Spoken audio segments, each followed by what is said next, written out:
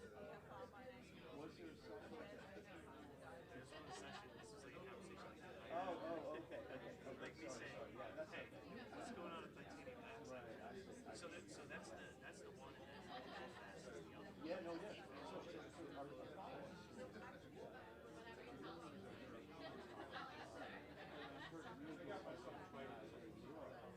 All about you spent the gamut. He has all the different.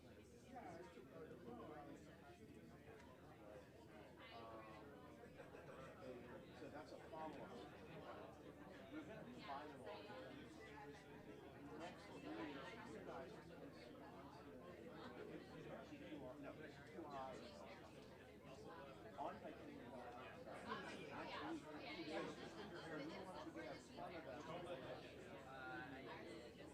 That's at that point. Yeah. So we're trying to sell this titanium dioxide issue, right? There is no solution to that. It's in everything. It's like I know, but you gotta live with it. You hit it. You nailed it, Roger. You see, you can't do the negative. You know, that's the bottom line of it. I've been trying to do it for years. Yeah. It doesn't work. Yeah, there were those years that were lost, right? To like actually put. Yeah, well, I'm trying here. You know, that's what If we had all day, right if we had all day, we could figure it out. Right. That works out. I think it's going to be an important one. I am newly on the PRI theory, and when they brought up this idea of should we do a workshop on this, and yeah, absolutely, we need to figure this out. So Adam, I was at this IPAC recipient world conference a month ago, and it was a whole long session about hour. Most of it came out, and so I got such a strong preview that let's get it out ahead of the workshop. Then it can be then it got out. Nate's obviously And he's the particularly guy. concerned. Yeah, he gets something. He's like a dog in a bone, man. But he's kind of right. As we dug into it, it's just Everything, other than that. It goes back a ways. Right. yeah, I don't even think it's born yet. yeah, But there was an issue that came up with, yeah. And there was a solid guideline. And I was on the ICO subcommittee, and this came up, and the question was, if we're going to figure out how to deal with solids, that's one of the ways we got to be very careful. And what we know is that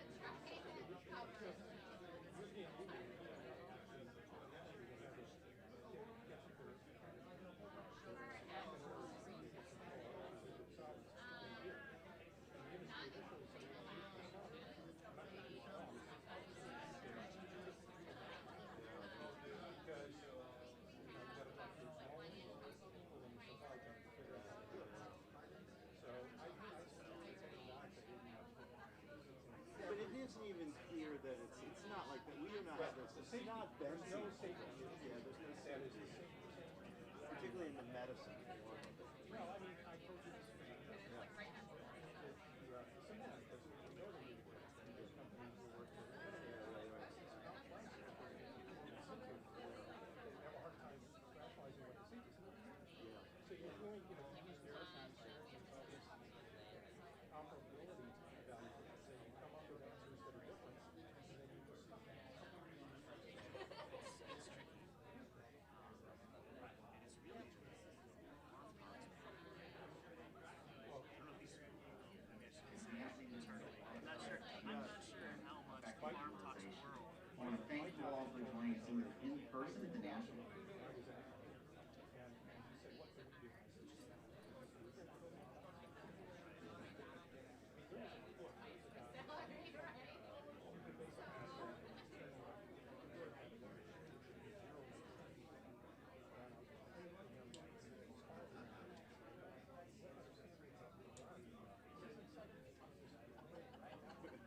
It's in the water that you drink. I mean, there's no kind of right now. I used to gamble.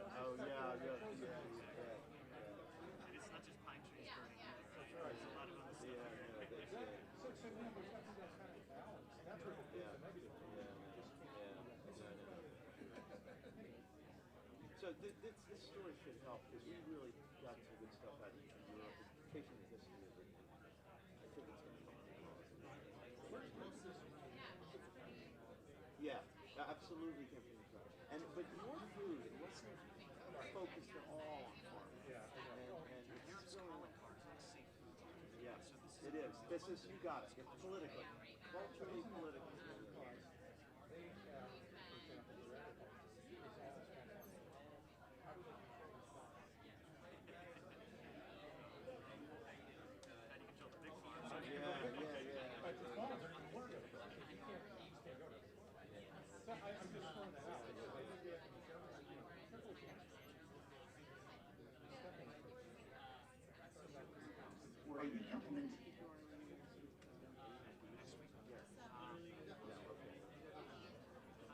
I'm gonna just I can't. I'm so steeped in it. Don't I don't need a whole day to prove insurance conversation. There are plenty of other compounds. Yes, that's it. That you bury your talk. Tom Godwin did Francis Godwin did a great talk at ICANN, actually on what you guys are really concerned about. We're going to focus on that.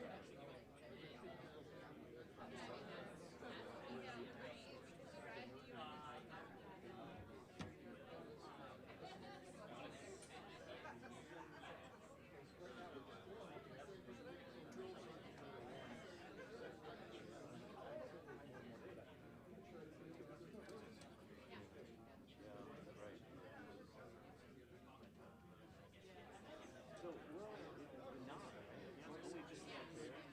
I took the bus. I never took the bus. Yeah, it comes down Wisconsin Ave, and I live right near the cathedral. And I don't usually take the bus, but this morning just was working. Yeah, it's here. And so I take the bus, and I also think it's down to my and it's a 30s bus, which normally goes down, and it's not going down. It's circling back, and so I got off the bus and had to walk like a mile.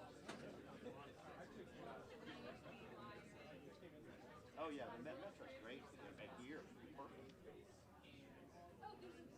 I flew in from Manchester, I think last night. That was really, Roger, you want a world of complexity and change and regulatory uncertainty. That is your world. Yeah, so it's cool. It's actually really interesting. Yep. Yeah. I'm right under the mic here.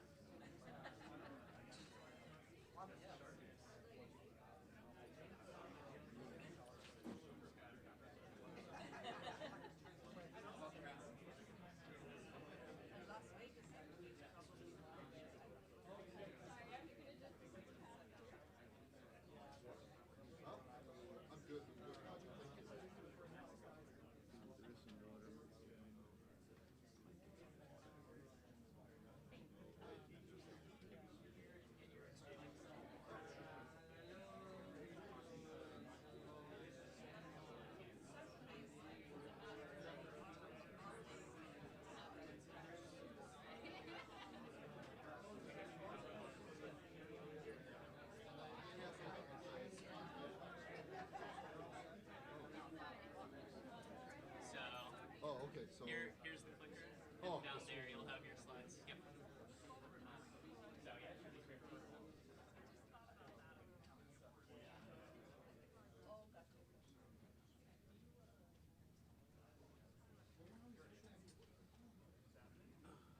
Get extra credit for the front row, Jeff. well after 10 years of being on the back row. Did I ever tell you about when I joined it? Yeah.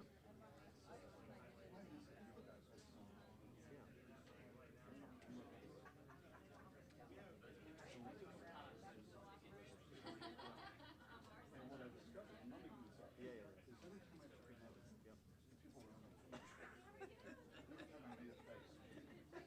People on the phone. Yeah, I see. Yeah. Now you're back right. I will tell you this. I met with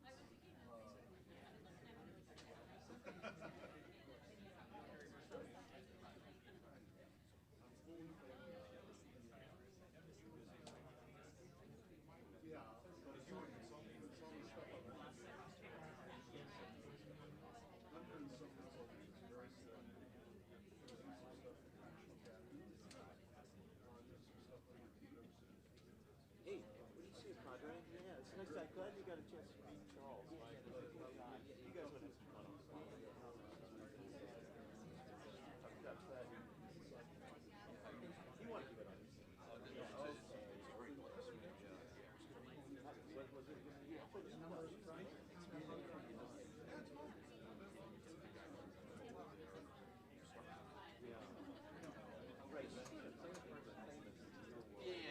Well, he's a character. How you been, man? Okay. Really? You make it out.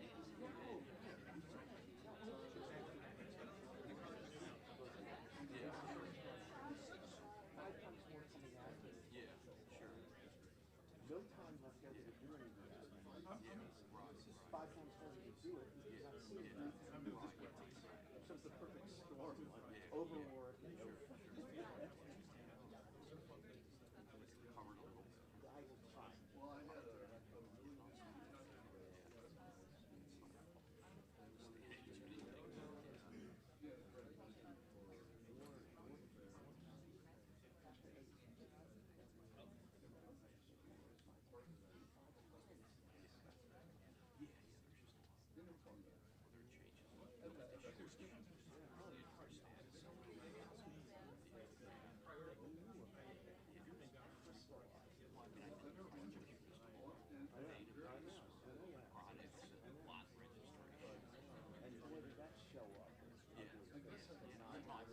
Good morning and welcome to our workshop on supporting the implementation of innovative manufacturing approaches and advancing their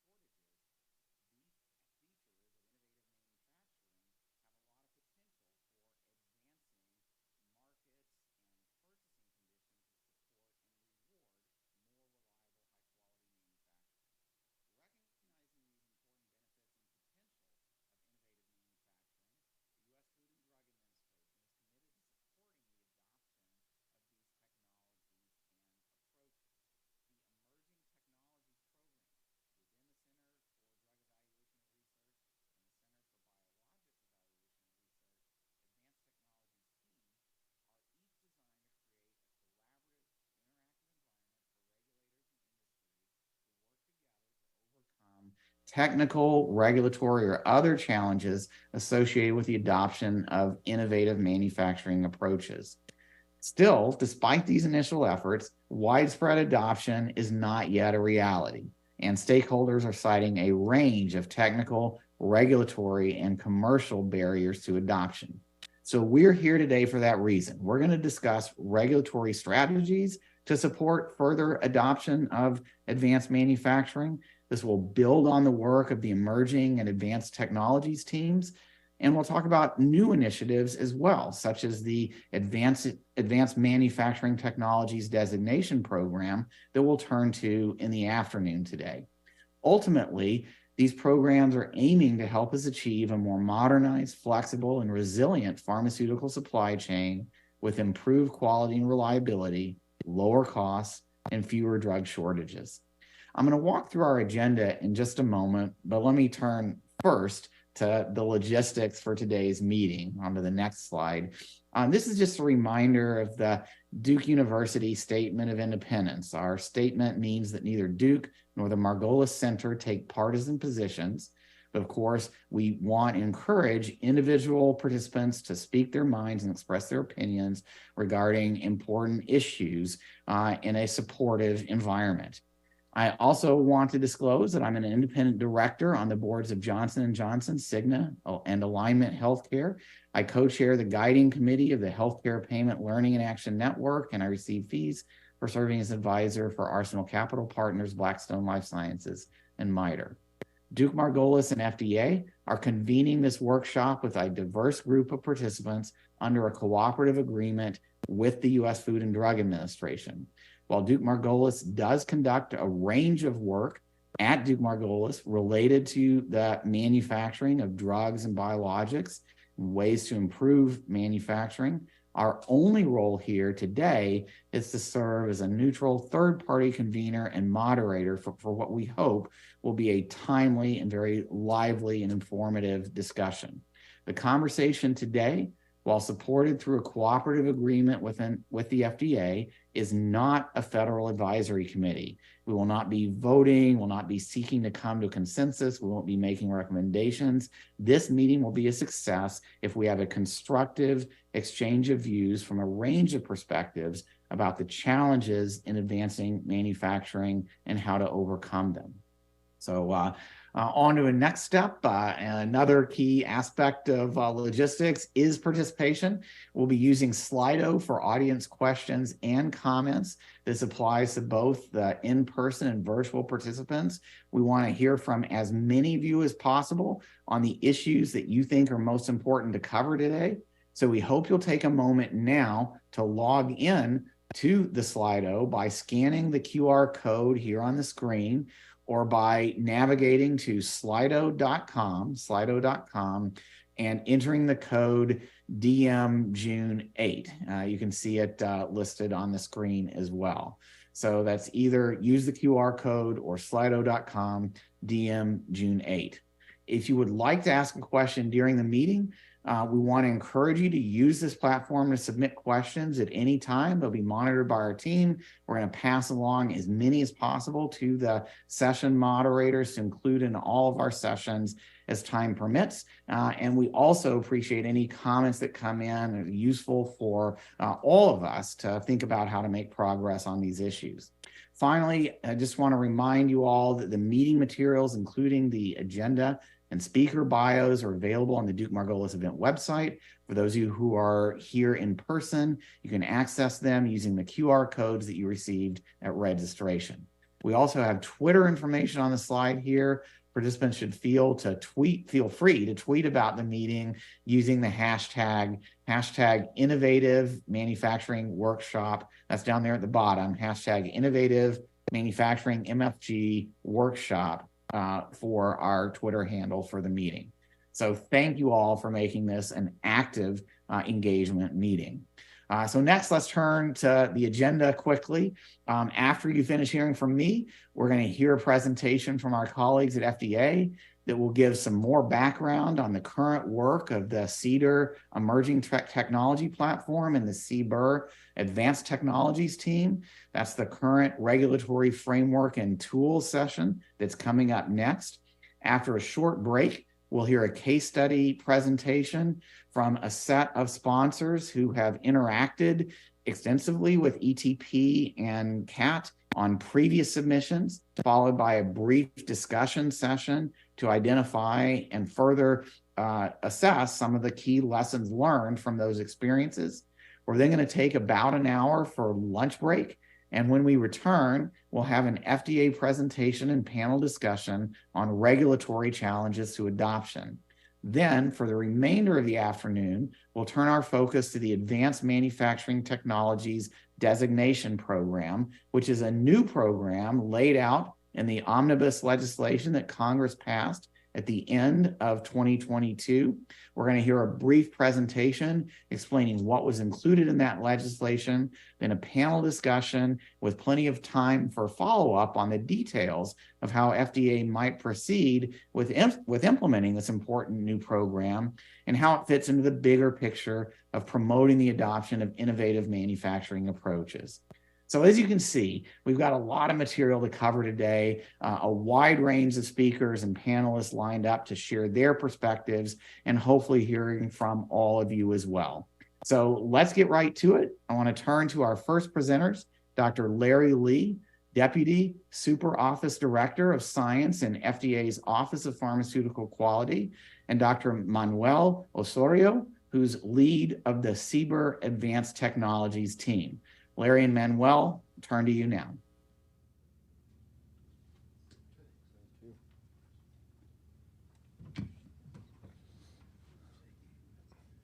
Okay, so is my slide up? So while we are waiting for the slides. First of all, I think welcome everyone. I think it's very good to see a lot of our colleagues, former colleagues and FDA colleagues, as well as our colleagues from academia and industry here today, because I want to just emphasize that we have over the last couple of years, we do have an advanced manufacturing committee, right? When we go to the conference, we see the familiar face. And today, I just want to say that the only reason we come here is because of your work, making the advanced manufacturing reality. I think I can definitely show you a little bit here. And also, I would like to say that this workshop is intended to meet the PDUFA as well as a FDORA commitment. But even without this commitment, we are happy to meet with you to talk, right? I think today is really the opportunity for you to get the feedback to these two programs as well as other advanced manufacturing related activity, especially industry. We always give you deficiency and comment. Now is your turn to give us the comment as well. So I'm going to share with you about our emerging technology program. As a staff in the Office of Pharmaceutical Quality within CDER, we always start any discussion on the topic of quality. So,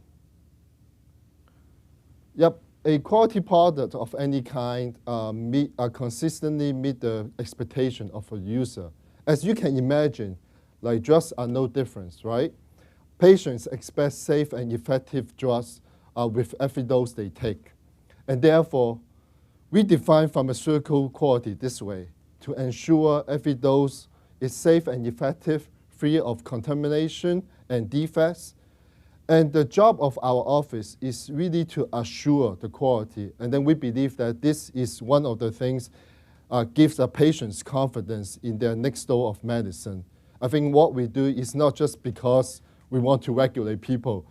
Ultimately, we want to make sure we deliver the benefits to the patients in the United States.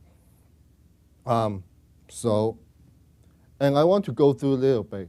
One of our many benefits of advanced manufacturing is that it can help consistently and also reliably produce drugs for patients, quality drugs for patients.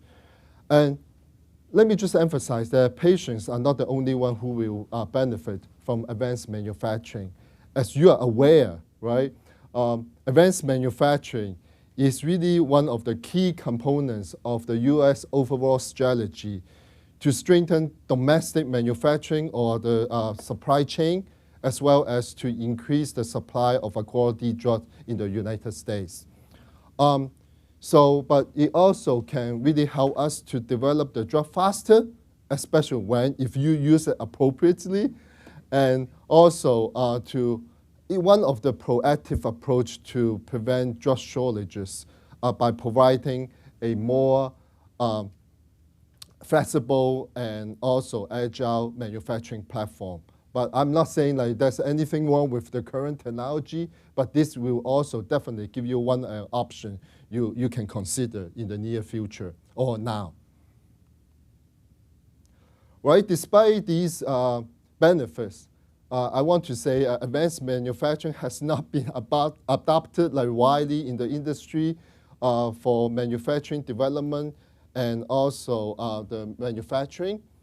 And one reason the companies shy away from advanced manufacturing is because they are afraid it will take FDA longer to approve the application if they use advanced technology in their applications. At least I think this is what I hear from the industry colleagues, okay?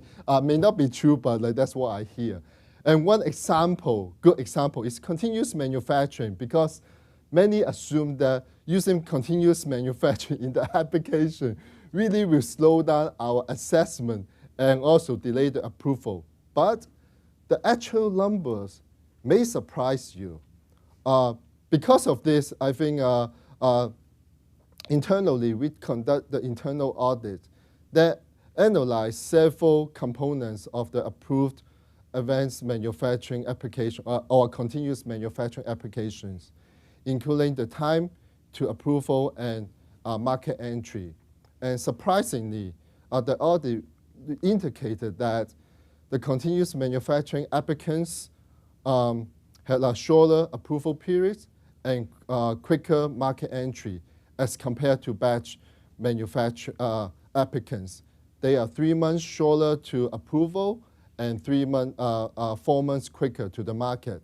Let me just explain a little bit later what the main reason behind this number. And then, more importantly, I think at least you can say we are biased, but the outcome of this report also identified no substantial regulatory barrier associated with common regulatory interactions related to the implementation of continuous manufacturing as compared to the batch manufacturing. But I do want to see that it's not that simple. Like, one of the main reasons why there's no delay in such approval, actually, in fact, it's faster, can be attributed to the early interaction under the Emerging Technology Program. So I will explain this program a little bit more today. And you know that CDER or OPQ has long supported the investment in the advanced manufacturing to really facilitate the modernization of pharmaceutical development and manufacturing, because we believe that we spend so much investment on the drug discovery, and some of my colleagues always, like Jeff Baker, told me that, hey, our manufacturing is very important as well. So I think we need to little bit put more effort to really try to modernize some of these this area. And I also want to emphasize that advanced manufacturing is not just one thing. It's not just a continuous manufacturing. It can be novel dosage form, new manufacturing technology, and advanced analytical methods, which to enhance the control of the quality control of the products, right? And today I'm going to share with you more about the CDER Emerging Technology Program, and my colleagues and other and also other like advanced manufacturing related activities, such as in the policy development and research. And then my colleagues will talk about CBER Advanced Technology Team, CAT, as well as others will share their opinion on this new Advanced Manufacturing Technology Designation Program. For this particular one, FDA really want your input, how to construct this program. I think it's very important we get input from the stakeholder to design a program really serve the purpose and also help to drive the technology forward. So in late 2014, I think Bob, you also remember that, right? We established the Emerging Technology Program to, the objective is really to facilitate and promote the adoption of innovative approaches, okay? Not just continuous manufacturing. Let me just emphasize again, to pharmaceutical development, product design, and manufacturing, okay? So the Emerging Technology Program, the so-called ETP, is supported by cross-functional team, the so-called Emerging Technology Team, ETT. My apology, I always use the ETT and ETP interchangeably, so just bear with me a little bit. And this team has a representation from all relevant quality assessment and inspection program, including Office of Pharmaceutical Quality, Office of Compliance, and Office of Regulatory Affairs. And we also have ability to recruit anyone we want in the CDER as well as in the OPQ if specific technology, specific knowledge is needed for a certain technology. And I also want to point out that this slide is very important because the chair now is Joe Welsh. So if you have any questions, ask him, don't ask me, okay? So he's really a good people with very strong background in the biologics area because we feel that we already see a lot of new technology in the biologics area. I think it's very good to have a ETT chair with this strong background, with the strong background in the biologics area. But we still have a lot of members very good in small molecule as well. All right. So the objectives as a program are really to provide a centralized locations for all the inquiries related to advanced manufacturing. And this really provide a forums for companies to engage early dialogue with FDA to support innovation. And through these interactions, ETT will ensure consistency, continuity, and predictability in quality assessment and inspection. Because we learned from the previous initiative, right? I think, Roger, you already know a lot about this. It's about the PAT. It used to drive industry crazy about they get one set of a recommendation from PEP team and then go to the assessor, and then you get different recommendations. So I think we hear you. So that's why we established it. I will explain a little bit about the processes, how we do that. And then we take the learnings from these interactions and then share with them with other international regulators, really to facilitate much broader adoption of innovative approaches across different regions. Because we also hear you that global harmonization is one of the barriers for adopting innovative approaches. And we can also, using the knowledge in the emerging technology to identify and evaluate potential roadblocks relating to guidance, policy, and review practice, as well as establish scientific standards to facilitate risk-based approach assessment. And I will elaborate a little bit more about in the context of our initiative in policy area as well as in research. So during the first couple years of working with industry under this program, we have experienced many successes in the beginning, including increasing number of the ETT proposal submissions and meetings and approval of more applications using advanced manufacturing. However, as the ETT workload increases, we also face the challenges related to delivering our mission, delivering against our mission and our goals for this program, because we start to have more companies to apply this program and wanting to work with ETP directly, right? Regardless whether this is advanced manufacturing or assessment issue. So to address these challenges, we created or we initiated the program improvement, the so-called ETT 2.0. And it really, the objective is to streamline and standardize the ETP technology lifecycle and align organizational and existing quality assessment component. In this way, we really can utilize our resource more from our assessment offices as well as other offices within OPQ. and then really try to identify opportunities to strengthen the program's performance. I'm not going to go through these enhancements. I'm sure we are going to discuss during this workshop later. For ETP, I would like to emphasize that we employ a collaborative approach over the technology life cycle. This really means that emerging technology team members stay involved throughout the entire process, from really early engagement with industry all the way through to the application assessment, including the pre-approval inspection, right?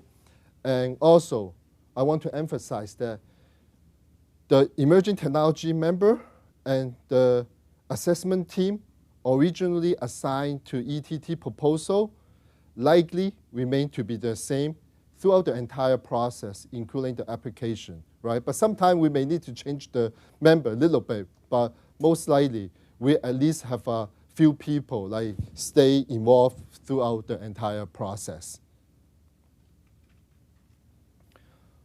One more time, I want to emphasize that we collaborate with industry by supporting ETT applicants throughout the technology life cycle.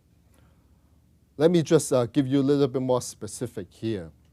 Once the ETT proposal accepted into the program, right, we mix with applicants and provide early scientific input, right, even when a molecule or a product has not been identified during the early technology development. So this really offers a new venue for you to interact with FDA, because when for IND you need to have a product, but this one you can really just discuss about the technology. We can discuss the product or molecule associated with this associated with the proposed technology later in the process, right?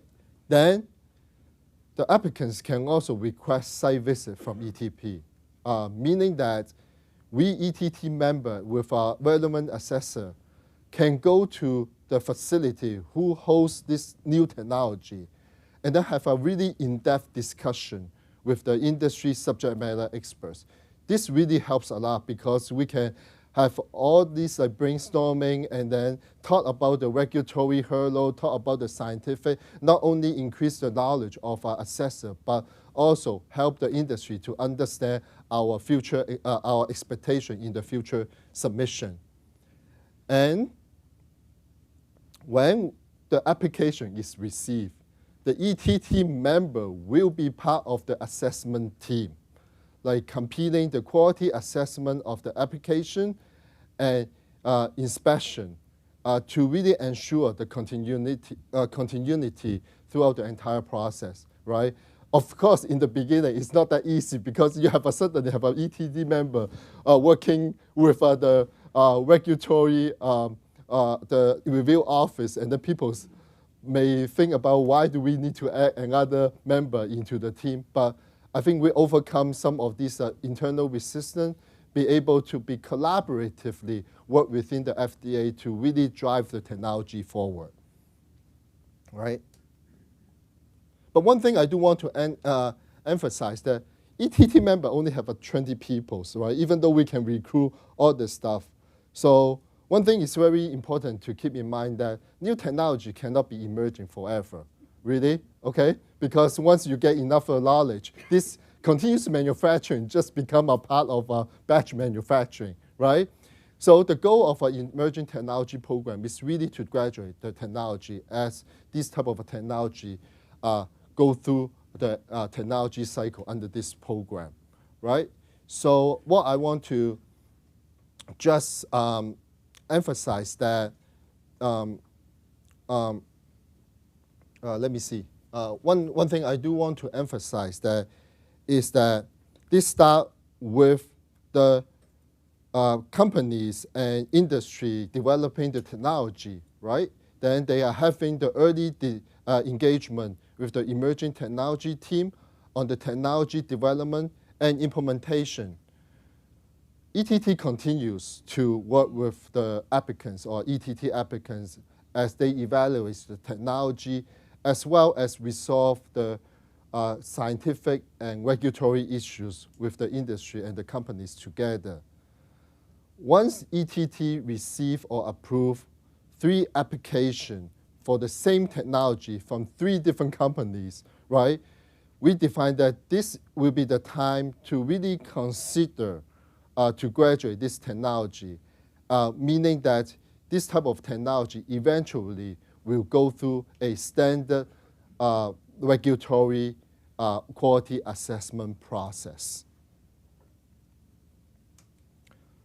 ETT is confident in graduating technology or considering this technology is no longer emerging within the program when FDA has gained sufficient experience with the technology, meaning that a lot of assessors already will have this type of knowledge to be able to do the assessment independently from the support of the ETT member, right?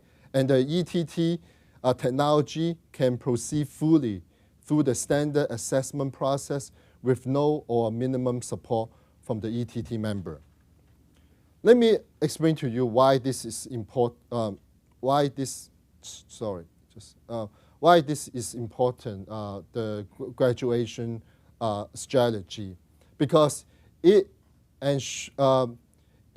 really demonstrates FDA's confidence in the ability of the industry to prepare a successful application for graduated technologies in the future. Ensure FDA's capacity to keep pace with industry innovation, because we just like mass balance, right? You cannot just take everything in and then without something going out, right? Eventually, if ETT keep reviewing the same technology, they will run out of the resources. But you have so many resources in the review office. So one of the goals of the ETP or ETT is really to share what we learned within the FDA as well as the industry. So really, we can adjust the innovation, increasing innovation in the near future. So this will also provide FDA opportunity for FDA staff to be trained so they can handle the graduated technologies, and so FDA can assess or evaluate more applications and still meet the GDUFA goal days. People work in FDA, they know how much work we have. The number of submissions is just huge. So I think this is really important. The more people we train, the better we are in the future to prepare them for the future technology. Let me just summarize a little bit some of the successes we have under this program by working with industry.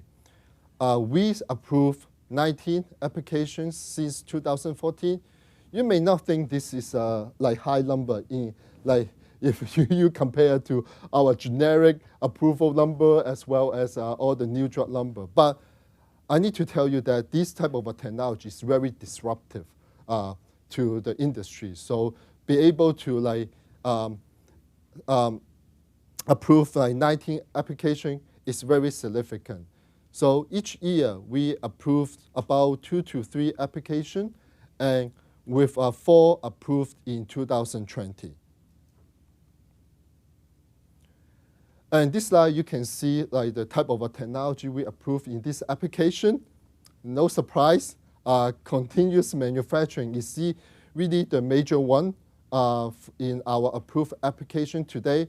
But I do also want to emphasize that continuous manufacturing is really a broad term, right? What we actually approve here is for the small molecule, large molecule, drug substance, and drug product. And also within this type of technology, they also use a lot of advanced modeling tools, PAT, and analytics to really ensure the quality of the product throughout the continuous operation. And also since 2014, we accept over 120 proposals. And again, you can see that over these several years, similar to the approved application, continuous manufacturing dominate a lot of these proposal, but you can still see the proposal actually cover quite a wide range of emerging technology. And one thing I really truly enjoy working in this emerging technology program, and Joe probably like you enjoy it as well, is that I have an opportunity to see all the hard work from the industry to put in, to really present some of the technology. I say, really? You really want to do this? But it's really exciting. But hopefully we will be able to see more application in other areas, not just continuous manufacturing. And also since 2015, we have over 150 emerging technology program. So I also want to emphasize the number here. Why the ETT interaction, the number of ETT interaction are more than the proposal we accepted, because once you accept it into the ETT program, you have an opportunity to have more than just one meeting with ETT, because once you accept it in the program, right? Think about, you have a regulator to be part of your development team, and then we need to help you to make sure like you anticipate the roadblocks in the regulatory aspect, and to make sure that when you submit the application, there's no outstanding issue to prevent you from from approval, right? But I know the having to have a regulator to be part of your development team is scary, I know, but actually it works. So if you do want to interact with ETT, I would suggest you to follow the procedure described in the ETT guidance. It's very simple. All you need to do is submit a 5-page proposal that details the technology, why it is novel, and how it improves the product quality, the anticipated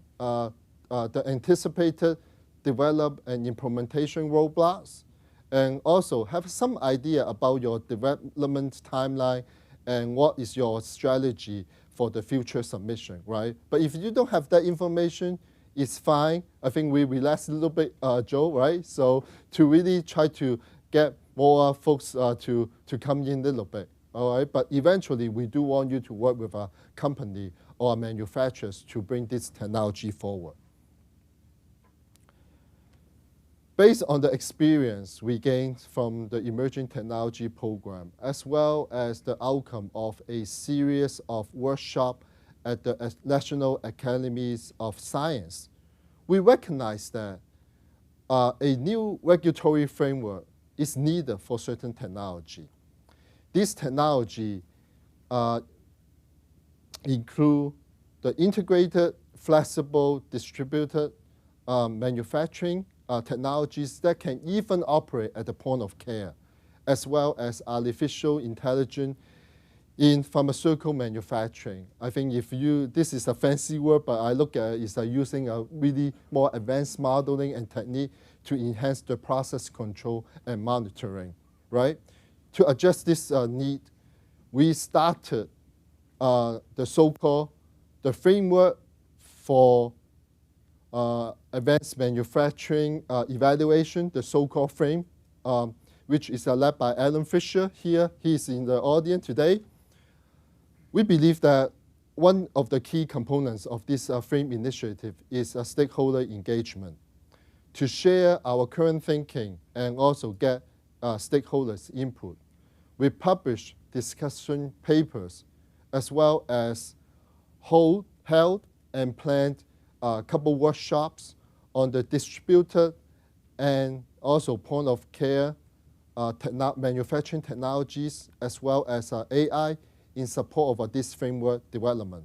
And I'm not going to talk too much about it. I'm sure my colleague is going to cover this important portion.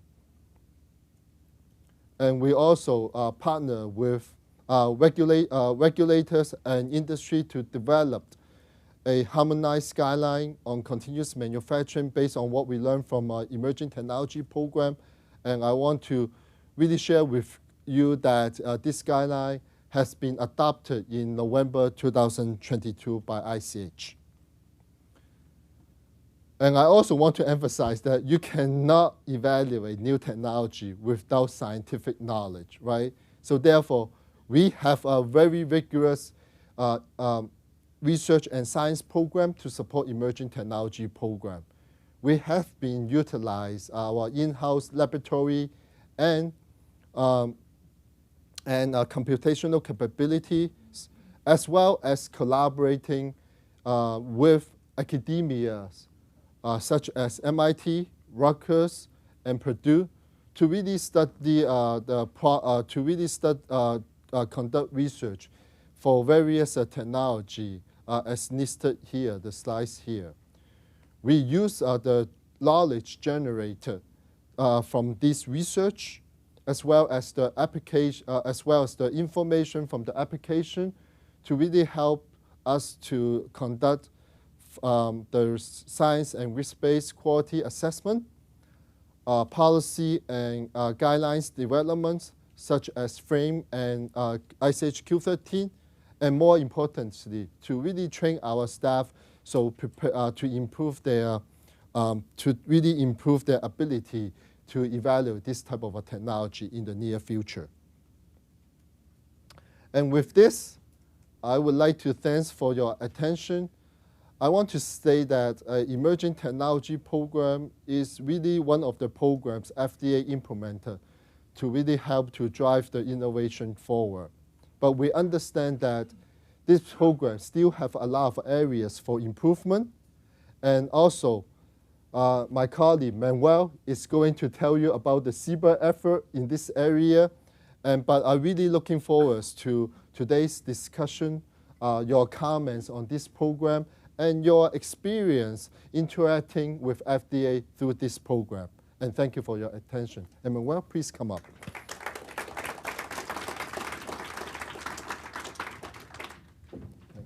Thank you, Larry. I think I need to reach out to CDER to make these cool slides that Larry has. Mine are not as cool as his. Good morning. Thanks to the organizers for the opportunity to talk to you today about current efforts at the Center for Biologics Evaluation and Research on promoting the, I need to advance them, yes, perfect. On promoting the development as well as the adoption of advanced manufacturing technologies for manufacturing the types of products that we regulate. And let me start out by sort of defining or just giving you our view of advanced manufacturing.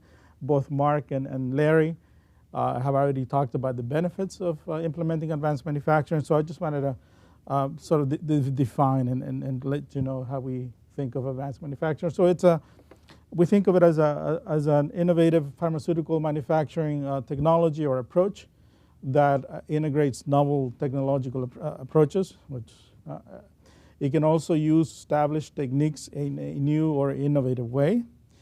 And it applies production methods in a new domain where there's no defined best practices or experience. The next slide just shows the type of products that the center regulates. And I wanted to show this just to mention that relative to CDER, our experience with advanced manufacturing has been rather limited. And that is likely due to the fact that, as you can see on the slide here, our products are highly complex. And also perhaps the technology that will be required to manufacture or to implement these advanced manufacturing technologies is just not there yet for this type of products. But we do know that there's a lot of interest in using advanced manufacturing for products such as gene and cell therapies. And I'll mention some of those, as well as vaccines. There's a lot of interest as well. and some of the blood derived products too. So what are these efforts that CBER has implemented to, again, promote the adoption as well as the development as well as the adoption of these advanced manufacturing technologies? In 2019, CBER established the Advanced Technologies Program for this purpose. And under this umbrella program, we have three major initiatives. The first one here is that we do fund extramural research to support regulatory science and innovation. And I'll touch a little bit more with more details on that in the next slide. Also, we have efforts to develop the scientific and regulatory expertise that is going to be required to evaluate these innovative technologies. I won't talk about that today, but it's an ongoing effort as well. That really ties out to the other two initiatives that I will mention here. And the third initiative, which is really the focus of my presentation today, is the CBER Advanced Technologies team, which is a mechanism that provides early access to the technology developers to engage the center to discuss potential or perceived scientific and regulatory issues that may be associated with implementation of these technologies. So in terms of extramural funding, since 2018, we have funded about 23 projects, and most of these have been at academic institutions, to really to help develop these technologies. Now, that's not to say that we are only funding extramural research. We also have intramural programs to develop the expertise on these advanced technologies. But those programs are not funded through the program that I'm referring to today. So the purpose of funding these projects is really to develop the knowledge and address gaps in knowledge that have been identified for these emerging technologies, and thereby sort of promoting the adoption of these technologies in the manufacturing sector. Now let's getting back to CAT, the CBER Advanced Technologies team.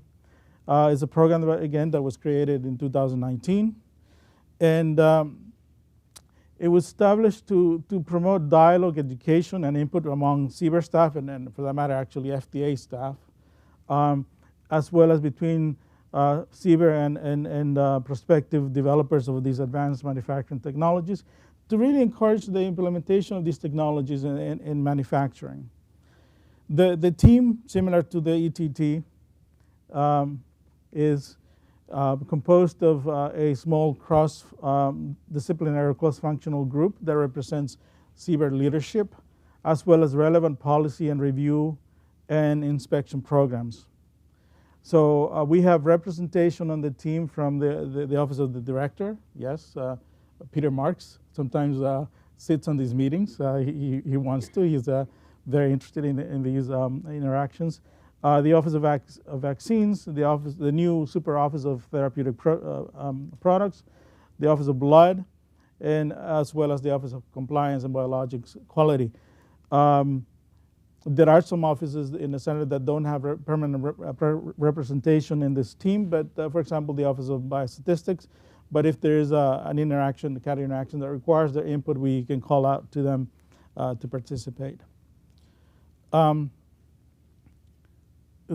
what is exactly CAT doing? As I mentioned before, it really provides access to early interactions with the center prior to, and this is key, prior to filing a regulatory submission to discuss technical as well as regulatory issues that may be associated with implementation of these technologies. So what is the scope of CAT meetings?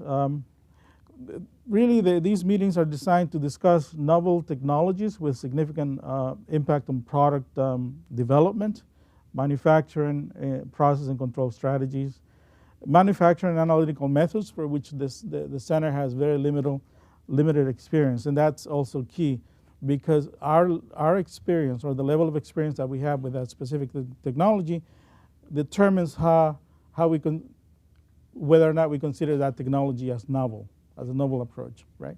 So it may, and that may differ between CDER and CBER. For example, continuous manufacturing for us is still something that's very new. Maybe you're getting ready to mature, to graduate continuous manufacturing, but that's definitely still something new for our center. Now, what's not within the scope of these meetings are product-specific discussions, as well as highly technical discussions, only because we have other types of meetings that are better suited for those type of interactions.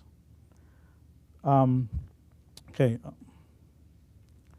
When we first started talking about extending the program, we knew that there was a gap that needed to be filled. So there were these technology developers that perhaps didn't have plans to actually manufacture a product, or they were still at an early stage where they hadn't defined a product yet.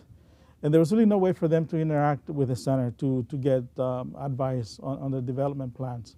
So in 2019, we had many conversations with Larry, who at the time was a chair of the ETT, to try to see how we could model our program. And so this is one of the key differences between our program and ETT. So as Larry mentioned, that ETT engages prospective sponsors, technology developers from an early stage of development, and stays with him throughout the life cycle, the regulatory life cycle of the development. In our case, we decided that the role of CAT was going to be to provide early engagement or early advice.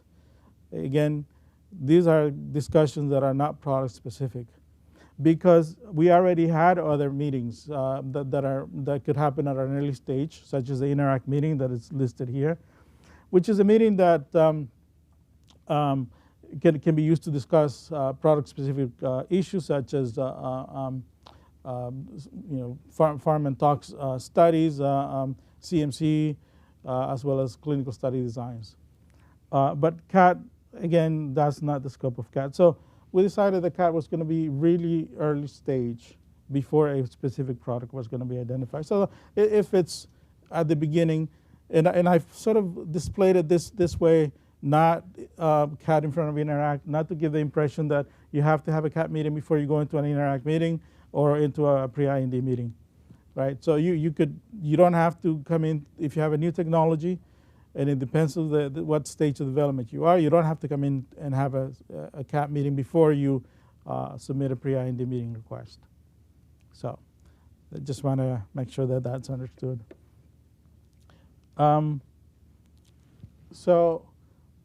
Because the program is relatively new, and I realize there's perhaps a lack of awareness about the program, I thought it would be good to spend a couple of minutes on the process of submitting the request, the process of review, as well as the outcomes from that review.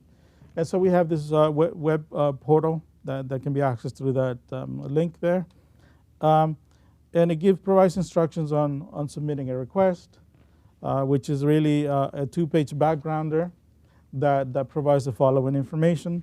And that is a description of the technologies, similar to what some of the requirements that Larry mentioned for submitting ETT requests. We also want you to provide information on why you think the technology or the product class is novel and unique. What is the likely impact of this technology in terms of the manufacturing process or improvements to the manufacturing process on specific product class or perhaps several classes of products. A summary of the manufacturing development plan to determine where you want to take that technology, how you want to implement that technology. And then the last one which is very important, is questions. Questions on perceived or regarding perceived regulatory as well as technical or other challenges for the implementation of these technologies. That's very important, because we received some requests where there are no questions, and it's very difficult for us to provide any feedback if we don't really know what specifically we should be responding to. So that's very important. So this is the review process. Once the request comes in, it will be screened or triaged by a core group of the team, and at the moment where there are 3 of us, basically to determine the scope of the request, whether it fits within the CAT interactions, and also to decide which review office within the center or offices will be the lead offices to review the request and also provide feedback. We also have monthly meetings of the team where we continue to discuss these requests to determine if the appropriate designations for the office review, for the review office have been made. So outcomes. So what can you expect after submission of the request and a review? So there are basically 3 outcomes that you could expect. One is that the CAT meeting is granted.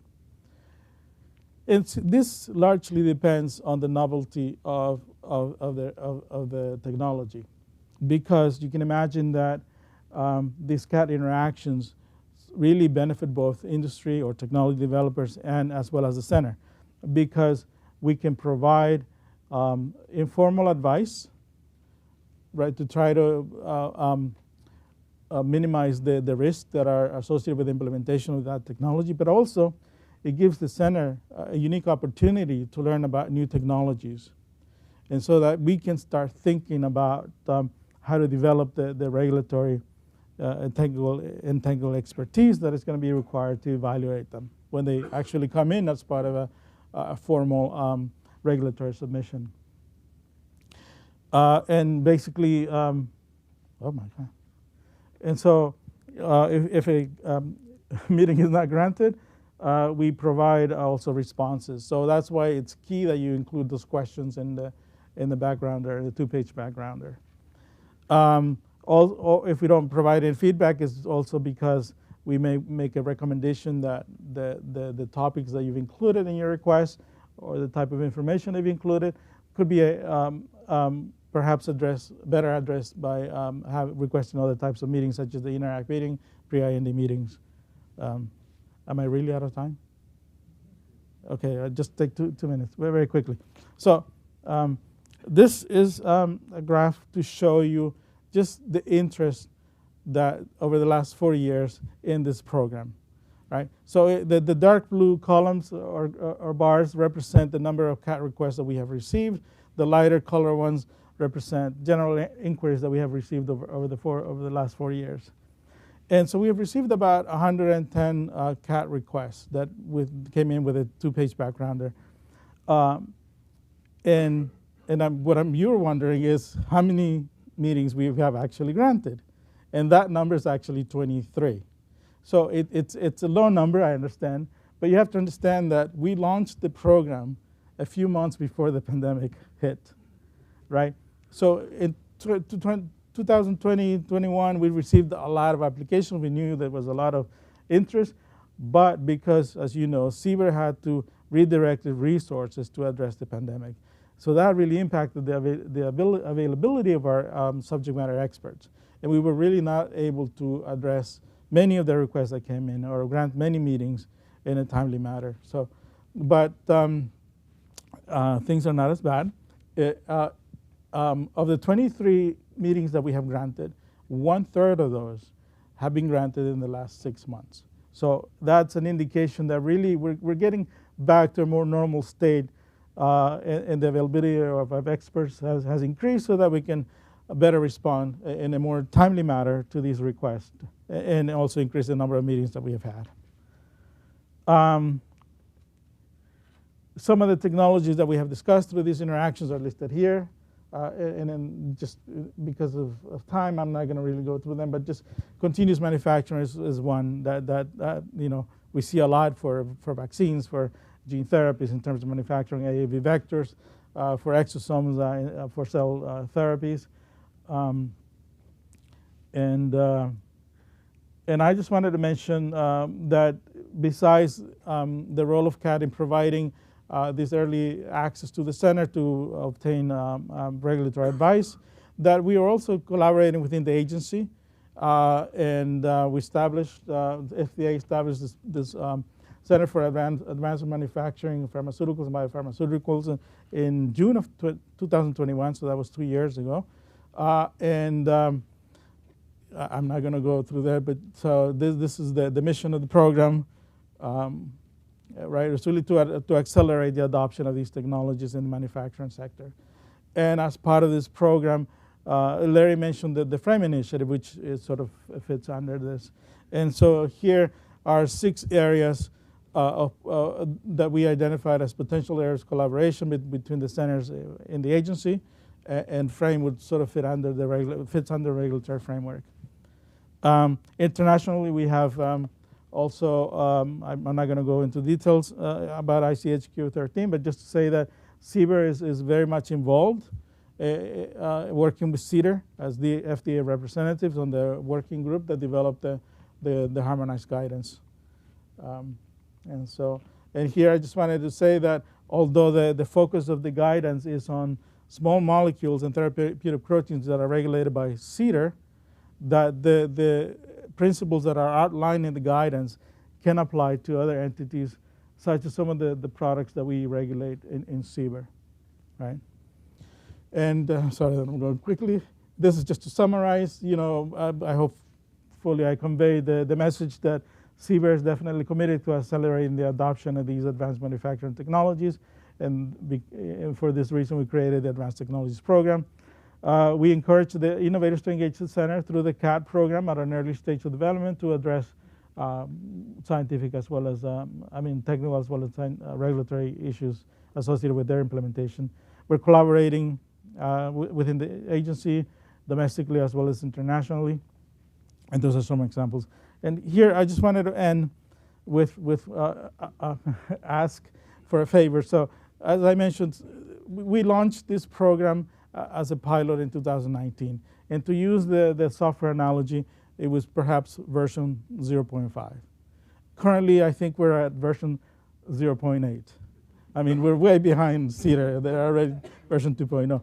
But in the next few months, we do plan to make some changes to really streamline the process so that it provides a real service for both our stakeholders, you, and as well as the agency. So we will be updating the information that's on the website to provide additional information and clarification. Now that our experts have more availability, we'll be able to provide additional meetings. And so I would love to hear, I know that there'll be a chance for you to comment later on, but my email address is there and I'll be happy to hear from you. What are your concerns? You know, how can we make the program better? And we'll try to incorporate your suggestions in version 1.0 that hopefully will come out in a few months. So with that, I thank you very much. I apologize that I went very quickly, but yes, thank you.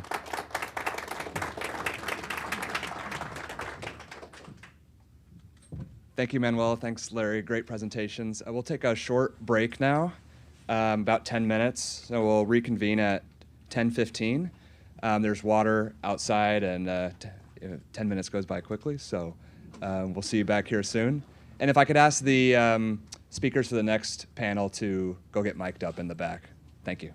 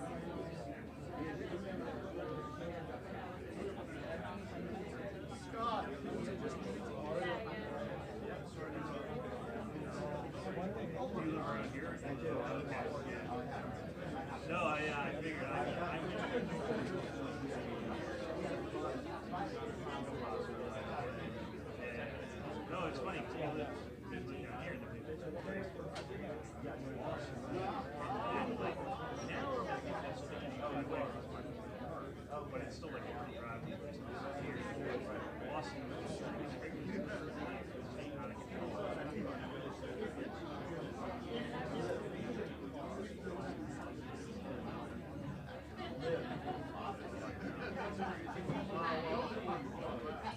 Oh, I know. This is meant for cows, not cars.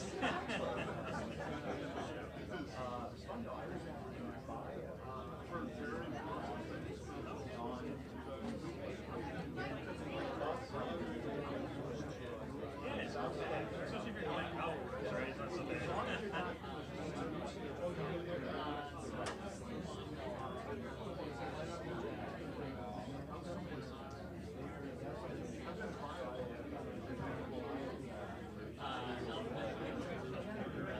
I know, it's pretty crazy, right?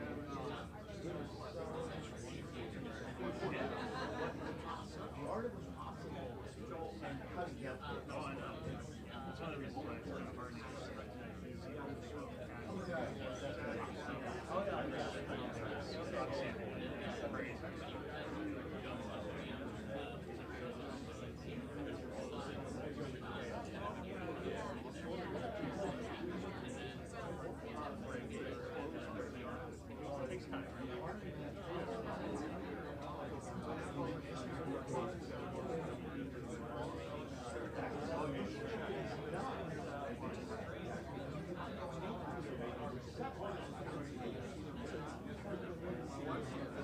I know, and that's actually one of the things we're talking a little bit about.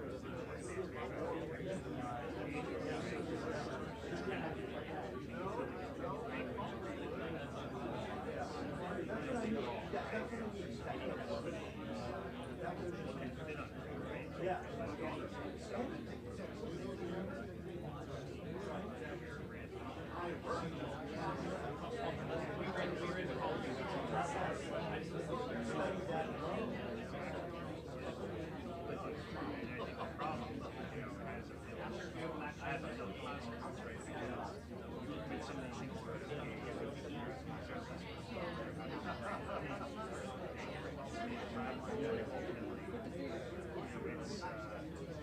It becomes impossible to do, right? You don't actually give someone these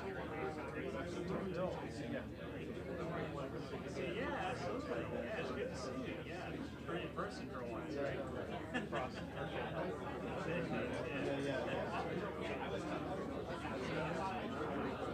We just talked about how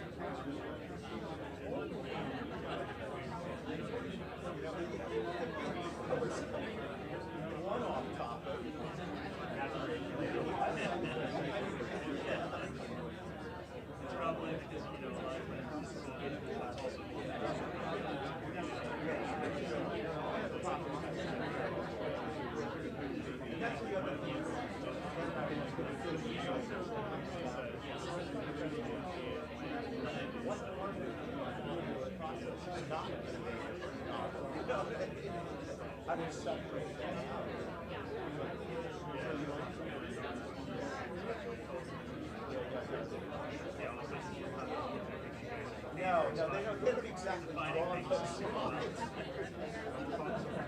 Yeah, exactly.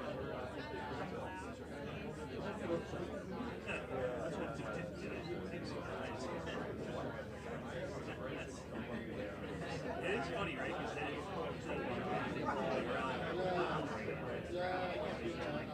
we've been kind of following it for a while, so we're kind of not having any clue. And then so we're not, and then, we had been trying to kind of get to see whether or not it was evolved at all. We actually got but it's fun. I remember all my time.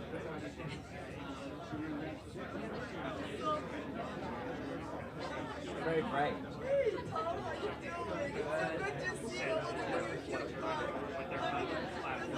I never get to see you. I can just listen to your voice, and your voice is just, whenever I go back to work, it's like I go to work here, like soup is always right? How come soup is first? I love this guy.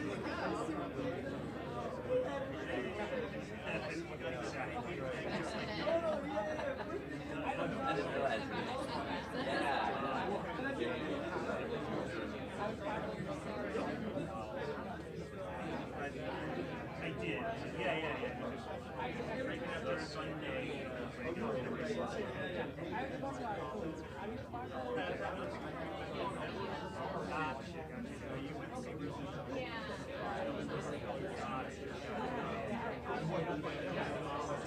right. Yeah, it was kind of like a combination of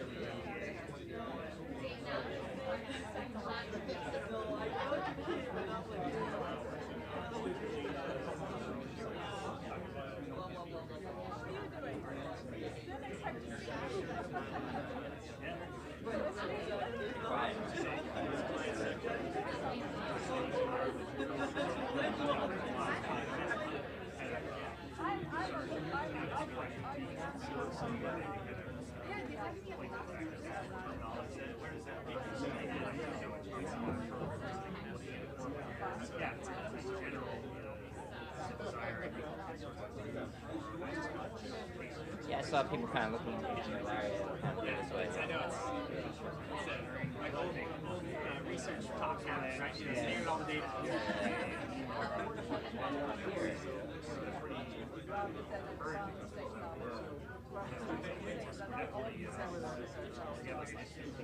Oh, okay.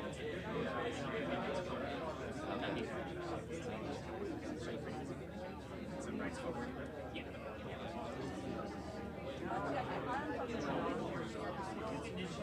We're going to be trying to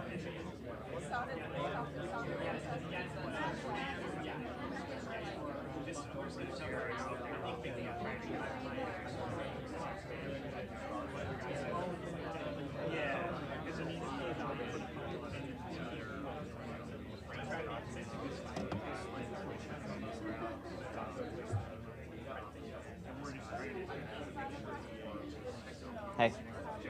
Good. Yeah, I mean, it's a little bright. Is that July Randy Ross? Yeah. That's my first treatment. They should have told me. They should have told me. Telecom? There's telecom. You put it up there. Yeah, this is. I wouldn't come stand up there for a hot second. Just to see what's going on. Because otherwise I hop up here and like you said, that last one. Grace is here. We should do it. Oh, yeah. I talked. She came in that door. Oh, okay. Yeah. You know, it was. I haven't talked to her in a while, but I will tell her. It was so. It was just me and her trying to figure out the scene. I was like, she's like, and like a lot of the same concepts. Hi, Wiley Myers. Just a communication. Wait. There is a little confusion between this business of graduating direct compression versus graduating continuous manufacturing. I just had an FDA person. You might be ready to graduate continuous manufacturing. Yeah. People outside here are more confused. People think, okay, it's no longer an advanced manufacturing method. Right. Absolutely. Yeah. I'm not sure how we clarify it, but I think that there is. Okay. No, that's some good feedback. We need to maybe tighten our messages or get more messages. Yeah, I've been hearing okay, so we no longer. No, we care very much. It's more about like, we feel comfortable with our assessment or training. That's what it's really about. The other thing I wanted to mention is I think it might Yep. be good to. Oh. I'll tell you. Okay. Good morning, everybody. I think we got the kind of signal to start the next session, and I'm very excited about that. So if everyone can please take their seats in the room, we'll be get started here.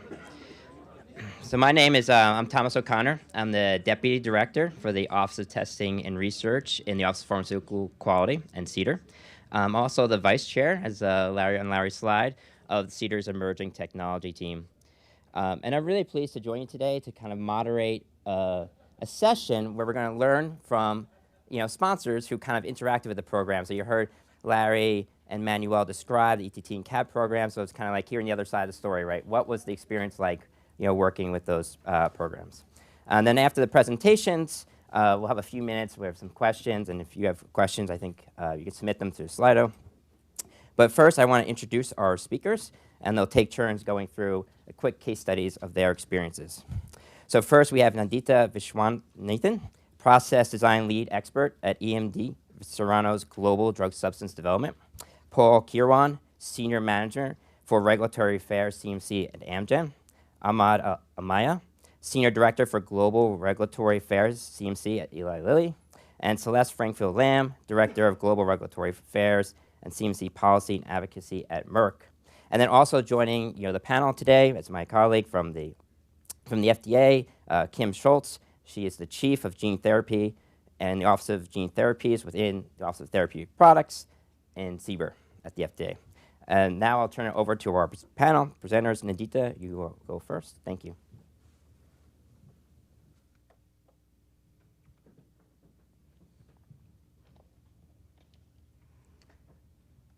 Hello, everyone. Good morning. As introduced, my name is Nandita Vishwanathan, and I am representing EMD Serrano in Switzerland. I will be presenting a case study on the continuous manufacturing of biologics. We met with the FDA ETT and discussed several aspects regarding the implementation of continuous manufacturing for biologics, and including some challenges. Today I'll be presenting a specific challenge on time to results for analytics. So commonly used processes for biologics manufacturing are based on fed batch operations for upstream manufacturing. As you can see, don't really see the, okay, so I'll do it without the pointer.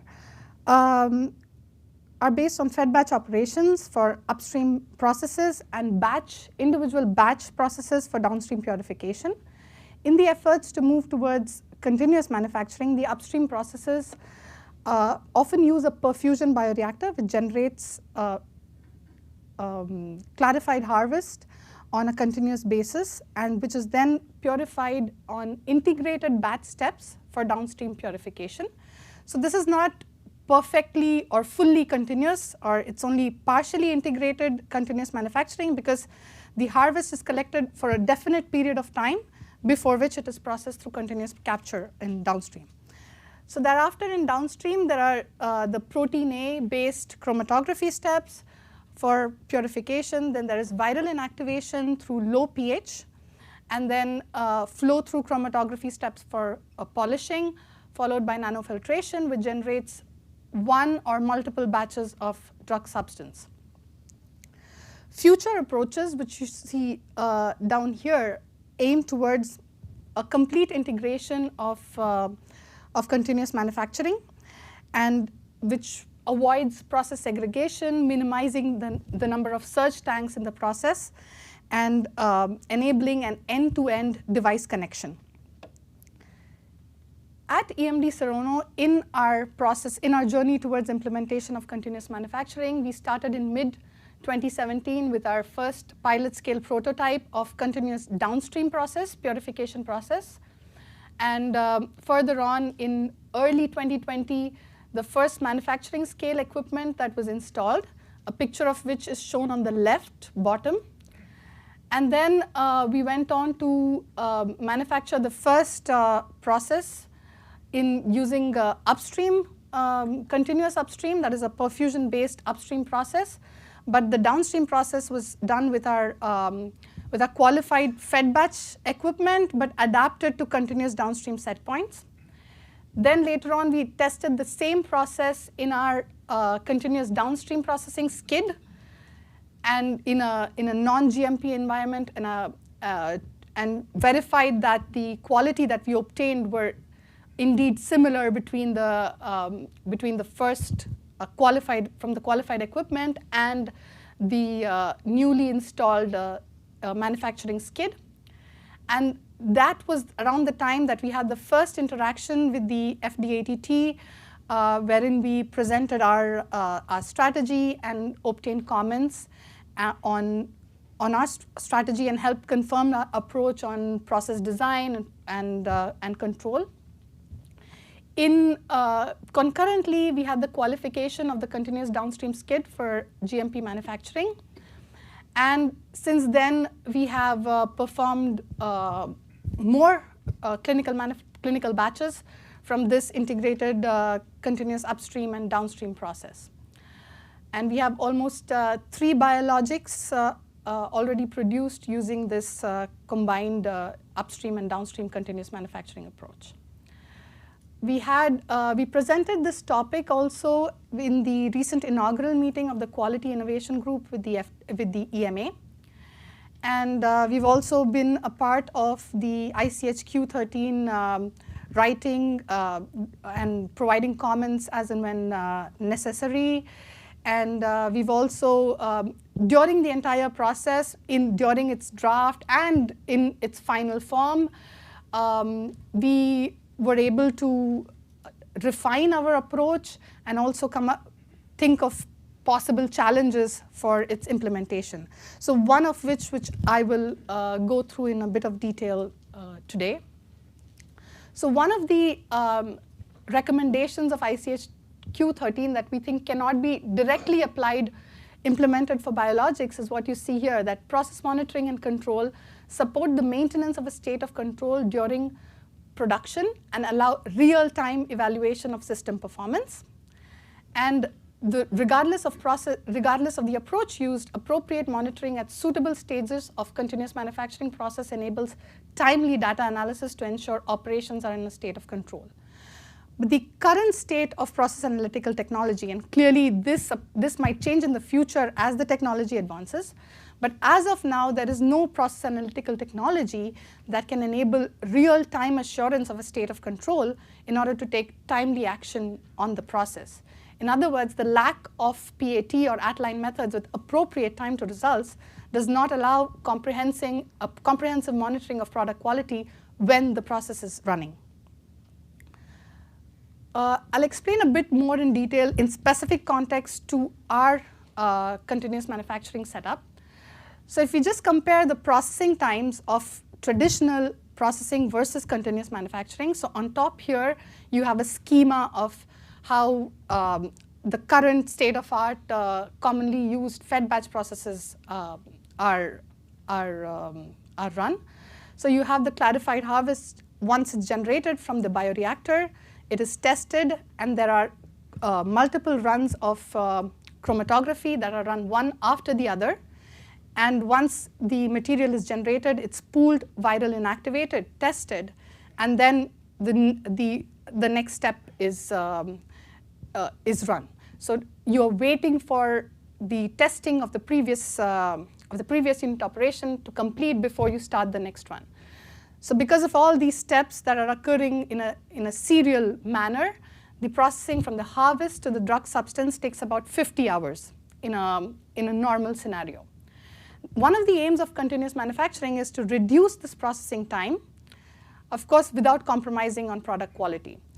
At EMD Serono, the way we approach it is, of course, with the upstream, we have a perfusion bioreactor which generates harvest on a continuous basis.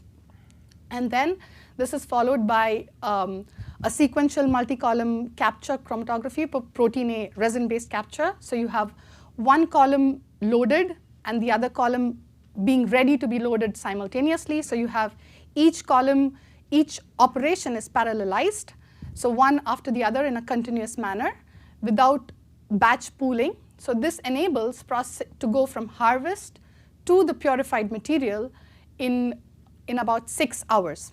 So the entire downstream operations is reduced from 50 hours to 6 hours. But what this means is that the upstream process monitoring needs to be at least as fast as the downstream processing, because we need to ensure that the upstream process generates material of acceptable quality before it's being purified. However, we have a lack of analytical technology that provides this result in a timely manner. So most upstream process-related critical quality attributes, like endotoxins, you could have information in about 30 minutes, whereas high molecular weight impurities, low molecular weight impurities, charge variants, host cell proteins, host cell DNA require a minimum of 3 hours to have a quantitative result. And specifically glycans here, glycans are the quality attributes that are most impacted by any upstream process disturbances. So any disturbances in the upstream process clearly has a consequent impact on the glycans. And here is where we have quite a long processing time of 6 hours, which is almost at the same order of magnitude as the downstream processing. And of course, bioburden is even longer, which is 12 hours. So because we don't have the quality analysis in time or in the same order of time as the downstream processing, this becomes a problem to implement a truly continuous process. So ultimately, we want a truly integrated process without segregation. And here, in this case, that would mean that we have to run the truly continuous process without the information on critical quality attributes, and potentially even trigger process diversions based on excursions without complete information on quality analysis. So our proposed approach to do this is as follows. So for the upstream process, we propose to have a real-time check of process parameters. So all the normal process parameters, temperature, that are continuously monitored, temperature, pH, perfusion rate, just to mention a few. And also not real-time, but rapid monitoring of the performance attributes, which are a measure of the cell state. So things that link cell metabolism to the product quality, cell viability, cell size, certain metabolites like lactate, glutamine, all of these to be monitored. And if there's any, to have control ranges defined for each of them, and any out of control range would trigger a diversion for a fixed time based on excursion studies. For the downstream process, a real-time check of process parameters again, time, volume, flow, conductivity, and UV, pH, and conductivity profiles, potentially as for a modeling-based approach. Any out of control range also triggers a diversion for a definite period of time based on the residence time distribution. In addition to these online checks, to also have at-line monitoring of quality attributes and show that they are within the control ranges. And purified material is also collected in multiple fractions and tested for quality for most sensitive CQAs, especially, like I said, the glycans, and prior to further processing and to produce one or multiple batches of drug substance.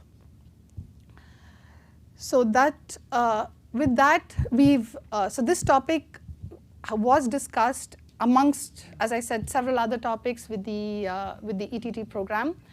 And we found several features of the program useful. So the very fact that to have a non-product specific area to interact or to interact with the FDA, to anticipate regulatory challenges for the implementation of the technology is a good expansion of the original scope. The process was simple and efficient. The proposal was accepted rather quickly, and the feedback that we obtained in advance of the meeting was also very useful for us to prepare and just focus on the important points. The feedback that we got was also very pragmatic, and we also received at the end of the meeting clear and concise minutes of the meeting. And we were very happy to also note for the interest of the FDA to have a site visit, and which we will definitely host in the near future. So we had just one recommendation that we would potentially want to be clarified, is that the current guidance in the ETT guidance, it's not explicitly mentioned to have non-product specific interactions, so maybe that could be more explicit in the guidance. So that's it. So thank you, Nidhi. Next we'll have Paul. I think you give him the.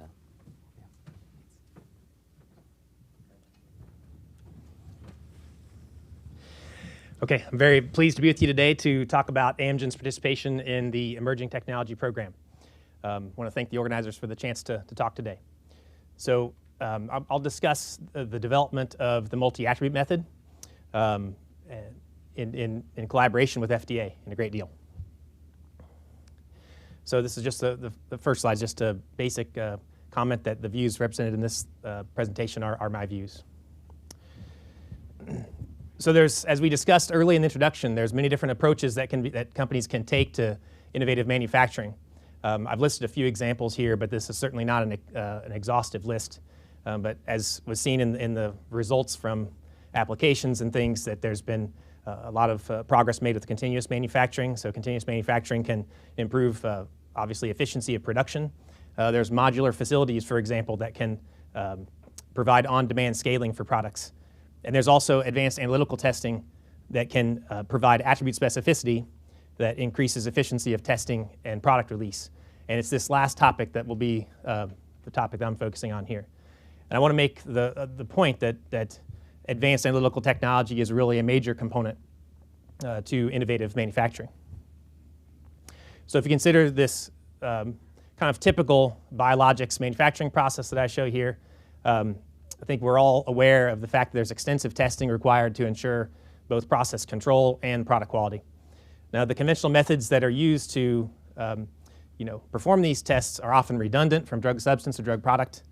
They're very manual, they're intensive, and they're not really all that product quality attribute specific. So it stands to reason that if we could improve efficiency of testing, we could also improve the efficiency of manufacturing. So approximately 10 years ago, Amgen developed the multi-attribute method, or MAM. So MAM is a high-resolution LC-MS-based method that's able to monitor multiple attributes at the amino acid level, and it's able to do this in a single analysis. And it's this attribute specificity that gives it an advantage over conventional methods. And that same specificity also allows it to align with quality-based design, quality by design-based principles, and allows also an assessment of a fit to QTPP. So if you consider that capability that MAM has, then it makes sense that several different methods and also several different instruments could be replaced with MAM testing for drug substance and drug product in the QC space. And this was Amgen's objective. So in order to introduce MAM formally, Amgen made a series of regulatory assumptions at the outset. And so first of all, data packages with justifications needed to be provided to demonstrate that the advantage of MAM versus those conventional methods, so that those conventional methods could then be removed from the specification. We also wanted to show that MAM better assesses safety and efficacy, is suitable for intended use, is stability indicating. We wanted our filings to focus on criticality so that we can emphasize specifications that are based on biologically relevant attributes. So we also definitely wanted to proactively engage FDA in this matter so we could get their feedback prior to filing, and that was the major incentive, of course, for participating in the Emerging Technology Program. So this last point on this slide about global acceptance, I just wanted to make, we touched on in the introduction, that with different regulatory expectations globally, that brings challenges for adopting innovative technologies. I'm going to comment on that to conclude the talk in just a moment. I wanted to make that point here. So if we take a look at the regulatory filing strategy that Amgen took in bringing MAM forward, we wanted to take a phase-appropriate, risk-based approach and begin, say, with early clinical stage products to introduce MAM as a characterization method. And then upon successful acceptance of that, we could get to the point where we could perhaps introduce MAM as a product distribution or disposition for drug substance. And then for pivotal clinical stage products, the objective was to introduce MAM for DS, DP testing on both release and stability. And eventually the goal would be to replace conventional testing methods with MAM.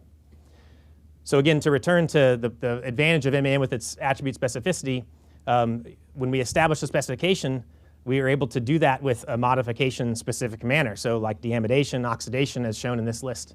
And that's a key advantage. And as we were progressing, we established our numerical acceptance criteria, of course, from the experience and the information and data we collected during the development of the method. So what was Amgen's experience like with the ETP, ETT? So from 2015 to 2018, Amgen met with FDA on 3 different occasions in addition to meeting with other health authorities. Now we did assess MAM for multiple products, but it was decided that one precedent-setting product would be used for regulatory filings. So the interactions we received with ETT were very productive, very informative. And the overall result actually was quite positive. So from 2019 to 2022, that precedent-setting program was accepted in over 30 countries at the phase 2 level for the replacement of 2 conventional methods with MAM. But I do want to highlight the challenges that we experienced as well. So as we went through the development of the process and engaged with FDA, we had presented extensive characterization and comparability data between MAM and the conventional methods. And FDA still advised Amgen to carry on with side-by-side testing for an extended period of time. So that was a little bit of a challenge. And in addition, it did take a significant amount of time. So if you just take a look at the timeline that's depicted in this diagram here, it really was a lot of interactions. I didn't mention an information amendment that went in, lots of RTQs and responses. And I think as an industry, we want to compress this timeline as much as possible. I think that we're all in agreement on that. So I think I just want to recap kind of the main points of our experience here in this summary slide. So our interactions were very helpful and very productive. And it was necessary to provide a lot of data on both the comparison of the conventional methods with MAM in order to replace some conventional methods. And one of the reasons we decided to go with the precedent-setting program was because FDA advised us to submit MAM information for one program before we proceeded with filing additional information for others. So this middle point on the slide, I think, is kind of an important one. So after all of these interactions with FDA, we were able to compile that information, actually very effectively into an MAM-specific S26 section that we then used to file for our phase 2 to support the replacement of 2 conventional methods with MAM. And as I mentioned before, we did have a very positive outcome to date with approval in 30 countries, more than 30 countries for phase 2, and we were able to replace CEX and RC-SDS testing. And that was both for DS and DP release and stability testing. But again, this did take a significant amount of time to achieve, but the engagement was very productive. So at this point, I just want to return back to the idea of global acceptance or global harmonization. So the overall impact of MAM or any other innovative technology is really dependent on global harmonization. I think we take the example of innovative testing that I'm talking about right now. If one country obviously accepts that innovative testing and another country requires conventional methods, then companies are going to be required to double test And we all know that that's inefficient, it's expensive, and I'm concerned, I think Amgen's concerned that this can de-incentivize companies from investing in novel technologies. And I think this is true whether we're talking about testing or manufacturing or any of these different ideas that have been introduced in the beginning of our meeting today. So I think we should decide to continue with this discussion today and on into the future so we can make sure and incentivize companies to take on these novel technologies, obviously. So with that, I'd like to just acknowledge the many folks that have worked on MAM development at Amgen over the last several years, and I want to thank you for your attention. Thank you, Paul. Next up, we have Ahmed.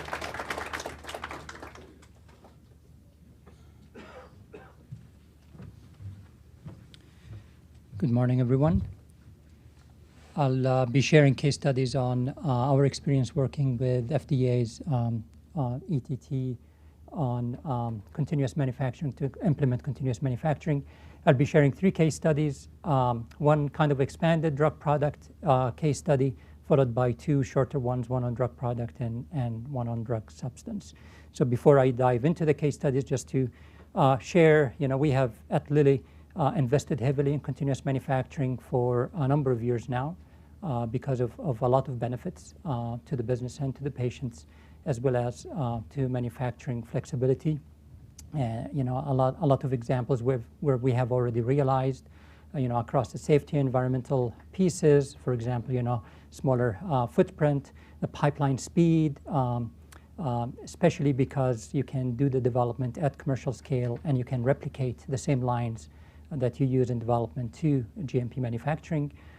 Productivity and costs because of that replication, the smaller footprint, and not having to produce and store intermediates. The processes are integrated, in addition to a lot of flexibility, with on-demand batch size. You can register a batch size range.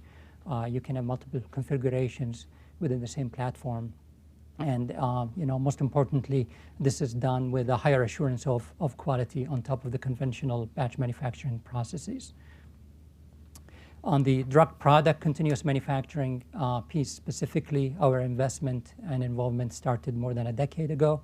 2012, we leveraged all of our learning through benchmarking with other companies and as well as being part of CSOPs.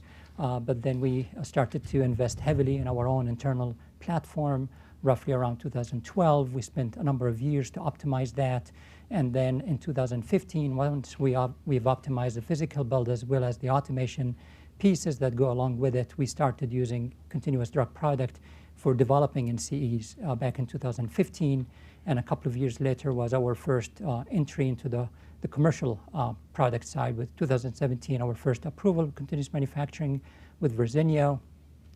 And a couple of years ago, we expanded beyond that initial preferred platform of continuous direct compression to other platforms as well. So the first case study, I'm going to focus on the continuous direct compression. And so with our platform, the continuous direct compression platform that we spent a few years to optimize, we really worked heavily to make sure we simplify as much as possible the physical design, as well as optimize the automation pieces that go along with it, that have integrated PAT as well for process monitoring, control, and have that as an option for real-time release testing as well. And all of that also is coupled with real-time process monitoring and control with multiple feedback and feed-forward and feedback control loops that allow fully automated product collection and rejection. So the full control strategy is really embedded in the recipe that is run by the automation system during the batch manufacturing. So the first case study that I'm going to expand a little bit more on was with, again, drug product continuous direct compression. It is a new chemical entity. The registration studies were already ongoing with a capsule dosage form, but we intended to develop a more patient-friendly tablet dosage form, and we wanted to leverage continuous manufacturing to accelerate that delivery to make it available for the patients as soon as possible. So we started that development with continuous manufacturing on the tablet dosage form in 2015. And as a reminder, at that time, Q13 did not exist. The FDA's guidance on on continuous manufacturing did not exist. At the time when the drug product development started, there was only one approval in US and EU with continuous manufacturing, with the second approval happening later that year. So that was an important factor that, you know, it's relatively new. The other very important factor was that we knew through our involvement in CSOPs, as well as benchmarking with other companies, site visits, reciprocal site visits with a lot of pharmaceutical companies involved in continuous manufacturing, we knew that our CM unit, continuous manufacturing unit, physical design, automation, as well as a lot of pieces of the control strategy were different than other companies at that time. For example, at that time, there was, as far as we knew, there was no company leveraging feeder ratio mode or family control of all the feeders, in addition to individual feeder controls. We were implementing a surge hopper inside the tablet press that modulates the tablet press speed to manage the overall potential fluctuation of mass flow in and out of the tablet press. Nobody was using that. We were implementing a feed frame in IR, a PAT embedded within the tablet press to measure the drug substance concentration throughout the production, and make decisions on acceptance or rejection of subsets of the tablets based on that. At that time, there was no company implementing that. So because of these reasons, it was still relatively new, as well as we knew there were pieces that were different. It was really important for us to develop a very robust regulatory interaction plan to go along the development pipeline to make sure we are successful in meeting regulatory expectations at the filing. And so the development program was actually very compressed. As you can imagine, we were trying to make sure we develop it in time for the first submission. So we started the development on the first continuous manufacturing line that we had in the development organization, where the formulation and process development started in early 2015, roughly for 6 months through August 2015. And while that was happening, we were replicating that line to have the first GMP line in Indianapolis manufacturing site, which was qualified October 2015. And as soon as that line was qualified, we conducted the tech transfers to that line, October, November 2015, followed by the primary stability manufacturing later that year. And then we started to work on the control strategy finalize the control strategy for submission. And while all of that was happening, we were replicating the line again to our intended commercial site in Puerto Rico. And as soon as that line was qualified in October 2016, we conducted the tech transfer to the commercial site, October to November 2016, and soon after we conducted the process validation and submission. And so as you can imagine, it took 26 months, exactly 26 months from the start of the idea of let's develop a tablet dosage form, can we do it in time with continuous manufacturing, to actually the first submission. And that was enabled with continuous manufacturing. And with all of this complexity and too many moving parts and the compressed timelines, we had to have a regulatory interaction plan. So how did that look like? This is a busy slide, but it's important to show the important dialogues and connection points to the FDA's ETT throughout our journey. And there were other interactions with other health authorities, but we're focusing on the ETT interaction now. So soon after the formulation and process development was conducted through August 2015, we initiated our request to be adopted in the ETP. And we were accepted into that. And our first Type C meeting was a teleconference in August 2015. At that time, we were still developing our control strategy, but there were things that we knew were mature. So we focused our first interaction and introduction of our platform and how it's built and the automation and how it operates, as well as we dived into our plans for batch definition plans, and ensured alignment with the FDA on those plans. And very important for our manufacturing colleagues was ensuring the regulatory acceptability of the concept of batch size flexibility with CM and the marketplace. And now it's a given. And back in 2015, it was an idea, but we wanted to make sure it was really important for our manufacturing colleagues to understand that actually can happen. So we dived into that back then, as well as we talked about our preliminary plans for our control strategy. At that time, we were working heavily to develop a PAT for feed frame and iron to Dalip Express, but it was not ready at that time. So we shared our plans, alternate plans, with using feeder data as well as modeling and dispersion. So we had those discussions at that time.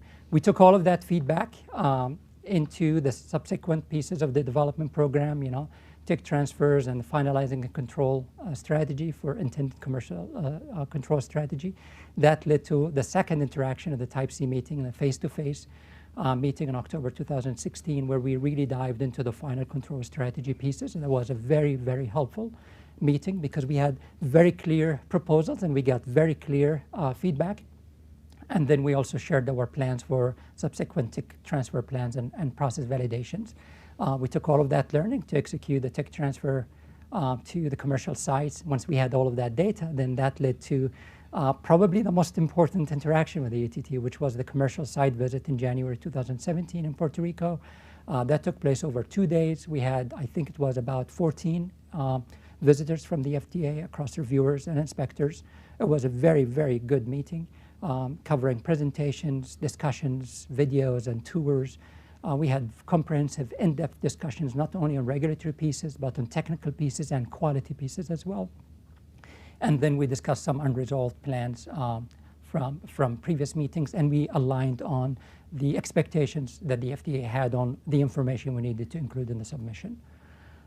We had the approval in 2017, and then we had a very pleasant surprise with Larry calling us soon after we get the approval to ask, where they asked for an informal meeting with us to kind of talk about lessons learned. It was a very good gesture, highlighting that the FDA was really committed to make sure that that program is successful. Soon after that, we conducted global submissions and approvals with this process, with continuous manufacturing and with real-time release testing on more than 50 markets, where it was the third CM approval in the US, and we believe it was the first CM approval in Japan and in China. And then, after you get approval, you still need to talk to regulators in the post-approval space. So we had 3 more interactions with the FDA, written-only interactions. The first one in 2018, where we wanted to talk about the ideas and proposals for how to expand real-time release testing beyond the uniformity CQA that we already had approved. The second and the third interactions were mostly focused on adapting to market demand. And so the one in 2020, we wanted to clarify our understanding of the post-approval reporting category for batch size increases. And the most recent one is also for a proposed plan for a post-approval change. The second drug product case study built on our learning with continuous direct compression. And just like Larry said, after a while, once there is enough sufficient understanding, it kind of graduates from being an emerging technology. So this is kind of an example of that, because a few years ago, we've expanded our platform to include fluid bed granulation, semi-continuous option, where the dried granules feed into our existing continuous direct compression.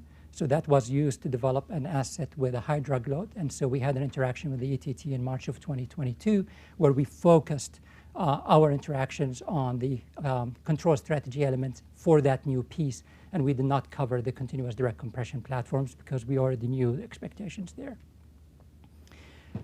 And the last case study with continuous manufacturing of drug substances, just to highlight that we actually started investing in continuous direct compression, continuous drug substance applications at Lilly much earlier than drug product.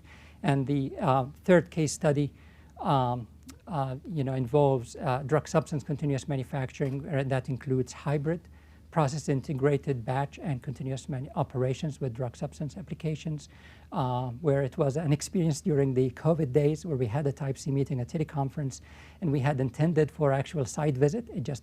We were not able to accommodate it because of COVID restrictions.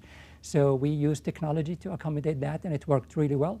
Where we had a virtual site visit and included presentations, videos, and online meetings and discussions. And we covered topics relevant to drug substance continuous manufacturing, including state of control definition, startup shutdown concepts, collection decisions, and a batch definition. And so with our experience with multiple interactions, and there are future innovative technologies we will continue to work with the ETT on, We felt that the Emerging Technology Program has been really instrumental in facilitating this early dialogue and implementing these innovative technologies, because it really provides this mechanism for the early dialogue to understand regulatory expectations. And we're really happy for this mechanism to continue to be in the future existing, because it will be critical for us to implement future innovation as well. Thank you. Thank you, Omar. We have Celeste closing us out. All right, thank you very much. And so I'm here, the case study I'm here to talk about today is distributed manufacturing. And I'm kind of starting with the end already.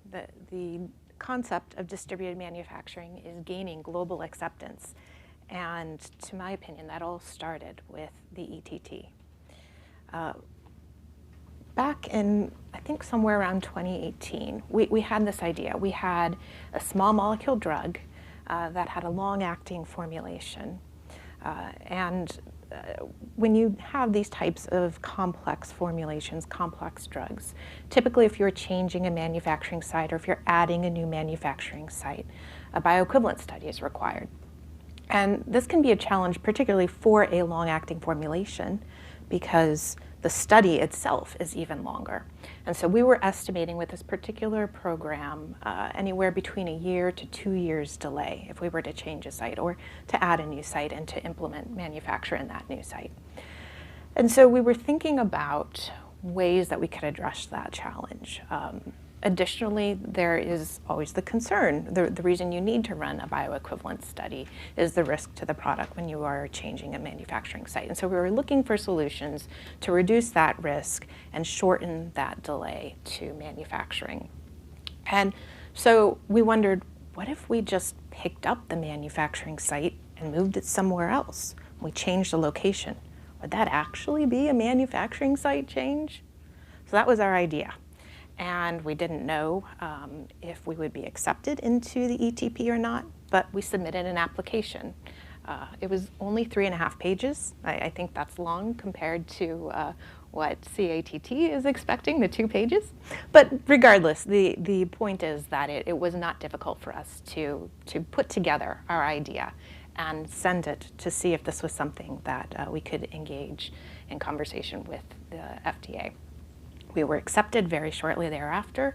And then we put together a slightly longer, still not terribly long, 13-page background document to describe our ideas and to ask some questions, namely, would this be considered a site change? So I'm going to tell you the FDA said no, this would not be a site change. No, we would not. This would be a site change. No, you cannot necessarily just pick up a site, move it. But they did want to, continue the conversation and see how we could address the challenges.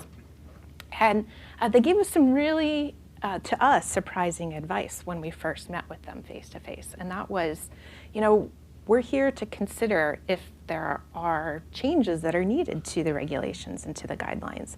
But if we're going to do that, it's a time-consuming process. We want to make sure that those changes are worthwhile, and that we're not going to have to turn around in 2 years and make another change. So think about all the different ways that you could use this technology. Think about the ways other companies might be needing to use this technology. And so we took that advice to heart. And we took the additional advice, the request that Larry made, to put this in a white paper. And so we described 3 separate use case scenarios. And then we took some time and we sat down with the 21 Code of Federal Regulations, and we combed through it and we looked for each of these different use case scenarios, what were the true barriers? What was there in the regulations that would prevent this? And then we also proposed a few solutions. And we put this together in a nice, neat white paper, and we sent it to the FDA for review. And then we had a second meeting. Now this was around the time of COVID, so the second meeting was not face-to-face. We actually even delayed the meeting by a few months with the hope that eventually we'd be able to meet face-to-face. because there is that power in being in the same room. But we were not, as you are all well aware, able to, within 2020, to meet face-to-face. And so we had a frank discussion regarding the 3 use case scenarios that we proposed, and you can see these here on the screen. The first was to take, in our case it was a pod, a prefabricated, standardized clean room, to take that from one location, pick that up and move it to another location. Another scenario was to use these standardized manufacturing units and replicate them in multiple locations around the globe. Perhaps you could control all of them, even remotely from a single site.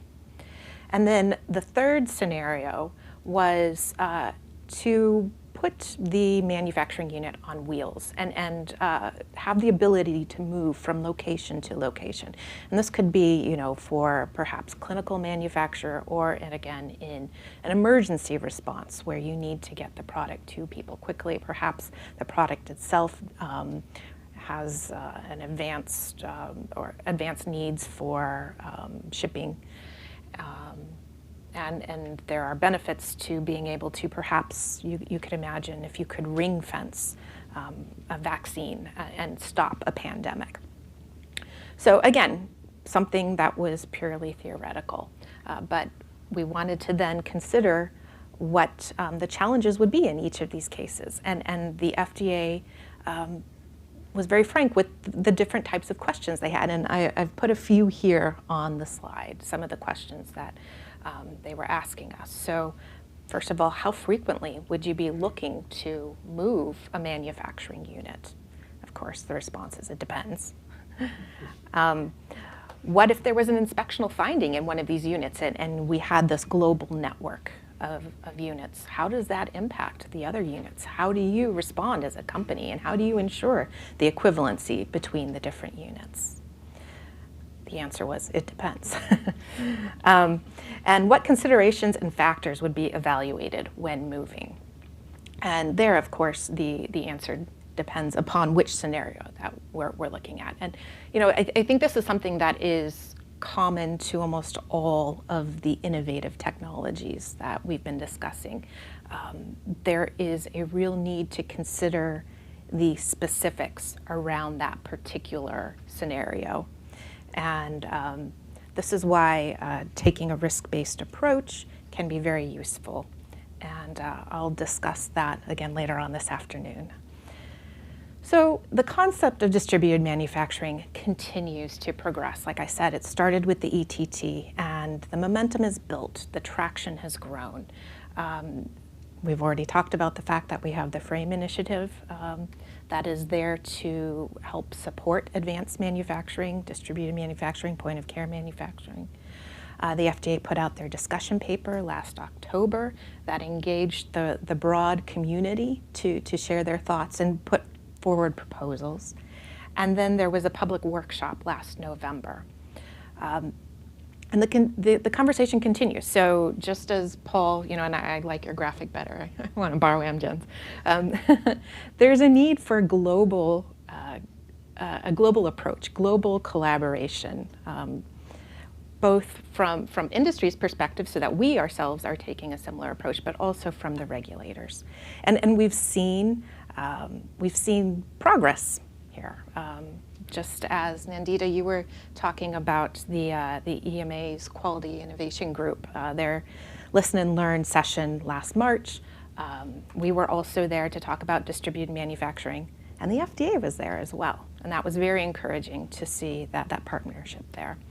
But the ask that I have, and perhaps the challenge for all of us to think about, is how can we expand that global collaboration?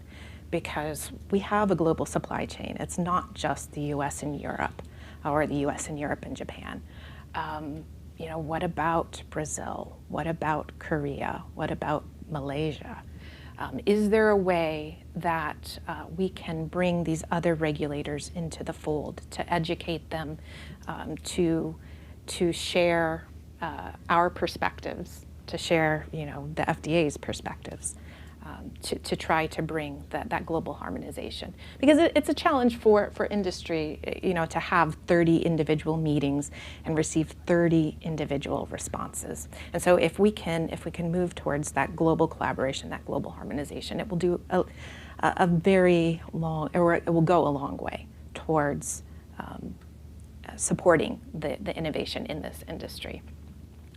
And then the second ask is much smaller, but that is simply to have a risk-based guideline that is in place that can help to provide a degree of clarity to industry when they are thinking about pursuing something like distributed manufacturing, so that they can take that back, make decisions based on those expectations. And with that, thank you, and I'll turn things back to Tom. Thank you, Celeste. iPad here. Before we kind of turn into the discussion, I want to turn over to my colleague, Kim. We've heard some examples about the ETT, but the CAP program has also had a lot of experiences, over the last 4 years. So I don't know if you had any reactions to what you heard, through the presentations. Yeah, thank you. It was good to hear what was helpful from the ETT program with our industry colleagues. In CBER, as you would probably guess, due to the complex nature of our products, there are some really unique questions that we're hoping that advanced technologies or novel technologies might be able to come into the place and really support the field. We're specifically seeing growth, as you probably know, in the cell and gene therapy spaces, tissue engineering products. And so we've seen innovators come in, oftentimes in a product agnostic type of way, developing technologies across the CMC space, both with automated manufacturing, purification or separation techniques, analytical techniques, in order to improve the consistency and quality of our products. And so these really early interactions, and particularly being able to bring in the product review offices to be able to have an open dialogue, kind of think through how it might apply to different product classes, what types of questions we would have if we see it during that 30-day IND review periods. That's been helpful to have that open dialogue, and we've seen that the consequent submissions have been formatted in a way that provides us, very clear information in order to support their use. So far, we think it's been successful, at least on the review side, and we're hoping to, continue with that success. Okay, thanks Kim, for that perspective, the CAT talks. And first, I just want to say thank you to all the presenters today. I think I really appreciate what worked well, what didn't, what I think what we need to do more going forward. So just kind of reflecting a little bit about that. When your companies were discussing, interacting with either ETT or CAT, what strategies did you guys think about or did work well for that, to support that interaction? I don't know if anyone wants to start the discussion. I can start. So for us, the most important thing is to understand the timing and the scope of the discussion, right? So you need to have enough developed so that you have a proposal to discuss, right? And we felt that through our own experience, where in the early interactions, there were some concepts that were mature and developed from our perspective that we wanted to get feedback on, versus others that were still evolving. And so we felt that very well. For example, early on, the concepts of batch definition and the flexible batch size, we had very clear proposals, and we received very clear feedback on, versus other pieces with the control strategy that was still evolving. So early on, we provided kind of the framework, and we got very, very good feedback. But then once we moved into the more specifics and we had a more mature proposal, then we got into more specifics. So it's really important to understand the scope and the pieces that we need to interact with the FDAs on at the right time to have that engagement, so that we have well-articulated proposals to get feedback on.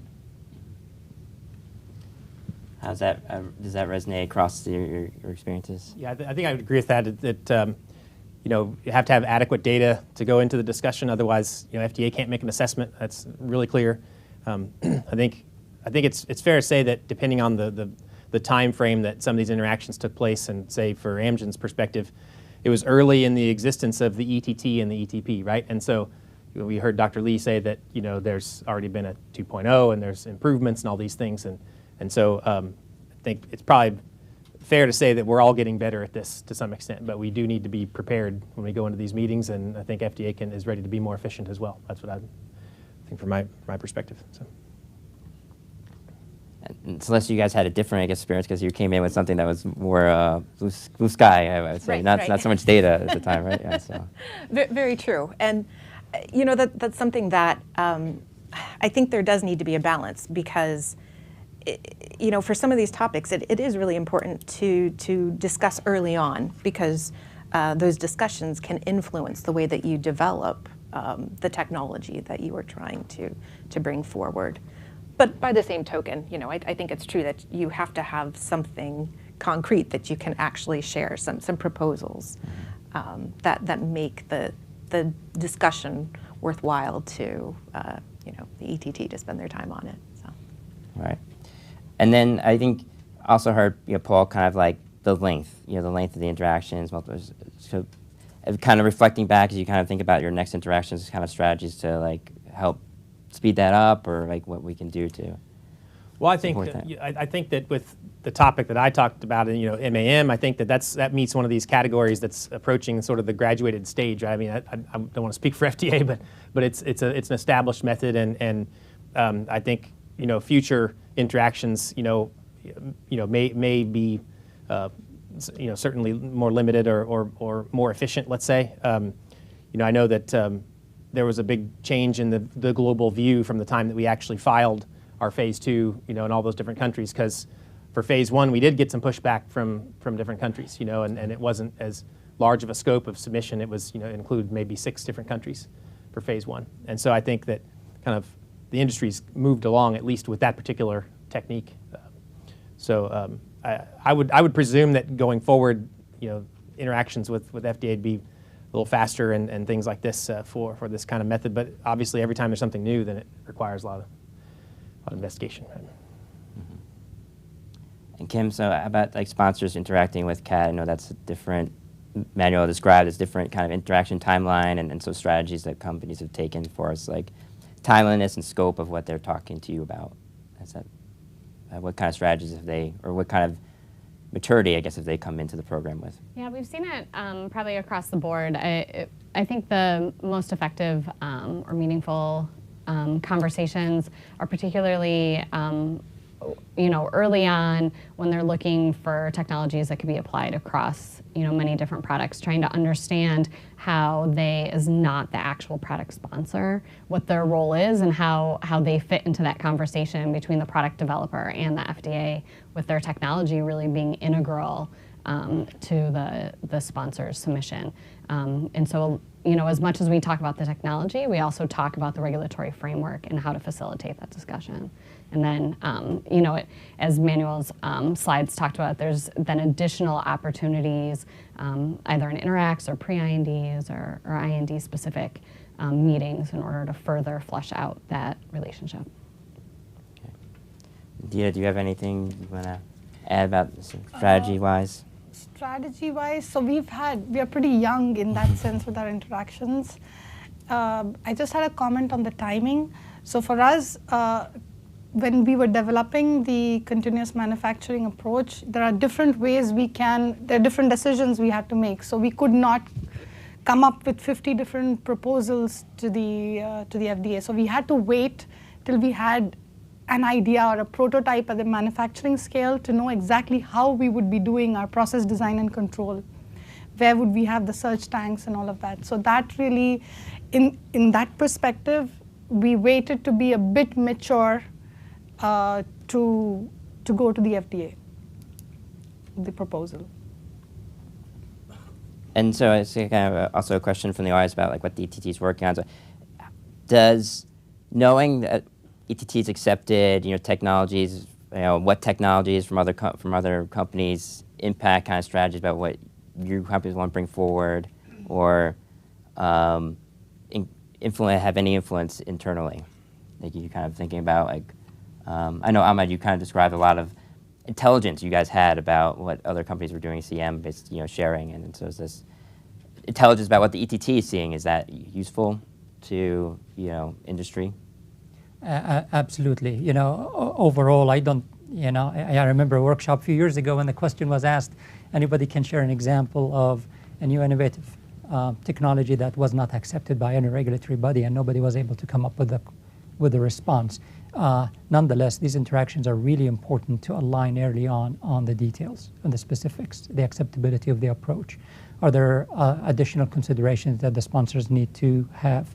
The early dialogue about providing justification for our proposals to make the NDA review more smooth, and and so absolutely, I think these interactions are really critical. Even though we know that some of these are innovative, and the end question is not necessarily whether or not these technologies will be accepted. It's more of the details of what the proposals that could be acceptable of the control strategy, for example. And I'll add to that, because I think one of the things that is so great about the ETT is the ability to have multiple meetings, right? And so we're always looking to see if something would apply to advanced manufacturing or the bounds of the ETT. And it's really useful to have a list of the other types of technologies that you have been assessing and engaging with industry in discussions on, because then we have a sense of, does this fit or is this way off base? Okay. And then when I guess the next question is kind of when it came to the actual recommendations, were they helpful? Were they timely? Did they, make an impact in the development program to, actually implement these technologies going forward? So, kind of what did you guys get out of the interactions, I don't know if anyone wants to share. I mean, I know you had some comments about that on the presentations, but I didn't know if anyone wanted to go more in depth about that. I'll comment on that. I think that even though that I mentioned that there were a lot of interactions and it was time intensive, I think that also generated a lot of information, right? And it worked I think it worked in our favor that we had a lot of experience in what FDA was looking for, and we had developed our experience with the method, of course, and then that allowed us to, like I said, put together a really strong, whatever you call it, technical report or just document that could support the replacement of conventional methods, for MAM in the context I was speaking about. So. Yeah, and I can share, just like, it's important timing-wise to know to have a mature proposal before you engage ETT. It's also important to know when you will get this feedback, what does the timing look like so you can implement that feedback. So we have examples of this. For example, our second interaction with the ETT, where at that time we shared our plans for the tech transfer plans to the commercial site. And we got very, very helpful and specific feedback on the FDA on expectations of what that tech transfer detailed plan should look like to help with that review and justification of the readiness for the proposed commercial batch size that we will be including in the submission. And later on, once we had the site visit and we spent a lot of good time justifying and explaining our plans for for example, responses to any potential disturbances, etc. We had very good and specific feedback from the ETT at that time during that site visit on their expectations for specific data that they requested or recommended that we would include in the NDA to justify those proposals. So absolutely, but the important thing is to have that interaction in time so that you can implement those ideas and inputs into your subsequent program stages. Mm-hmm.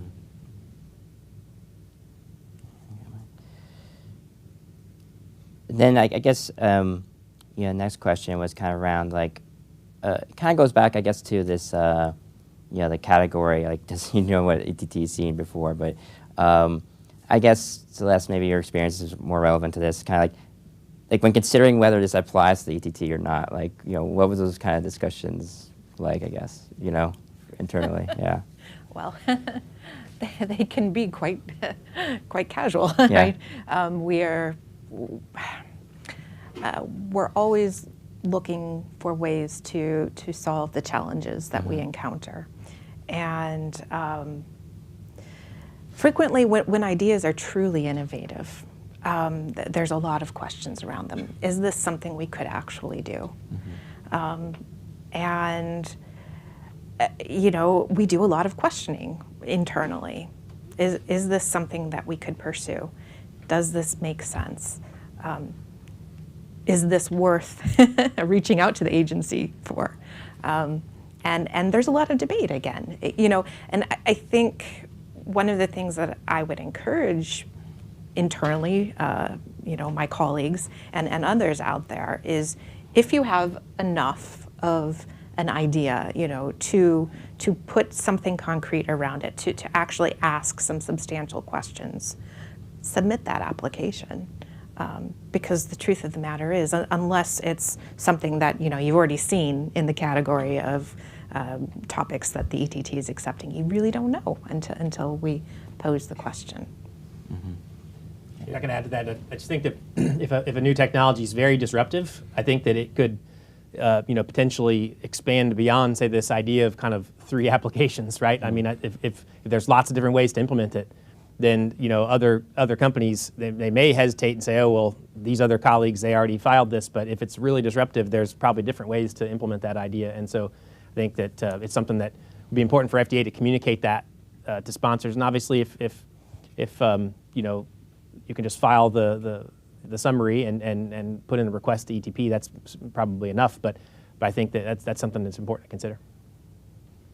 And if I could add from that, from our side of it, you know, I found it fantastic that you worked through that and then brought those brainstorming ideas to the FDA, because we work on, I mean, from the CAP, that 2-pager, right? And so, you know, that gives us an introduction to your product, but it's not the specifics of the technology and really the full expansiveness of it. And you know, understanding what you anticipate to be the regulatory issues helps us to give better insight into the type of advice to give you or how to help you really navigate that framework.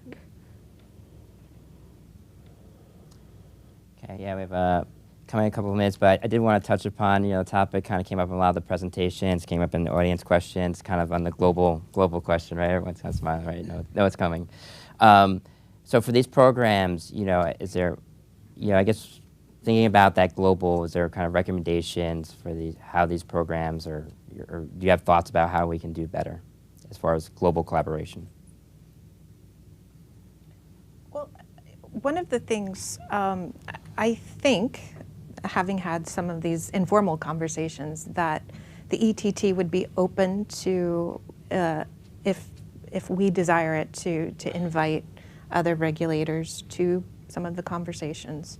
And if that is in fact the case, then I think it would be useful to publicize that, because, you know, then we can reach out to, you know, the specific regulators that we have concerns about. You know, that's one way to broaden the scope, I think. Do others have kind of thoughts? I know this is a very common problem, so. Yeah, I'd say in general, if companies could be aware that there's communication, say, between, you know, FDA and other health authorities, I think we all kind of know that happens maybe informally, but if there is more of a formalized process with respect to the ETP technologies, I think that'd be a positive thing, right? Because then companies can have confidence to say, oh, well, you know, yeah, we've talked to FDA about this, gotten a lot of this feedback, and we're ready to move to, you know, a more global, you know, strategy. And we're aware that, you know, FDA's talked to, say, EMA and Health Canada or whatever, you know. I mean, there's always going to be some challenges too, depending on what technology you're introducing, and if there's, you know, certain countries have, you know, really strict requirements and say, for example, in-country testing requirements or things like this that complicate some technologies, right, on a global scale. So some of those will be probably more challenging to overcome. But I think if just there was an awareness that there's this communication between, say, major markets, that would be a big help. You know? I think global perspectives is really critical because the majority, if not all, of the companies that are implementing innovative manufacturing technologies are global in nature. So it's a very important consideration, and I think it would be great if there's a mechanism to allow interactions with more than one regulatory agency if the sponsor would like to take that path versus just interacting with the ETT alone. Dita, do you have any comments about that or your perspective? Just as an extension, so because we have also interacted with several regulatory bodies over a period of time, and the opportunity to have this to be part of the inaugural quality innovation group of the EMA was also nice. It was good to have the FDA also in that meeting. So if these interactions could be formalized in a certain manner, to have innovation groups somewhere meeting and representatives from each regulatory bodies to go to the others' meetings, it would be a good forum to have common discussions on topics that affect everyone. Okay. I think we're at time. I think the little thing went off. So I think it's lunchtime. So I just want to thank all the panelists again for sharing your experiences. And for people here in the room, I think there's a list of lunch options at the reception desk. So thank you, everybody.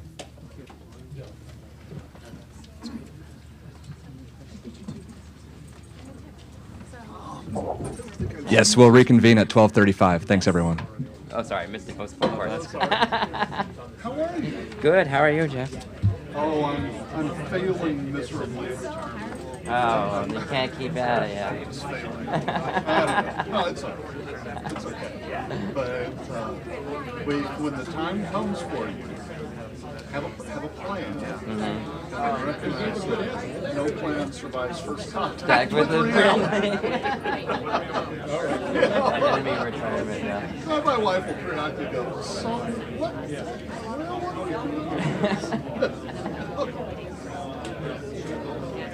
I don't know. But things going well for you. Are you guys back at the site? I don't even know. Yes, it's your own lab. I'm doing 3 days a week now. So everyone else is kind of off to have 1 day a week. So I kind of I know I'm an official old guy.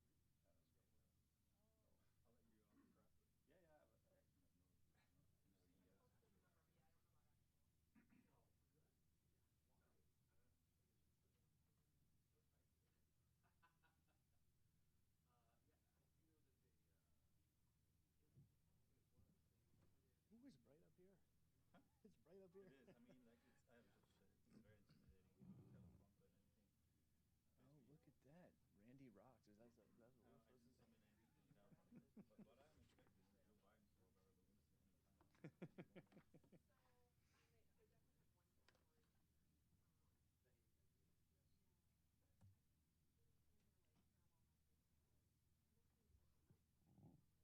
how to use it.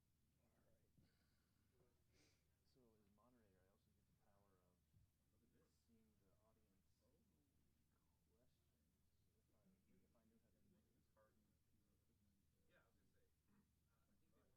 say, I think they. Okay, there we go. The pop-up box.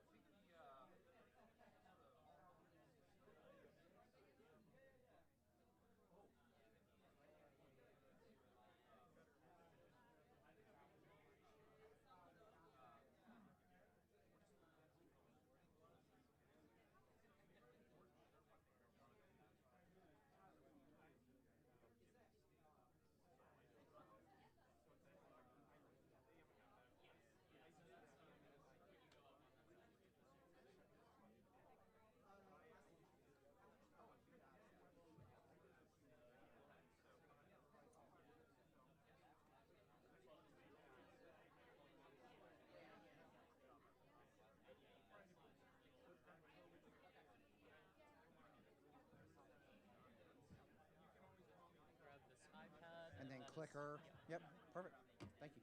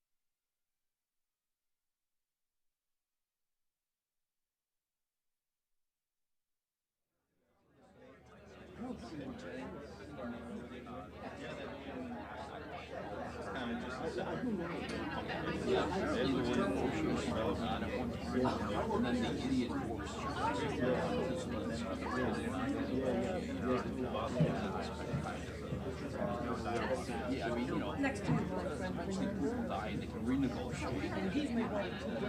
That's right.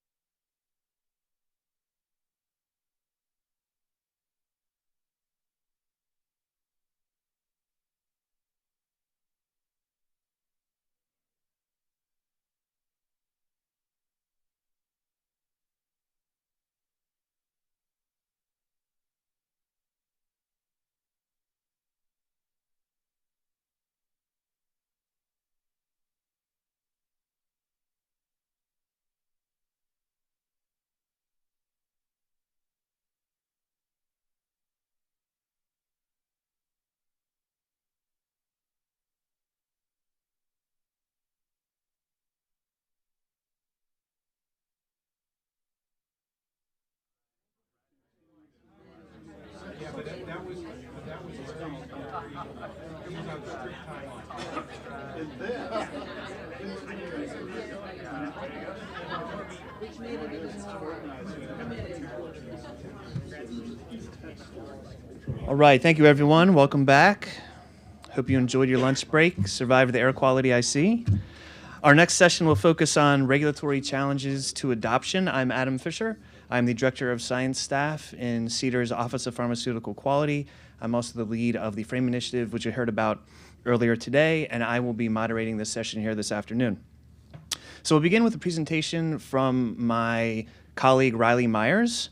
Riley is the Chief in our Office of Pharmaceutical Quality Advanced Pharmaceutical Manufacturing Laboratory in the Office of Testing and Research, and he is a member of CDER's Emerging Technology team. Now, he'll highlight several key barriers to adopting innovative manufacturing that FDA has identified, and also explain some of our work to address these barriers over recent years. And then I'll invite our panelists up on stage, and we'll have a great discussion about some of these and some continuing challenges. Riley, it's all yours. Okay, thanks, Adam.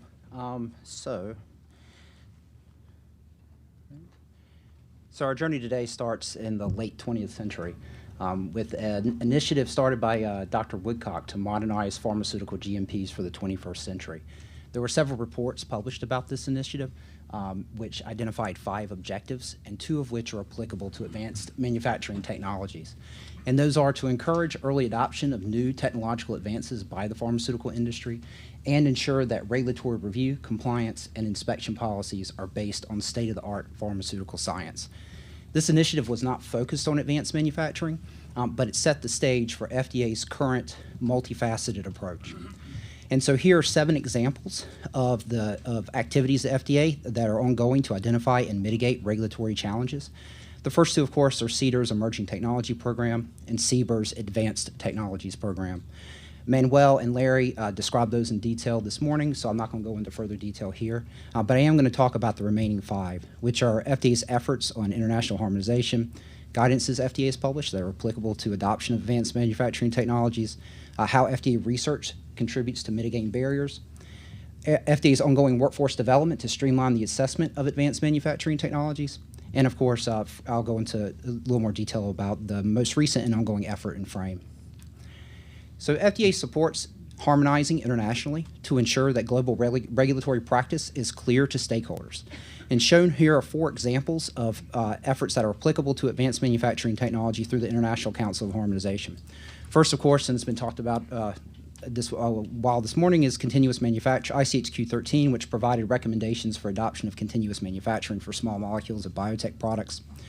The current revision to ICHQ 5A, which is in draft, it provides information and recommendations on viral clearance for continuous manufacturing processes that manufacture biotech products.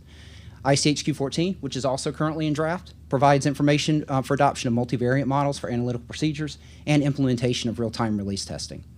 And finally, ICHQ 12 contains information of lifecycle management of performance-based methods. So FDA is very active in advanced manufacturing and in other areas with the goal of harmonizing internationally. Additionally, FDA routinely publishes guidance that provides recommended approaches to enable adoption of advanced manufacturing.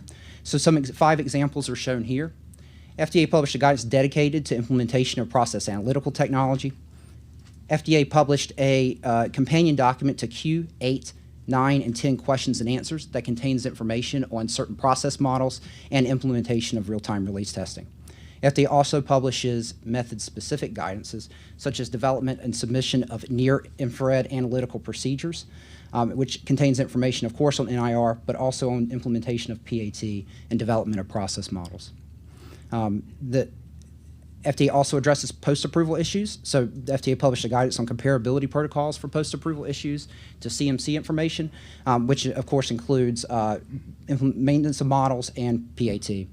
And then finally, the ETP guidance, which is advancement of emerging technology applications for pharmaceutical innovation and modernization that Larry mentioned earlier, which summarizes the scope and how to apply to the Emerging Technologies Program.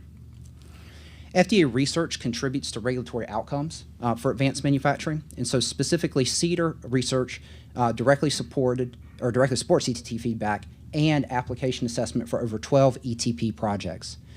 CDER researchers routinely participate in policy and guidance development. Two examples are ICHQ 13 and supporting development and implementation for FRAME. And then finally, CDER researchers contribute to workforce development to streamline manufacturing, to scenario assessment of advanced manufacturing technologies, which I'm going to discuss a little more in a couple of slides' time. So shown here are two examples of primary research performed at FDA that mitigates barriers to adoption of advanced technology. First, FDA contributed significantly to research, to development of a continuous process for liposomes. And this process that was developed in part at FDA is under development for manufacture of drugs and vaccines. Additionally, FDA generated data-driven considerations for supporting performance of multi-attribute methods for biopharmaceuticals.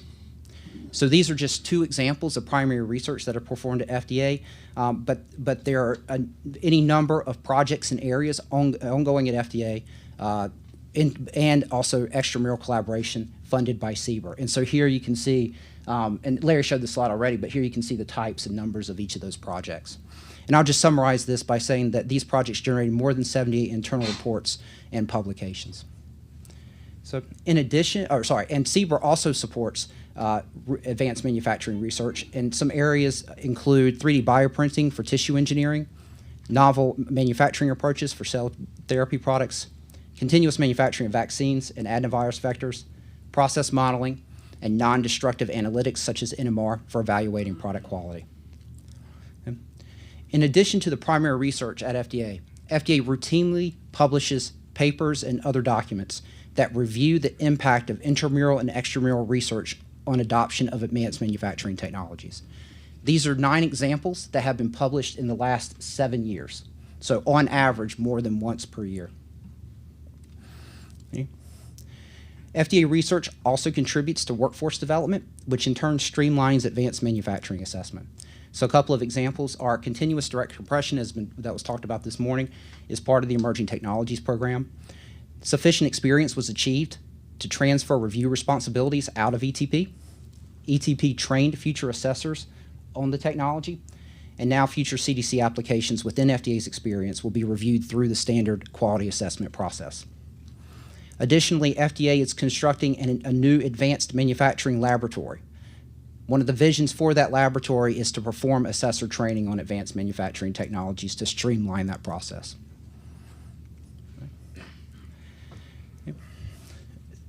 Engagement through FDA programs such as ETP and CAT have shown that manufacturing innovations often present policy and technical challenges for manufacturers and regulators. Therefore, FDA is evaluating its existing risk-based regulatory framework.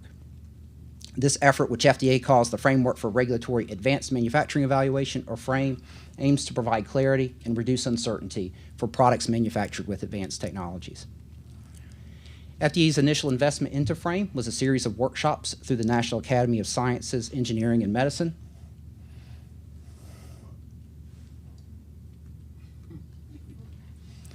I can pause or I can keep going. Yeah. Oh, there we go. Okay. The workshops culminated in NASEM's report, Innovations in Pharmaceutical Manufacturing on the Horizon, which identified the technologies CDER is likely to experience in the next 5 or 10 years that have the potential to advance pharmaceutical manufacturing. In particular, NASEM noted integrated, flexible, and distributed technologies. Based on this report and engagements through ETP and CAT, FRAME prioritized 4 advanced manufacturing technologies. And these include end-to-end continuous manufacturing, artificial intelligence, distributed, and point-of-care manufacturing. Okay. FRAME has 4 key priorities as it evaluates the existing risk-based framework. FDA wants to engage with external stakeholders to ensure that its understanding of these technologies is thorough and its analysis of the regulatory framework is science and risk-based. FDA aims to address risks by evaluating the existing regulatory framework to enable timely adoption of these technologies. FDA wants to clarify expectations and reduce uncertainty for stakeholders. FDA may publish new or updated guidance to explain current thinking on a regulatory issue. And finally, FDA wants to harmonize internationally so that expectations are clear to stakeholders. Engagement with external stakeholders is a key component of FRAME, And to that end, for distributed and point-of-care manufacturing, FDA published a discussion paper last November that stakeholders were invited to provide comment, last October. And then in November, we held a public workshop with the Pharmaceutical Quality Research Institute where stakeholders were invited to provide feedback through moderated discussions. And FDA is currently evaluating the feedback that we received. Following a similar format as with DM and POC, FDA had recently published on March 1st a discussion paper entitled Artificial Intelligence in Drug Manufacturing, in which stakeholders were invited to provide comment. And there's a workshop scheduled again with PQRI in September where stakeholders will be invited to provide further feedback on artificial intelligence. FDA wants to hear from you all because FDA is not developing these technologies. And so this is critical to ensuring that the regulatory framework is appropriate for everyone.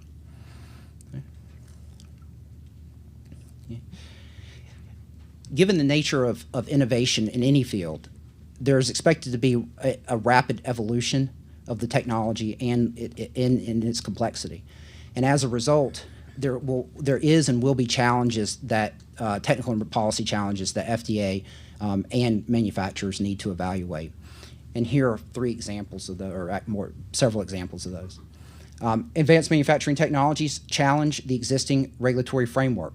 So for example, for technologies that are intended to be utilized in a non-traditional GMP environment, what is the best approach for ensuring that they comply with all applicable requirements, or they meet all applicable requirements, and ensure that the product that they produce conforms to appropriate standards of safety and quality? Advanced manufacturing technologies may challenge current approaches to validation, certain process models, and artificial intelligence, for example. Even certain CM processes challenge traditional approaches to process validation. Advanced manufacturing technologies may generate post-approval issues. For a technology that's highly portable and is intended to be moved on a moment's notice, that may challenge the current inspection paradigm. Advanced manufacturing technologies also generate life cycle management issues, again, maintaining artificial intelligence and updating dossiers accordingly. Finally, as we've discussed already, regulatory convergence is needed. That's an ongoing issue that FDA has identified, and we're continuing our work to harmonize internationally. So finally, utilizing continuous manufacturing as a case study, I want to highlight FDA's response to stakeholder comments. First, manufacturers were hesitant to adopt CM without additional engagement from FDA. The Emerging Technologies Program was created in 2014. Manufacturers are hesitant before FDA approved a product manufactured with CM. That first approval occurred in 2015. We've subsequently approved 13 additional submissions. Over 50 proposals have been accepted into the Emerging Technology Program for continuous manufacturing. Manufacturers were hesitant to adopt CM for existing products before FDA approved a switch from batch to CM. That first approval occurred in 2016. Manufacturers are hesitant without guidance from FDA. FDA published draft guidance on continuous manufacturing in 2019, and in 2022, we published additional guidance that included viral safety recommendations for biotech products manufactured with CM. These are in addition to the engagements that are occurring at ICH.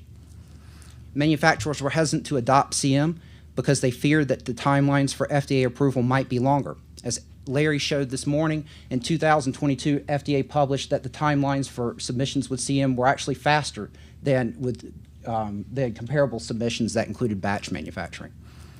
And finally, manufacturers were hesitant to adopt CM without internationally harmonized guidance, and ICH Q13 became effective this year.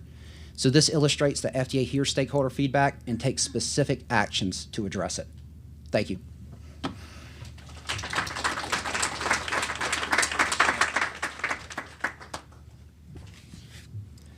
Thank you very much, Riley. Now I invite the panelists to come join me up here on stage, and I will introduce them.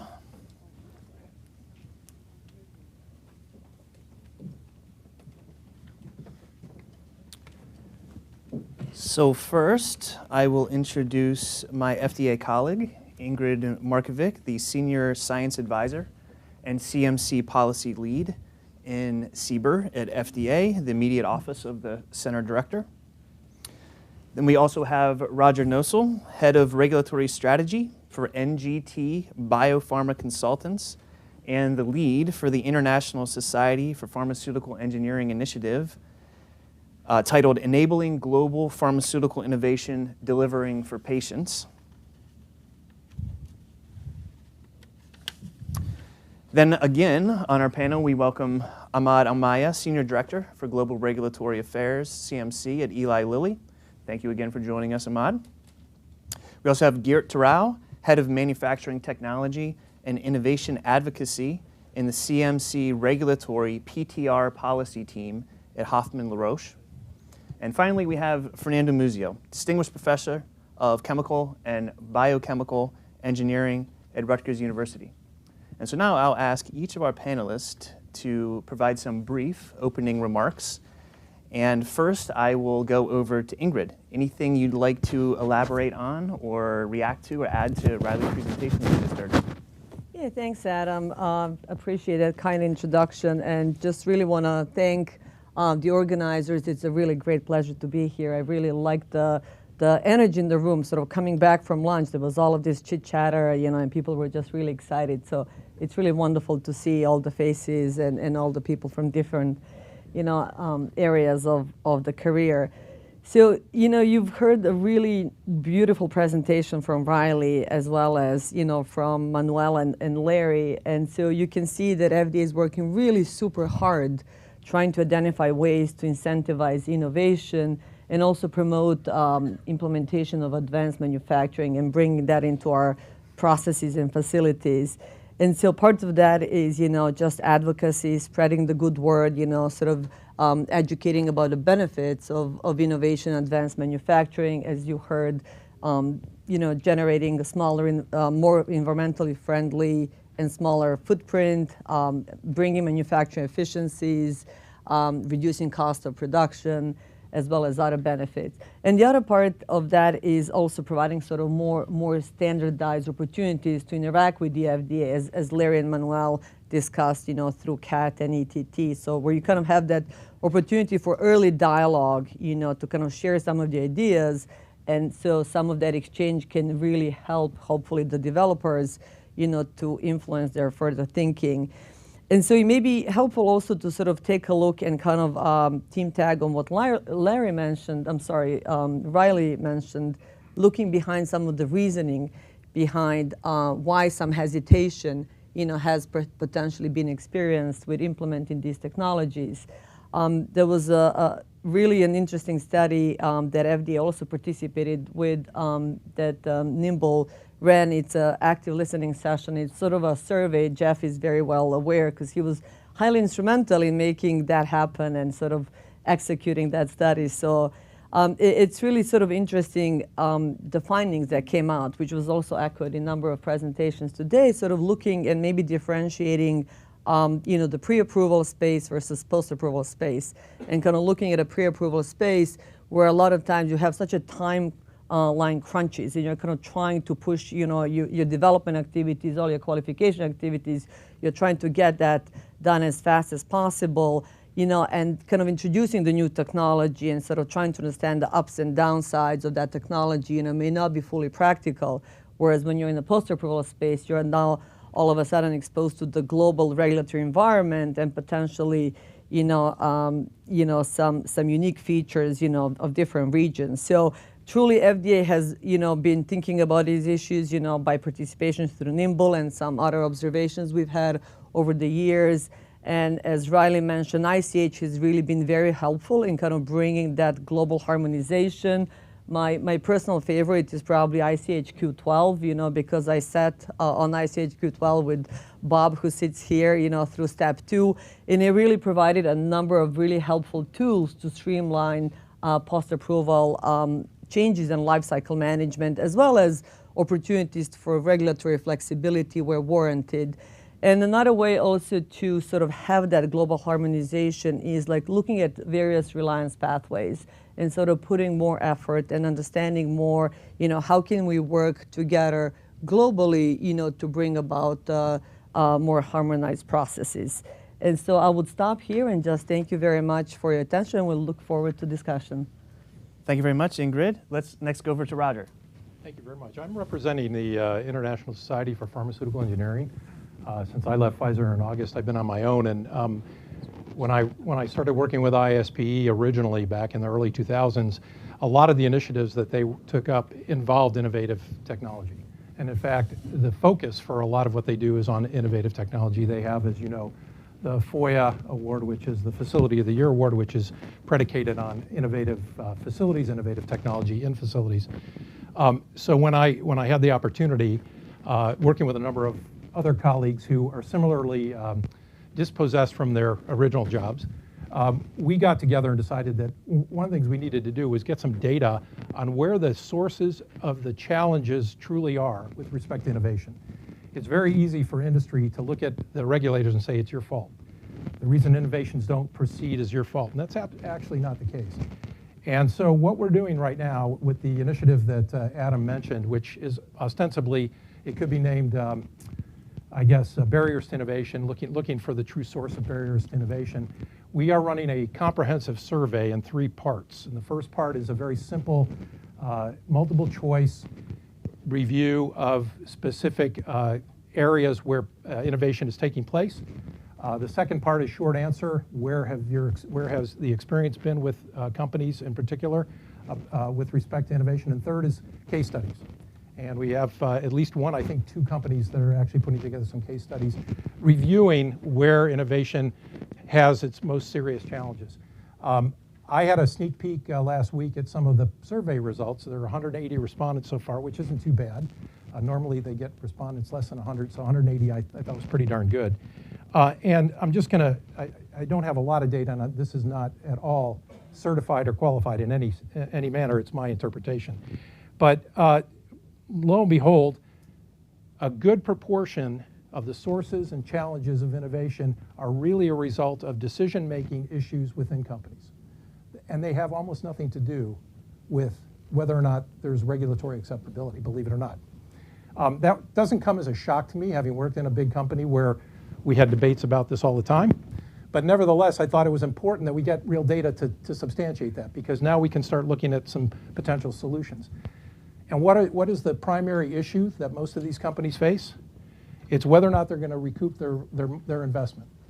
So certainly regulatory authority interaction can help move an innovation forward, and certainly global regulatory authority harmonization will also help.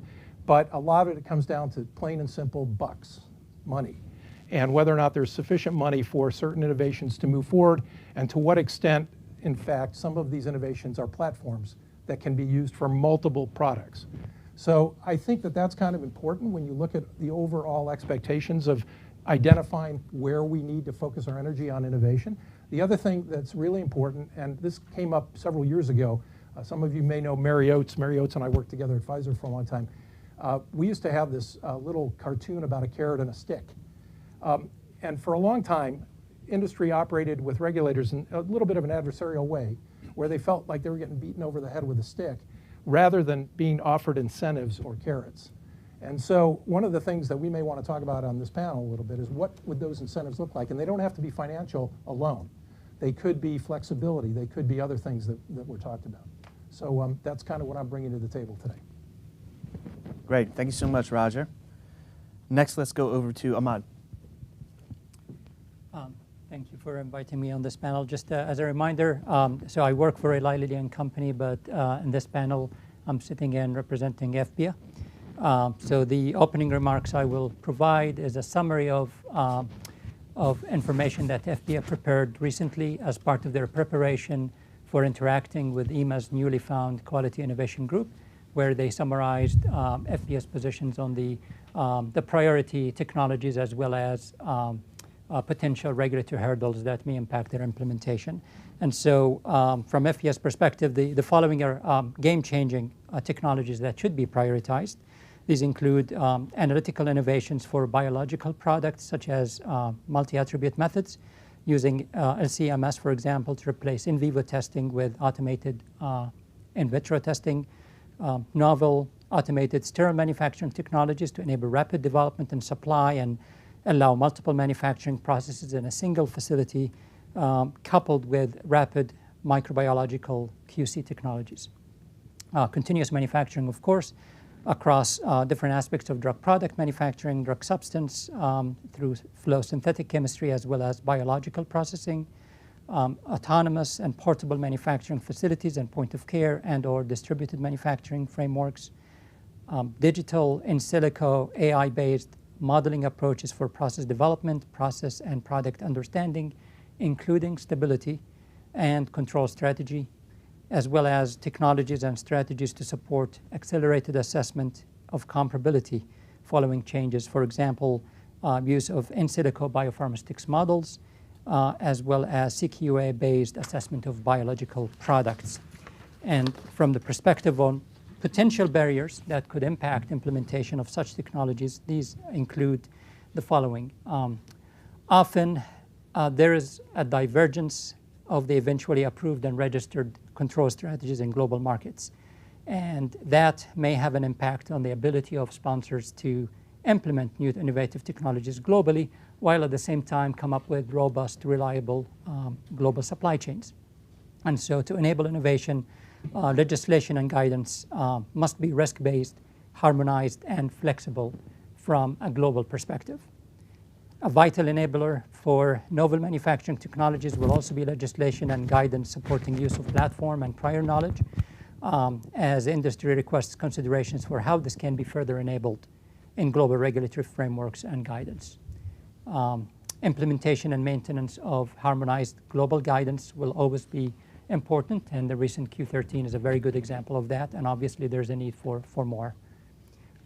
Opportunities for joint scientific advice. We heard a little about this in the morning session, but this will be very important to applicants where they could engage with multiple agencies, for example, FDA, EMA, and others, as well as the option of greater reliance and recognition across different regulatory health authorities, which will help application of new technologies.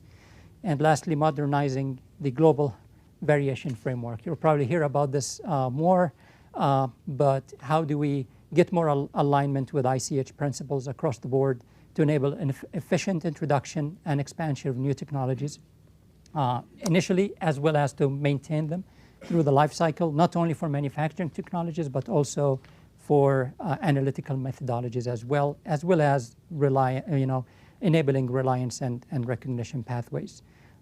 Key to enabling the innovation will be establishing agile scientific advice processes of dialogue between industry and regulators through both formal scheduled meetings as well as having the ability to have ad hoc meetings and workshops as needed.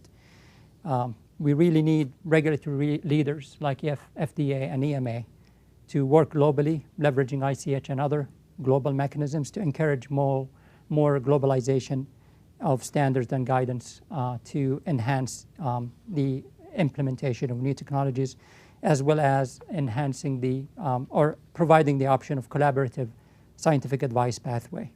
Thank you. Thank you very much, Ahmad. Let's go over to Geert next. Over to you. Yeah, thank you. So again, I'm standing here with Roche, but of course Roche, as you know, in the US is Genentech, so same company, same great products.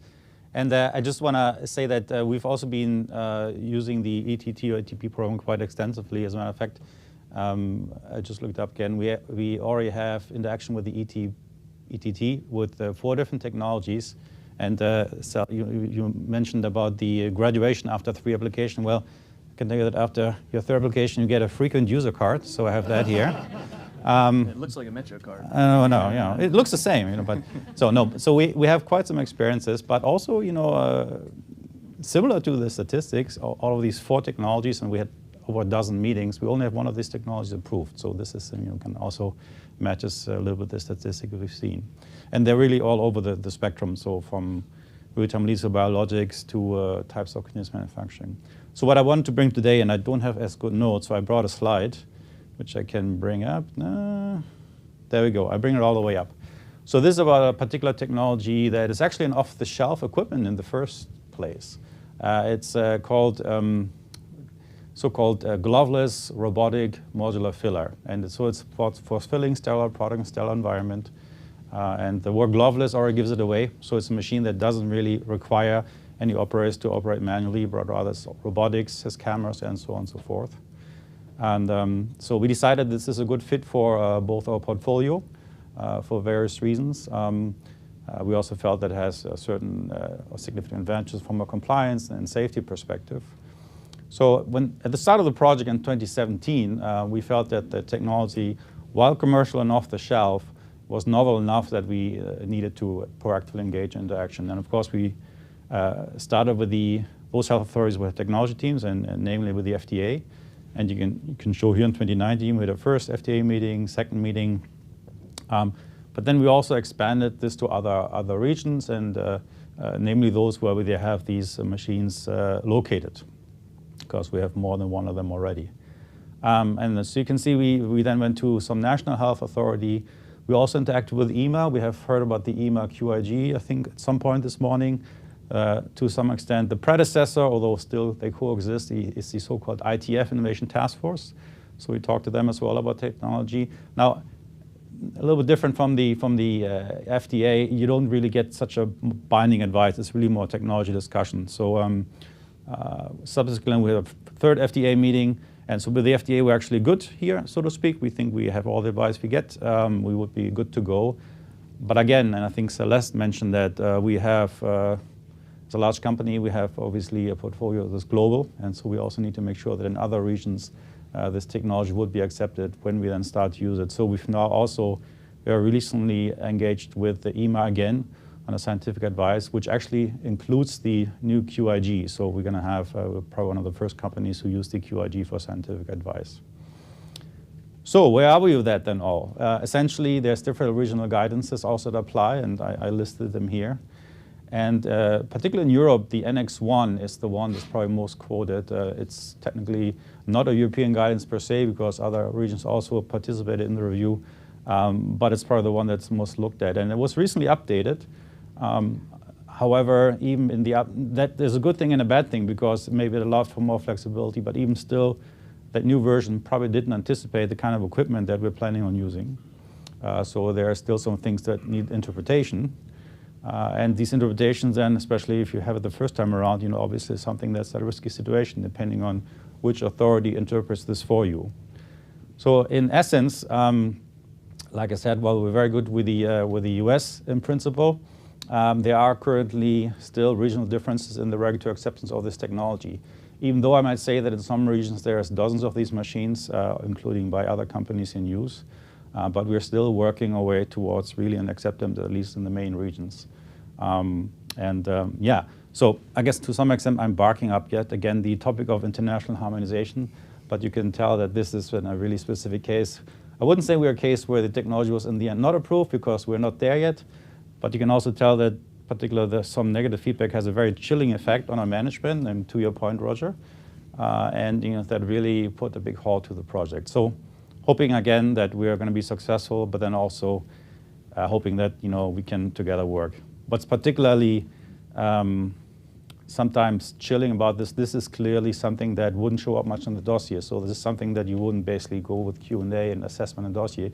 This is an inspection situation, and we'll maybe get to this later, but I think those are the most risky situations, because in the end, in the FDA, you have the team with you, but you have to basically negotiate this in the few days of an inspection. That's a very high risk situation if you're not clear that this is acceptable from a gene perspective. So not underappreciating dossier topics. I've been in regulatory for many years, but the inspection situation is just particularly stressful if you're the first. So thank you. Thank you, Gear. Last, certainly not least, Fernando.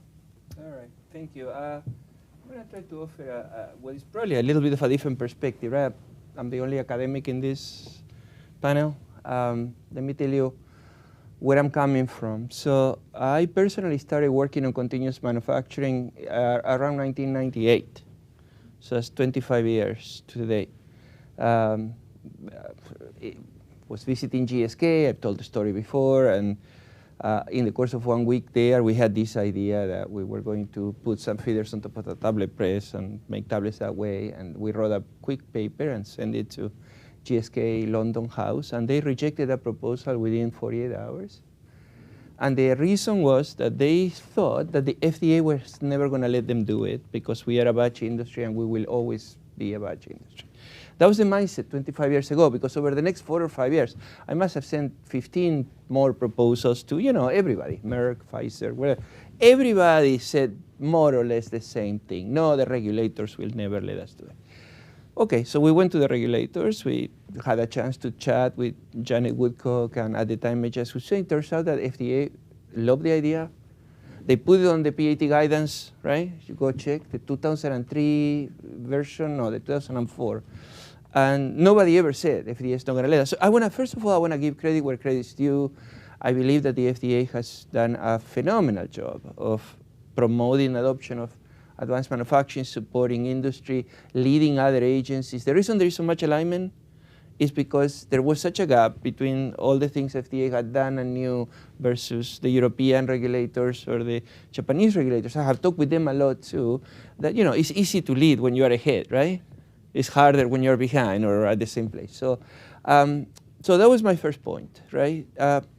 I got very lucky around 2005, 2006. We were able to get a couple big things funded by the National Science Foundation, including CSOPs. And CSOPs focus on implementing what was the first fully functional continuous direct compression system. We had one up and running with PAT and everything else, closed loop control, around 2007, right? And we have 50 companies actually in CSOPs working together. So the reason I'm mentioning this is because if we're talking about developing and promoting adoption of new advanced manufacturing technologies, I think there are some lessons that we can learn. One of them was, it was really, really good that we had all the key players at the table, the technology suppliers, the technology users, the technology integrators, the regulators, and also my students who did all the hard work, right? I mean, so I think that that's a good model that we should replicate when we talk about the next wave of innovation. Yes, we all have jobs to do, and we have different abilities to do different parts of the job. I think that, again, the concept of centers of excellence could be very instrumental to the next wave of innovation. So that was my second point. My third point, if we can put back the previous slide where you talked about, and I'll be brief, right. But and actually that's fine. Regulatory challenges to adoption. Okay, to adoption by whom? Because there isn't a single answer, right? And adoption of what? Are we talking about adoption of continuous manufacturing by the generics? Because that has a totally different answer than adoption of 3D printing by branded, right? So number one, I want to fight the premise of the regulatory challenge. I want to flip that around and say, I think there are regulatory opportunities to promote adoption.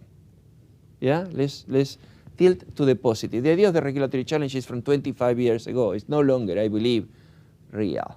So what are the regulatory opportunities to promote adoption? If you want to promote adoption of more of these advanced technologies by branded, my opinion, having worked with a few of them, is that there are some aspects of the regulatory framework that could still be adopted, like change management.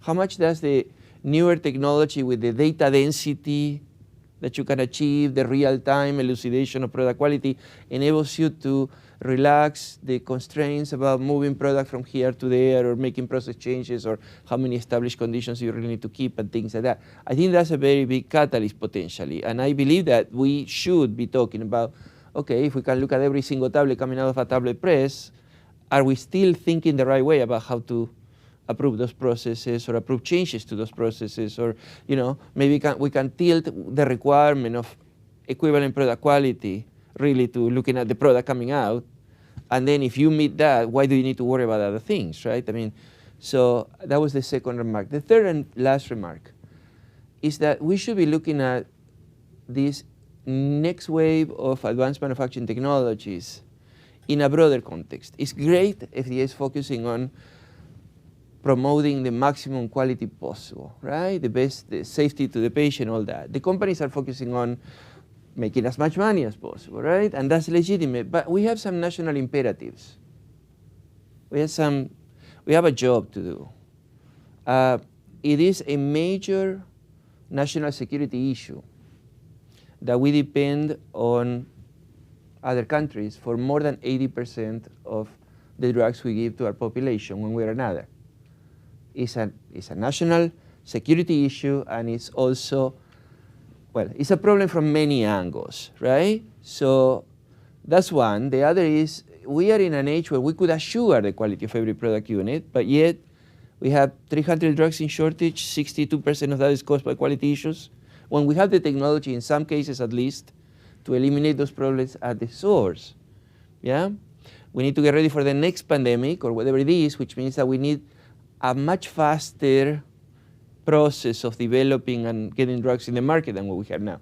Technology can help us do all those things. So I think as a community, we need to look at how do we develop and promote adoption of technologies, not only to improve quality and make more money, but also to bring manufacturing back to the US, to assure the safety of our population, right, for our families, for our children, and in my case, grandchildren. And if we look at it in that context, I think that the whole business case conversation may be a very different one. And now I'll shut up. I said enough. Thank you. Thank you. Thank you, Fernando. And actually, you teed up our first discussion question. No, so I didn't well. mean to, sorry. Well, thank you for doing it nonetheless, accidentally. But it always strikes me when you talk about advanced manufacturing for pharmaceuticals that pharmaceuticals is one thing. I think we all know that it's not a truly a homogeneous industry. There are different sectors, they have different considerations and so on. So my first question to the panel, and this relates to the regulatory concerns, and these can be either real or perceived. What concerns exist for, say, small molecules versus biologics, for new drug submissions versus post-approval submissions? Because all those are different things, and we could chop it up even more. But let's start there. Anybody want to kick us off, Roger? I'll jump in on the post-approval changes. If you look at the backlog of post-approval changes globally, it's 4 to 7 years to get one change approved. If you file multiple changes for a product, that means you have multiple inventories that you have to manage globally for each of those countries. That's a ridiculous situation to be in. And it's something that is of big concern. And when I talk about the bottom line money, I tried really valiantly in my company because we had 18,000 products. And so you can imagine the number of post-approval changes we had for 18,000 products to try to hone down how many submissions we would make. And I couldn't because everybody wanted to optimize. We had reasons to optimize. There were new suppliers. We needed to ensure quality more directly for a given product. We needed to optimize a manufacturing process or an analytical method. So that, to me, is one of the biggest concerns, I think, facing, because it's still growing. It's not getting better. That's one area that isn't getting better. No matter what you do, it seems to be almost worse. Can I add to that maybe? Please, go ahead.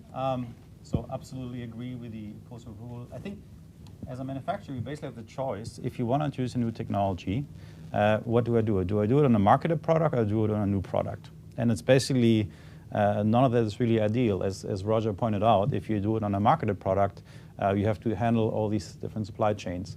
One of the good things about it, if some country won't accept that, you at least have the old version of the product. So that's a good thing. But again, the penalty for doing this in your 50, 80, 120 markets is just tremendous.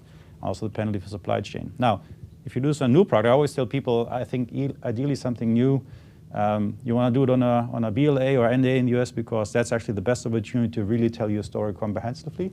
You get probably the most attention, but I can tell you, well, I think people in the US know the expression, not in my backyard, NIMB. The same thing happens in the pharmaceutical company. It's just called not on my product. Because your launch product that wants to use a new technology, and there are companies who are brave enough to have done that, but it's a tremendous pressure. Anyways, a product launch is very important for a company, and so I can tell you it's a very long discussion to say, well, in addition to any other risk on the CMC and that we have, now there's this technology, and well, maybe we're going to do this on another product.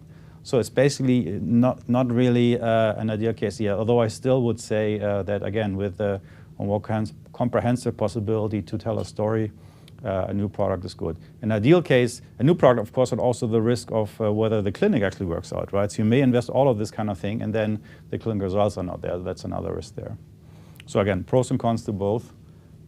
And I think, Ahmed, you were going to say something. Yeah, so I can share. So there are challenges both ways. If you want to implement new innovative technologies right at the beginning, or you want to implement that as a post-approval change, and I can give a flavor of both. So for initial submissions, the fact is, companies are developing these innovative manufacturing technologies. At the same time, the assets are being tested in the clinical phases of development leading to submission. So most of the time, these technologies are not off the shelf, ready to be applied early in the programs. And so most of the time, these programs will have been supported through clinical trials, including potentially registration clinical trials with the conventional modes. And then the sponsors are trying to figure out what is the right time to start implementing these innovative manufacturing technologies. And that's a very valid question where the existing regulatory frameworks sometimes are not very clear to elaborate what is the risk. How can you convert from, for example, a conventional batch process that you may have used for your registration trials to a continuous manufacturing that you want to intend to commercialize with? You know, requirements for bioequivalence or not. What can you justify? What can you not justify? These discussions, you know, have been ongoing in workshops in general, and we know the answer is, you know, a lot of times is it depends. But a lot of times that does not give enough clarity to sponsors, which may provide some hesitation to try to implement and be committed to actually intercept some of these leading clinical assets right before commercialization to switch over to new innovative technologies. So if you hadn't used it throughout the registration trials, they would be hesitant to bring it right before submission. So that's the initial submission side. So what we need there is more clarity. How do you do that conversion, whether immediately after approval or immediately even before the initial submission? What requirements would be there? And on the flip side, if you want to wait and register with your conventional manufacturing processes and implement this as a post-approval change, I think, you know, probably short of the FDA and the EMA, there's a very short list of regulatory health authorities with very defined timelines and expectations for post-approval changes. And so you will be dealing with this post-approval ambiguity and very extended timelines through which sponsors have to continue to supply global supply chains with two existing processes until everybody around the world has switched over to the intended long-term process. So there are challenges in both situations. Okay, let's go to Fernando next. And also curious if you will weigh in on this small molecule versus biologics considerations too. No, okay, all right. Well, let's just stick with what we're on. I wanna avoid the usual academic stereotype. I wanna talk only about things that I think I know something about, as opposed to try to talk about everything just because. Okay. I do want to talk about small molecule on this, and in particular, continuous manufacturing of oral solid doses. I want to go a little bit beyond what you just said. Not that I disagree. I support what you said, but I want to go beyond. You know, SUPAC, originally, the idea there was triaging the gravity of a change, and then having an appropriate, you know, change management process, right? But if SUPAC was a person, it would have two kids, one of them about to graduate from high school and, you know, be about halfway paying its mortgage. SUPAC is 27 years old. Okay, so I think that we can look at, again, take a fresh look at what do we do when we make solid dose products, which are, what, 70% of the things we prescribe to people. And we could realize that there are some things that are easy to make and safe to make where there are very few actual risk factors, right? If you have an immediate release product with more than 10% API, less than 30% API, you know, readily soluble molecule or whatever, there is a whole class of things that we've been making for a long time, we know how to make, it's rare to have a quality issue unless you really are messing up. You marry that with technology that can really look at tens of thousands of measurements per hour. And so my point is, maybe we need to think along the lines of 503B and say, if you have an approved site that you can qualify a certain, you know, list of capabilities in this site, here are all the things you can make by whichever way you want, as long as your quality data supports your release. Period, full story. And if you were to do that, you would enormously simplify, right, the whole situation we have to sit on 7,000 applications or whatever it is. Because I think the technology can allow us to do that now. We just have to be bold enough to say, you know, that, yeah, we can probably take 2/3 of the solid dose products we're making and put them in one big list saying, okay, what do you need to comply with to be able to make and sell this? Okay, show me that your quality system is capable, but show it to me as a site capability. And then go and make it. And keep your data, because we're going to come and visit you and we're going to take a look at your data. But, You know, you don't need our permission ahead of time. And you guys are already doing that with 503Bs, right? On injectables, which I would argue, on average, are a heck of a lot riskier than solid dose. Yeah? So that's my contribution. But you're leading a little bit to the biologics versus small molecule, because the more complexity and the more uncertainty, the more likelihood the innovation may be a little more difficult. Yeah, but a lot of injectables are not biologics. No. Right? I said injectables. But I'm using complexity. And the ones on 503B are not biologics, but are small molecules. Fernando, I'm using complexity. I'm not using large versus small. Okay. But the other thing is, when you take the human out of the equation, you actually reduce the problems, the risks, the issues significantly. Absolutely. More automation is better. Yes. And so I think, well, yes, Jeff. No. I mean, yes and no, but more automation applied in the right way. More good automation is better. Because you can do bad automation as well. But we're not going to do bad, because we're going to go to the ETP and we're going to go to the CATT and we're going to make sure it's good. I think the problem is getting everybody convinced that it is, because I still think we have a mindset that's back in the old days of using a shovel to add stuff to the mix. Yeah, a part of the thinking process still stuck in the mold of 25 years ago. We haven't fully embraced what we can do with the technologies that we have and the ones that we're going to develop. Let me ask you a follow-up question, because you mentioned these sort of high-throughput analytical technologies a few times. Yeah. What specifically do you have in mind there? Well, I mean, for solid dose, we can pretty much assure every single quality parameter of a finished product in real time, including the solution. I mean, if you just look at how many people are doing the solution modeling today, there is a lot of examples that worked. So, and the systems have become fast enough that you can actually do the analysis of about 300,000 to 400,000 tablets an hour, including the prediction of this solution of each and every single tablet. I don't believe in 100% inspection because I think it's needed, because statistically it's not. I believe in 100% inspection because it's enabling to making some decisions and knowing that we're on the safe side, because we're going to kick out every single faulty tablet from that product stream. So my question is, if I can implement a system where I can assure the quality of each and every individual tablet I'm making, why do I need prior permission to release that product as opposed to demonstrating that I have the capability and then it's go, right? It's innocent until proven guilty, not the other way around. Okay. And I'm enjoying the fact that being an academic, I can ask these questions without anybody getting too upset, right? So. If I can follow up. So, and this can create another challenge, actually. So as an example, if we want to talk about continuous manufacturing as an example, we're really happy and glad that the recent FDA guidance document, as well as Q13, was not overly prescriptive. Yeah. It clarified the expectations, and then it left, breathing room for sponsors, specifically depending on the technologies they had or the specific requirements for the given asset or process, to determine what's appropriate.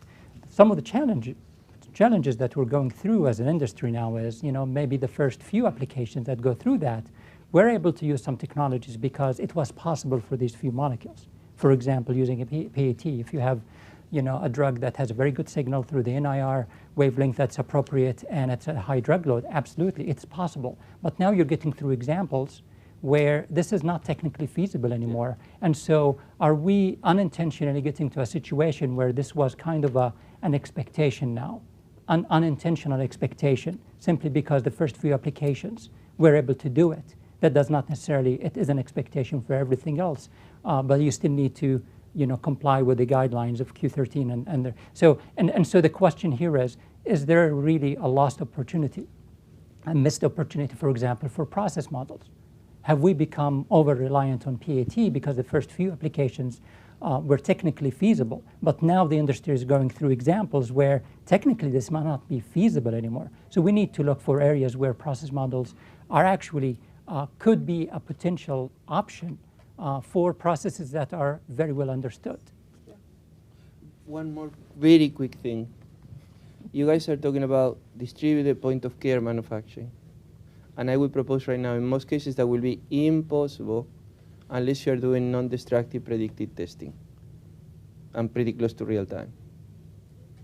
Yeah, I think it's a reality of small batch sizes generally, but certainly is related to those technologies. I want to go back to something Roger said, though, about the complexity, not necessarily about small molecule versus biologic, but the complexity. And Ingrid curious if you had any response to that about how you see the breakdown between small molecule and biologic or complex, however you want to think about it. Yeah, no, I think that's a great question. And I'm kind of like looking through the evolution, for instance, of ICH guidance documents. Sort of traditionally, we've kind of had this division between small molecules and large molecules, you know, in guidelines. And now the tendency is to sort of have one overarching guideline that would sort of combine and recommend the same types of principles, you know, for both types of molecules. But if there are any unique aspects, then you can sort of address that, like let's say in an annex, you know. So there are all of these opportunities to think about, and I think it's sort of almost like an old school, you know, when we said, you know, biologics are so complicated, you know, you just can't understand them. They're so complex and the risks are so high. And maybe they are because of the risk of unintended outcome, but there are always commonalities, you know, where we applied, you know, sound science and risk-based approaches. And, you know, by sort of doing our due diligence, you know, we can sort of come to the, you know, most desired outcome. I mean, at the end of the day, you have to make sure your product is fit for purpose, right? It has to be safe, efficacious, and it has to, you know, meet the required standards of quality. And so that kind of applies across the board. And I do appreciate the comment about, you know, the challenges. I think kind of like in any other thing that we do, and, you know, Fernando made such a nice point about let's look at a positive side. You know, so let's look at the advantages. Let's look at the benefits of innovation. You know, if it reduces the, you know, the cost of production, you know, if I can now make this, you know, product with a greater throughput, if I can make it faster, if I can deliver this product to the patient faster and, you know, achieve the same or even better quality, you know, perhaps, you know, that could be, you know, the good enough goal that could be driving us. And obviously, you know, we have all of these comparability guidances. Hopefully you guys have read them. You know, Riley actually mentioned the last one. It truly is a phenomenal guidance. And actually, it's very helpful to sort of serve as sort of a general guidance. You know, how do you know, what types of studies do you need to do if you want to compare a product, you know, before change and after change? You know, essentially it applies the risk-based approach. So it's nice to know that you mentioned very nicely that FDA guidances are not very prescriptive. And the reason for that is that you want to provide that opportunity to be creative within your own space. And if you want to do something that's sort of outside of the guidance, you know, you can always go to the FDA and say, I'm going to do X, Y, Z, and these are my reasons why I'm doing it. And the reasoning behind why I'm doing something is really the key to sort of convince your regulator. I'll stop. Yes, thank you. I'm thank done. you. So let's jump to a topic that has come up multiple times already, and let's go right to international harmonization. Okay, easy to say, hard to do, of course. And my question to the panel here is, again, not treating advanced manufacturing as one thing either. What are some specific topic areas where we could benefit from harmonizing related to advanced manufacturing? Mutual reliance. Yes. I mean, I worked on the COVID vaccine, the mRNA vaccine. That would not have been distributed in the time that it was distributed without mutual reliance. Let's learn from that. I'm not saying it's applicable in every case, but there are really, I think, very serious opportunities of being overlooked if we just ignore it or don't participate in at least considering where it might be applicable. What is your definition of mutual reliance for the audience here? It would be you do science one way, and many regulatory authorities agree with that science and accept it as is. They can review it if they choose, but they can also rely on the approval and the approach that was done by another agency. If I can just follow up on that, I think we've been doing already mutual reliance. You know, we've had clusters. You know, when you had, especially from a CDER perspective, we had vaccine cluster, we had cell and gene therapy cluster. So we already had all of those ongoing discussions among the regulators. But I think what the COVID really, one of the lessons learned from COVID, it kind of really pushed that to the next level. It kind of brought that this really more global collaborative effort, and not just between 2 or 3 health authorities, but really between health authorities, industry, and other, you know, governmental institutions. It really kind of took it to the next level. And it's really perhaps that broader collaborative effort that needs to sort of be more used or exercised, that, you know, we need to really to kind of get that final push, to reach the state that we're talking about. Just have that seamless transition, let's say, from batch to manufacturing by pulling in all of those collective thinking and knowledge and making it happen. And then maybe, I mean, reliance is a little bit like world peace, right? I mean, something that we all strive for, but I think it's something that hasn't yet been used much in this innovative manufacturing field, right? Because, I mean, there's a lot of reliance efforts, but maybe there's something where it actually might have benefits. I know the FDA certainly is a couple of steps ahead, but even also their expertise is not unlimited. And there will be many other health authorities out there which really look at some of the things and say, ooh, I don't even know how to tackle this. And why would it not be possible through existing reliance mechanism in some shape or form that they also rely, right? I mean, the example that I mentioned, probably some of the root cause of this ongoing efforts is that there's just not that expertise there. So how can we use it also in the technology field? Well, I have a very parochial example, the one that I brought up at the very beginning, post-approval changes. Why do we have to wait for 7 years for an approval in Zimbabwe for a change? Why can't there be mutual reliance that suggests if many other markets have already approved it, the justification is there? Well, I have one thought about this, again, based on some previous interactions with various agencies, right?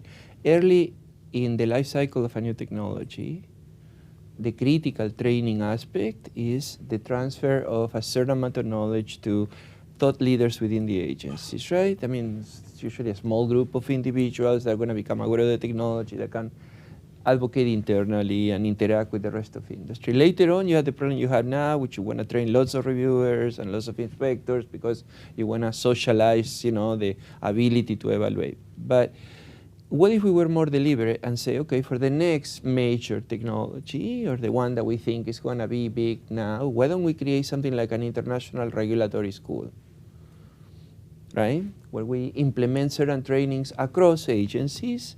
Could be done within the context of ICH, or could be broader. It could involve the Brazilians, it could involve the Turkish people, maybe India and China too. I don't see why not, right?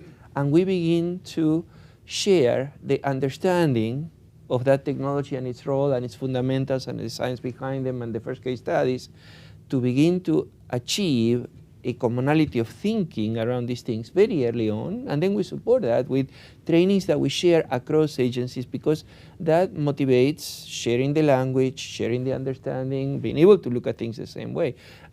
This wouldn't cost a lot of money. It would be a trivial amount of money compared to the cost of not doing it. And it would, I believe, greatly facilitate the conversation. And it wouldn't have to be limited to regulators. You could actually also have industry people or other government agencies or whatever, right? But I'm an educator. My job is to think about how to train people. So I'm thinking that we could be more deliberate about educating on a common curriculum, right? Well, chemical engineers from all over the world, we agree pretty quickly on how to do things. Fernando, there's already a framework, and that's WHO. Okay, but is this being done? Am I behind the curve? They're doing it, but they're doing it in a limited fashion. They're not doing it for innovative programs. They're not doing it across the board. But it already exists to some extent. The question is, can you expand it effectively so that it can apply to innovative as well as conventional? Okay. Yeah, do you want to finish? Yeah, go ahead, and then we'll jump Okay, to I mean, another thing, kind of thinking in terms of the, sort of more global harmonization is kind of thinking about how do you communicate, what you've done, your data package to the regulator in terms of a dossier. And so having that one global dossier could really sort of help streamline and converge different regulatory practices from different regions. And one example is M4Q, which is now undergoing revision. And so, with the goal is really how do we pull all of those regions, and now ICH has expanded to many more members compared to the six-pack, that we had like 10 years ago. So I think we're walking really huge strides compared to what we did, and I think the field has really gotten very far compared to what we used to be. But I think it might be a little difficult to discuss just the technology without a broader regulatory context, because by solving some of the regulatory aspects and addressing them, we're also really addressing the technology aspect as well. So kind of difficult to discuss this in isolation. Yeah. So Ahmad, we've heard about mutual reliance, post-approval changes, dossier, related to but not specific to advanced manufacturing. I'm curious your thoughts on these, and if there's anything specific to advanced manufacturing you got to share. I was going to follow up on the global challenges perspective, but first, I'm glad you brought up M4Q, R2. That's great. That will enhance that because it's through ICH. But some of the challenges that sponsors still deal with is, even after that's done, there will still be country-specific requirements in Module 1. Those may not go away. So even though you align on Mod 2, QoS, and Mod 3, there will be still country-specific requirements in Mod 1. Hopefully that will go away. Yeah, but M4Q is just Module 2, Module 3, so yes. I have a pleasure to sit on the EWG. That will go a long way, but that's not the full story, unfortunately. M2, M3, sorry. So with the with the global perspective, I mean, it is real. I mean, it's challenging. As an example, for new innovative manufacturing technologies, you need to define how you're, assuring state of control. A lot of times, you need tools that will assure the health of the process that you're collecting, acceptable quality product. And some of these tools could be, for example, through process modeling or through chemometric modeling, through PAT. But the reality is a lot of companies now are hesitant to implement process models because of the uncertainty of acceptability in some markets. So the answer could be, okay, just go through the PAT path. The problem is, as we shared before, sometimes technically that's not feasible. And in other markets, it's actually really challenging to maintain the PAT models through the life cycle, in Europe. Throughout the life cycle without having to go through cumbersome variations because you're not able to maintain those through the PQS. And so these diverging global expectations are real. They're real challenges to companies for how do you develop a control strategy that's robust and at the same time does not add a lot of burden to companies because of these differences in global expectations. So it is real.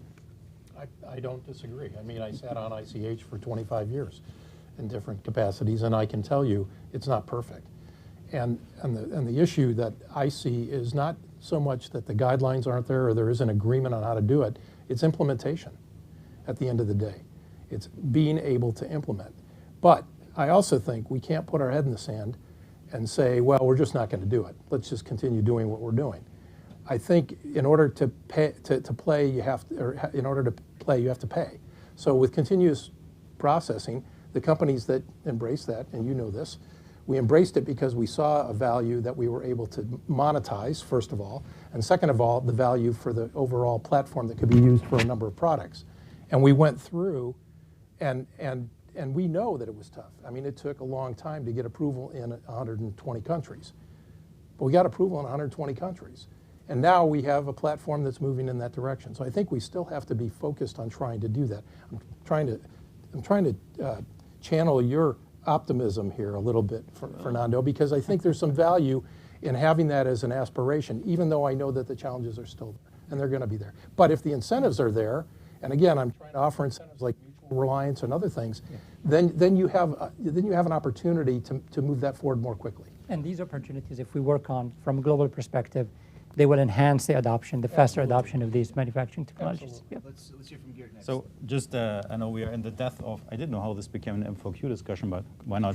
But just coming a little bit back to technology, so maybe some two good news snippets, potentially good news snippets on the harmonization front. So first of all, that near-infrared guideline that finally somebody mentioned here in Europe, I mean, I think that is set to be revised, and we know that this has not been just stifling PAT, but even process modeling, because everybody, so there's the EMA QWP has committed to revising it. I'm hopeful of that. And also you mentioned WHO, right? I've seen probably an organization that hasn't been mentioned so much in the technology space, but even they are reaching out. So there's an event actually at the end of this month with WHO inspectors teams want to hear from industry experts, and we're engaged on both continuous manufacturing, but that even on artificial intelligence, right? So even that's very promising. And the artificial intelligence discussion is more like a very open forum. So I think there's at least an interest now, which is for us as industry really important because, the world just doesn't consist only of ICH countries.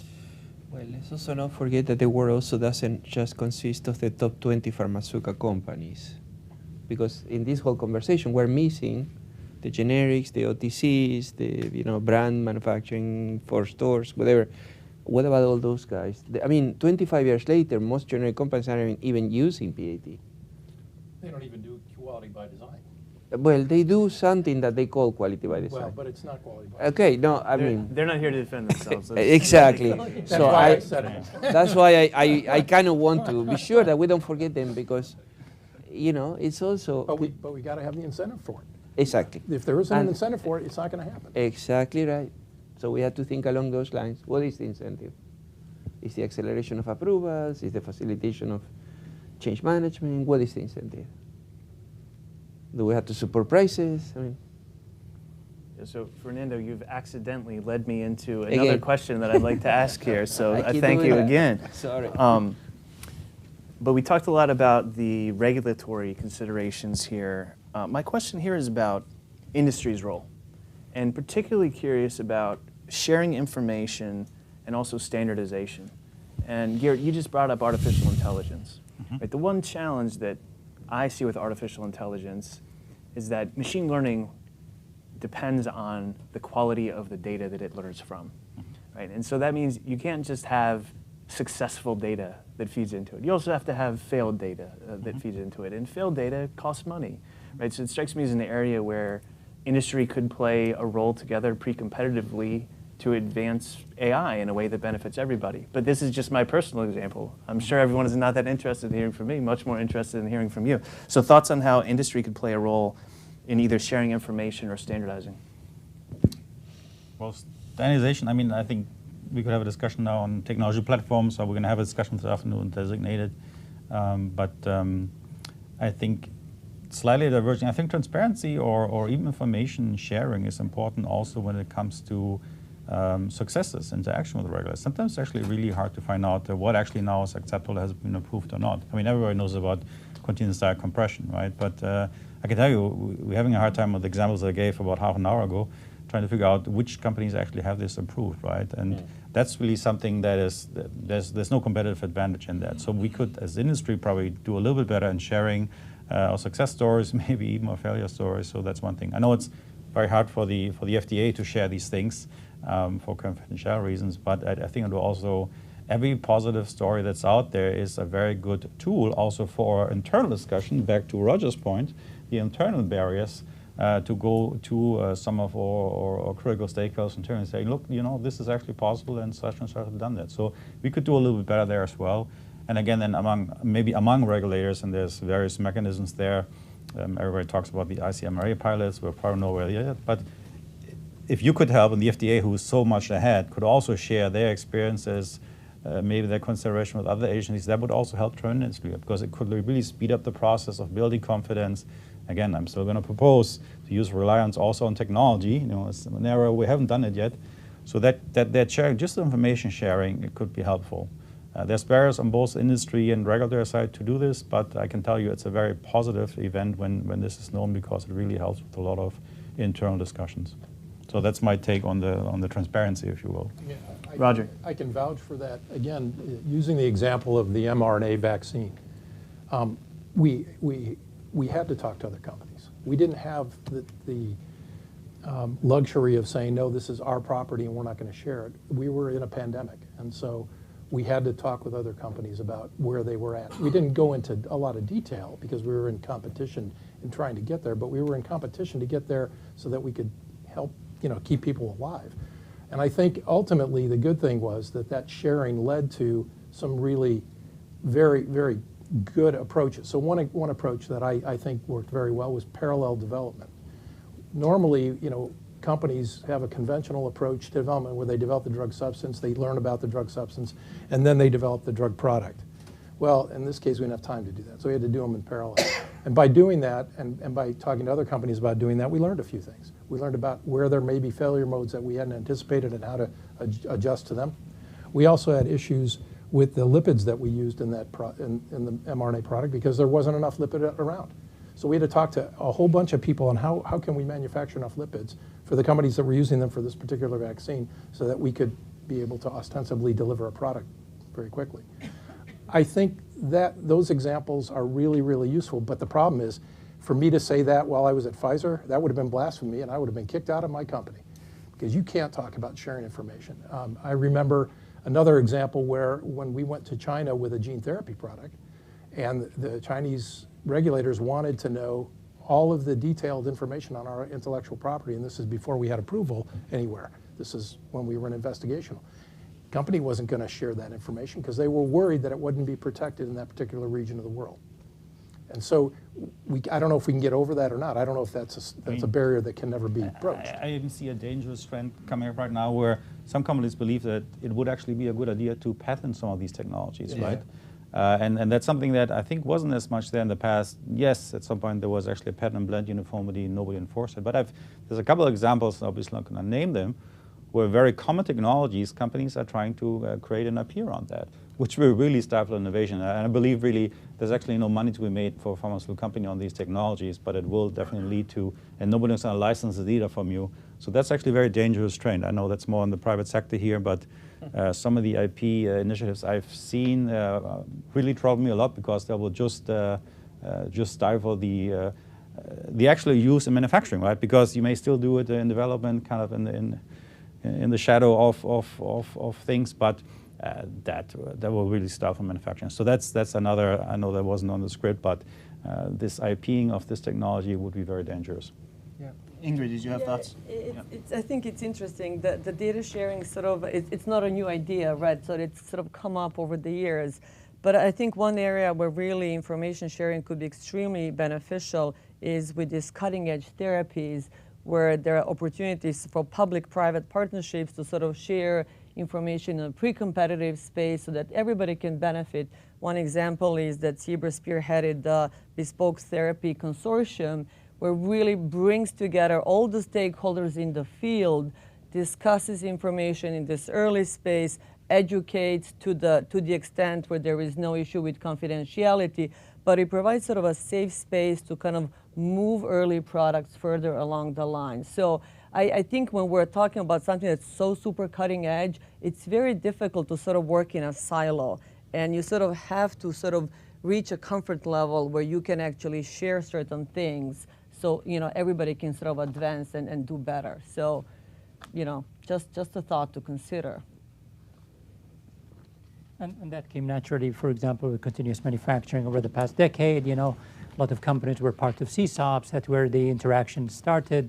And then different companies had, you know, one-on-one or benchmarking because it was for that concept to validate the internal company's thinking, you know, and to collaborate in a pre-competitive fashion, right? You know, on advancing the technologies, the methodologies, and again, to validate the assumptions with regards to where it fits and, you know, approaches to control strategy, not necessarily talking about the assets specifically, but to collaborate in a pre-competitive fashion. So with the CM pieces, you know, initially through CSOP, that was a very good example of how companies reached out to develop and implement such technologies. In fact, we had an agreement of all the universities and companies that were in CSOPs that we were going to publish everything. And we published 500 papers in 10 years on how to do this, right? The problem is you have to read them now, but we did. So, you know, my thoughts on this, there is a project going on funded by FDA that is supported through NIPT in collaboration with USP, where we're creating a knowledge management center for continuous manufacturing. The idea is to create tools where people can find the knowledge quickly, right? Because the other problem is not only whether people want to share, is that where do you find it? Because, you know, and what is current versus what is old. And I'll tell you one thing, it's very, very hard actually to create those tools. It takes a lot of time, it takes a lot of effort, it takes a lot of work. Gerardo Calegari here from my team is leading that project, and, you know, he's aging quickly, trying to get it done. But I think we can do more along those lines, or we can think about not just what is the knowledge that we can share, but how can we, you know, if you look, CM and 3D printing started roughly at the same time. We had the impression that 3D printing is that much newer. No, it's that we're doing so much less of it as of now, right? But they both started roughly at the same time. And I think one reason why CM basically grew faster and is being applied in many more areas is because the information is all there. So I am a big believer of doing that. Let me ask you a question here. You mentioned back in 1998 that your CM voyage started. Yeah. If everything had gone exactly right, how long do you think it would have taken to broadly adopt CM? Well, my personal awareness of CM started much earlier when I was an undergrad working in petroleum refineries, right? And those were all continuous, right? But for chemical engineers, it's almost like second nature. But if everything had gone right, I am on record as being monumentally wrong by predicting that within 20 years, about 50% of products were going to be made by continuous. And, you know, I was off by 2 orders of magnitude, probably. But I don't know that anything went wrong. Okay. I think it takes time. It took 6 times to gain the approval for Precista, right? From the point when we started, or 7 years or 8 years. It takes time. We have to understand that it's not something you can do quickly. But it would have been faster if we had had an organic strategic plan on really where did we want to get and when did we want to get there, and therefore what do we need to do. So that's why I said earlier, right now, I want to have a strategic plan for advanced manufacturing technology implementation that goes beyond what a couple companies want or what FDA wants or what we academics want, right? But rather, as a country, and even broader than that, right? Where do we want to be in pharmaceutical product and process development in 25 years, in the next 25? And I hope I'm still there. But where do we want to be? How do we want to be making medicines? How do we want to be delivering medicines? How do we want to be, lowering the cost while we improve the quality, while we maintain the right personnel? I don't think it's crazy to say, okay, let's capitalize on what we learned, and let's really try to understand where do we want to get and how do we get there. And it needs to be a live plan because it'll change as we go along. We'll learn new things. We need to reassess. But I think it'll be faster and better if we, who was it? Yogi Berra that said it's hard to get there if you don't know where you're going. So, I like to have a conversation. Where do we want to go? And how do we get there? And you guys started the whole thing, right? You are in great position to enable that. But I think we have to go beyond. I think that we need to find a small amount of resources that allow us to create that roadmap. Thank you. A lot to think about. Let's thank our panelists for a great discussion here today. All right, thank you so much, everyone. We could keep the discussion going, but we're going to have a quick break. We'll reconvene 2:20 p.m.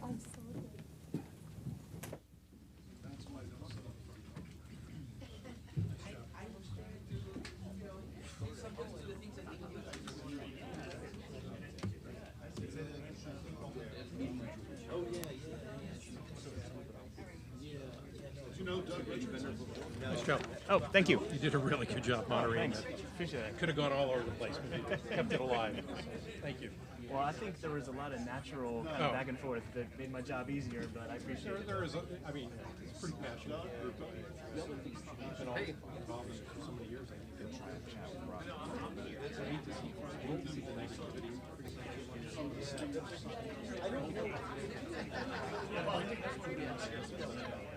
Yeah, he's been unleashed. Yeah, full advocacy push. Yeah.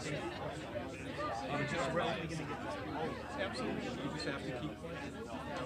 And I think if we play, the one thing I will say is collaboration is the key. That was the other thing, other discussion. FDA has been collaborative. I have never had a some of the other regulatory authorities, but if we could get more of that, WHO maybe take the load off. So yeah, there's where might be more.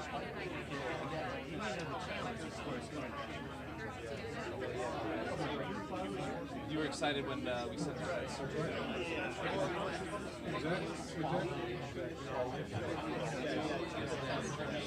I'm glad we finally got it done.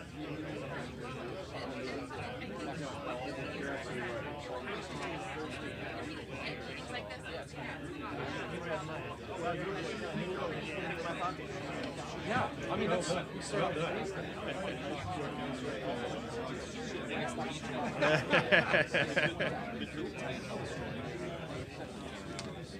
All right.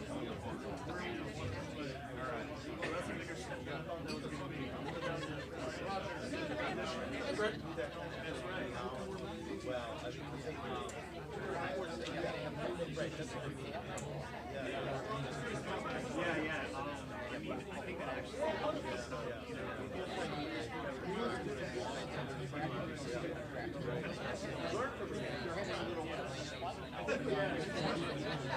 the only person who does that in this country.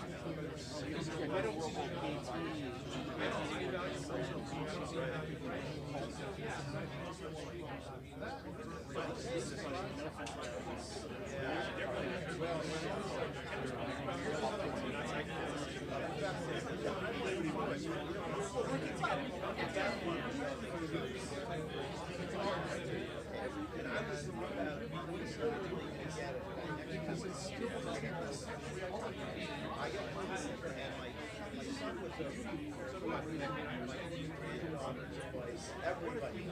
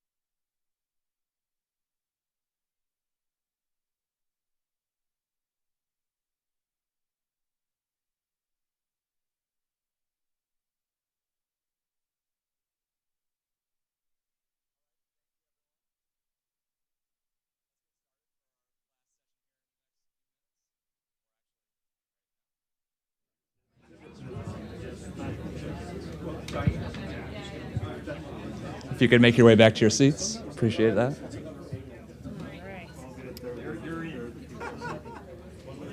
Okay, thank you so much, everyone. I'm sure you've all been anxiously awaiting your hopefully favorite session of the day on the new Advanced Manufacturing Technologies Designation Program. I'm Stephen Colville with the Duke-Margolis Center for Health Policy. I also am the Executive Director of RISCs, which is a nonprofit rating and certification organization for drug supply chains.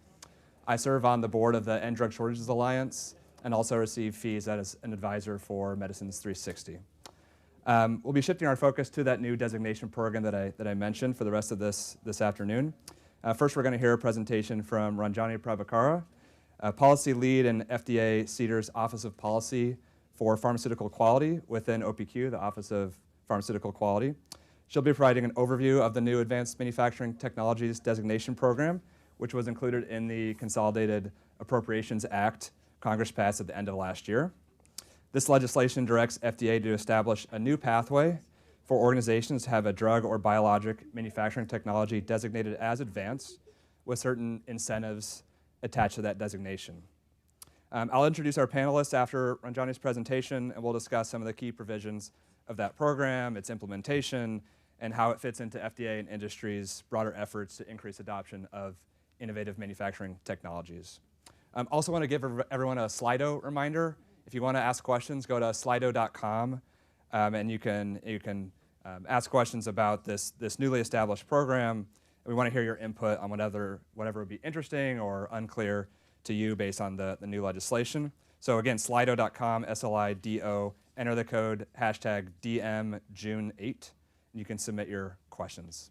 Thank you very much, and I'll turn it over to Ranjani. Thank you. So I guess there we go. So again, my name is Ranjani. I'm a policy lead in OPQ in the Office of Policy for Pharmaceutical Quality, and I will be indeed talking about the new Advanced Manufacturing Technologies Designation Program. So before we get into the program, I want to spend a little bit of time talking about how we got here to this point. And it started a long time ago, but this particular program started with the Omnibus, or the Consolidated Appropriations Act of 2023. It's a huge $1.7 trillion omnibus spending bill that was signed by President Biden on December 29th, 2022, so end of last year. And it's a huge piece of legislation. It funded the U.S. government for the 2023 fiscal year and addressed a very large range of domestic and foreign policy priorities. So of course, the priorities that we are interested in here today are the quality-related provisions. So I'm just sharing a select few of those here today. The first one is the Prevent Pandemics Act. We're not really going to be talking about that. That's the one that contains platform technologies, has some sections about drug and device manufacturing registration and extension of expiration dates. And the one we are going to focus on today is the Food and Drug Omnibus Reform Act of 2022, or as we like to call it, FDORA. Yes, like the hat. It rolls off the tongue easily, at least. And there's a few quality-related provisions here that I wanted to draw your attention to. Of course, 3203 is the Emerging Technology Program. 3204 has to do with advanced and continuous manufacturing.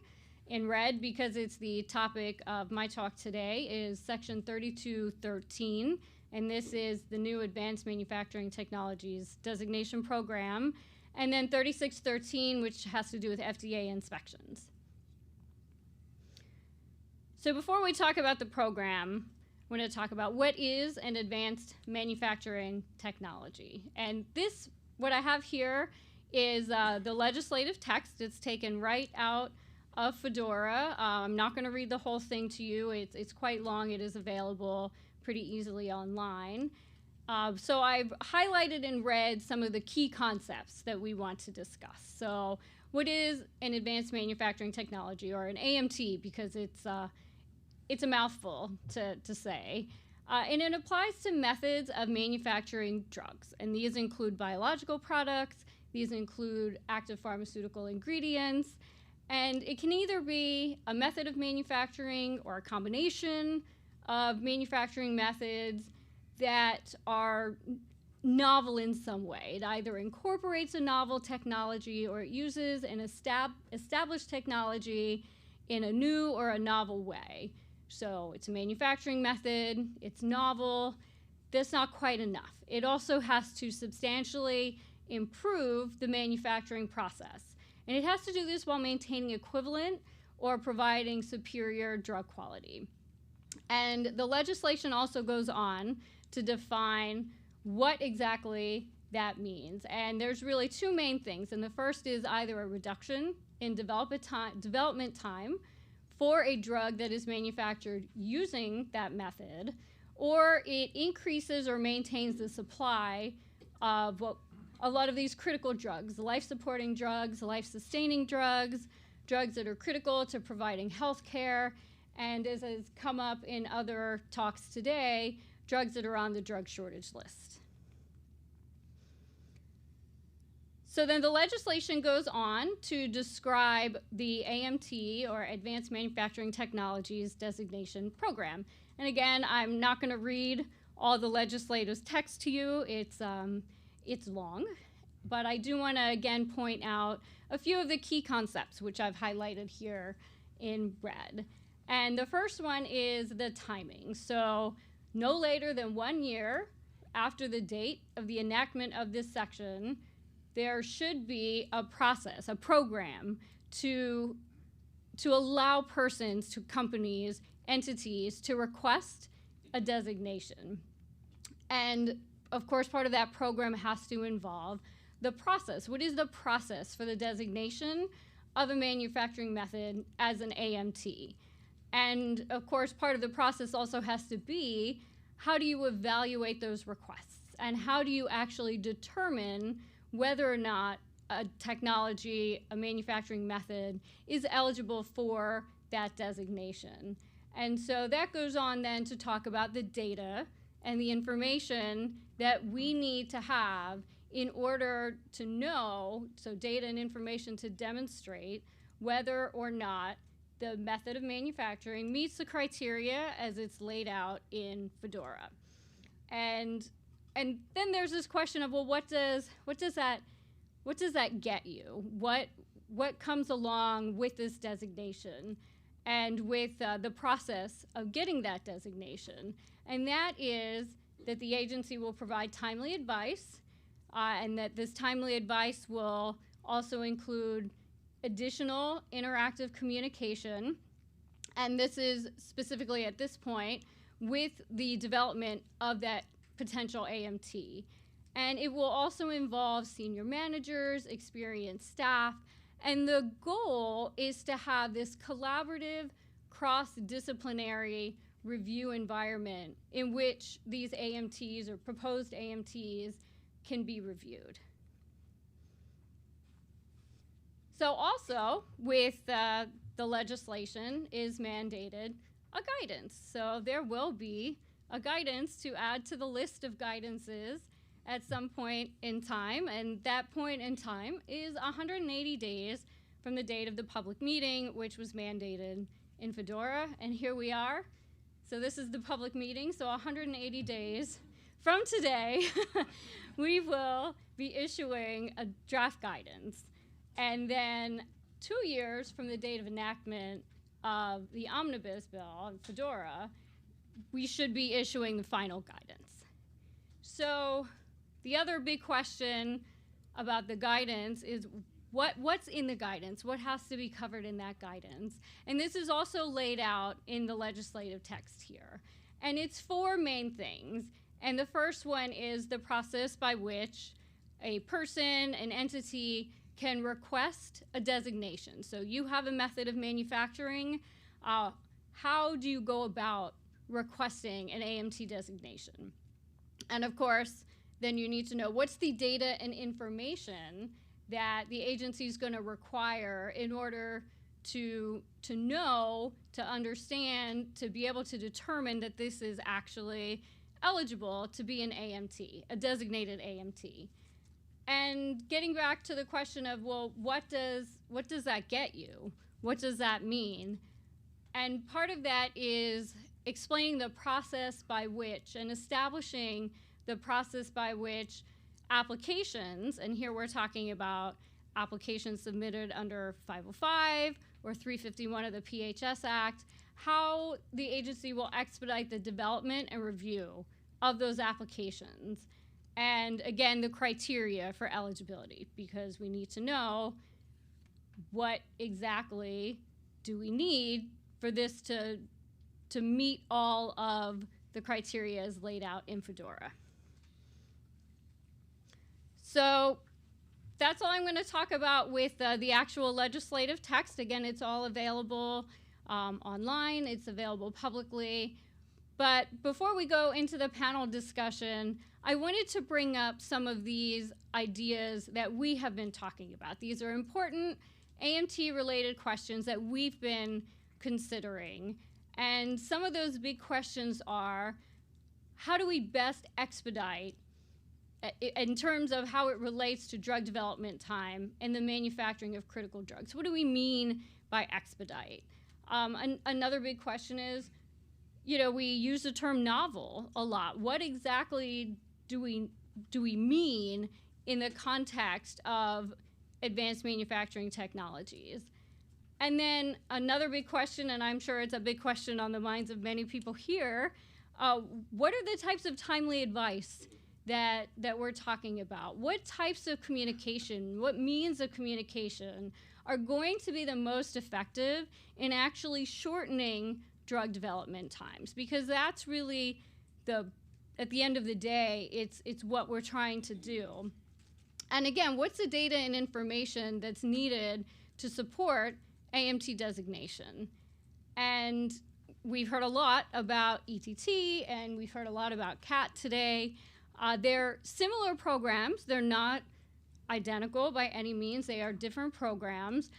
But are there ways in which the AMT designation program can link effectively to the ETT and the CAT, again, with the purpose of helping with the speedier adoption of these types of technologies? And I don't know why this is cut off a little bit, but I just wanted to end with just this little ditty right here that innovation is the active ingredient in regulating pharmaceutical quality.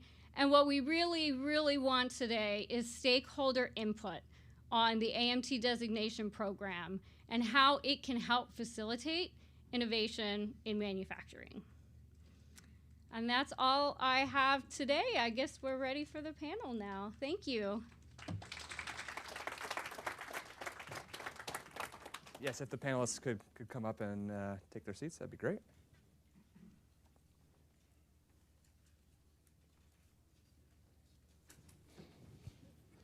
Can I? Sorry, can I sit here? Oh, no. Sorry about that.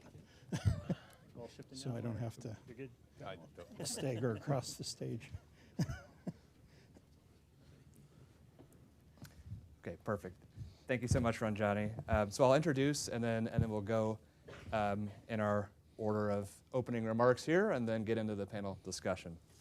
So first we have Joel Welch, Chair for the Emerging Technology Program at FDA, as well as Associate Director for Science and Biosimilar Strategy in the Office of Biotechnology Products in the Office of Pharmaceutical Quality at CDER at FDA. Then Ben Stevens, Director of CMC Policy and Advocacy at GSK.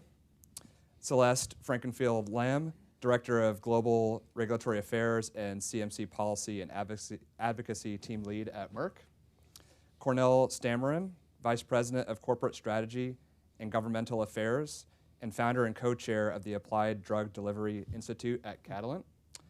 And last but not least, Drew Kosmician, Vice President and Head of Global Regulatory Affairs, CMC at Vertex.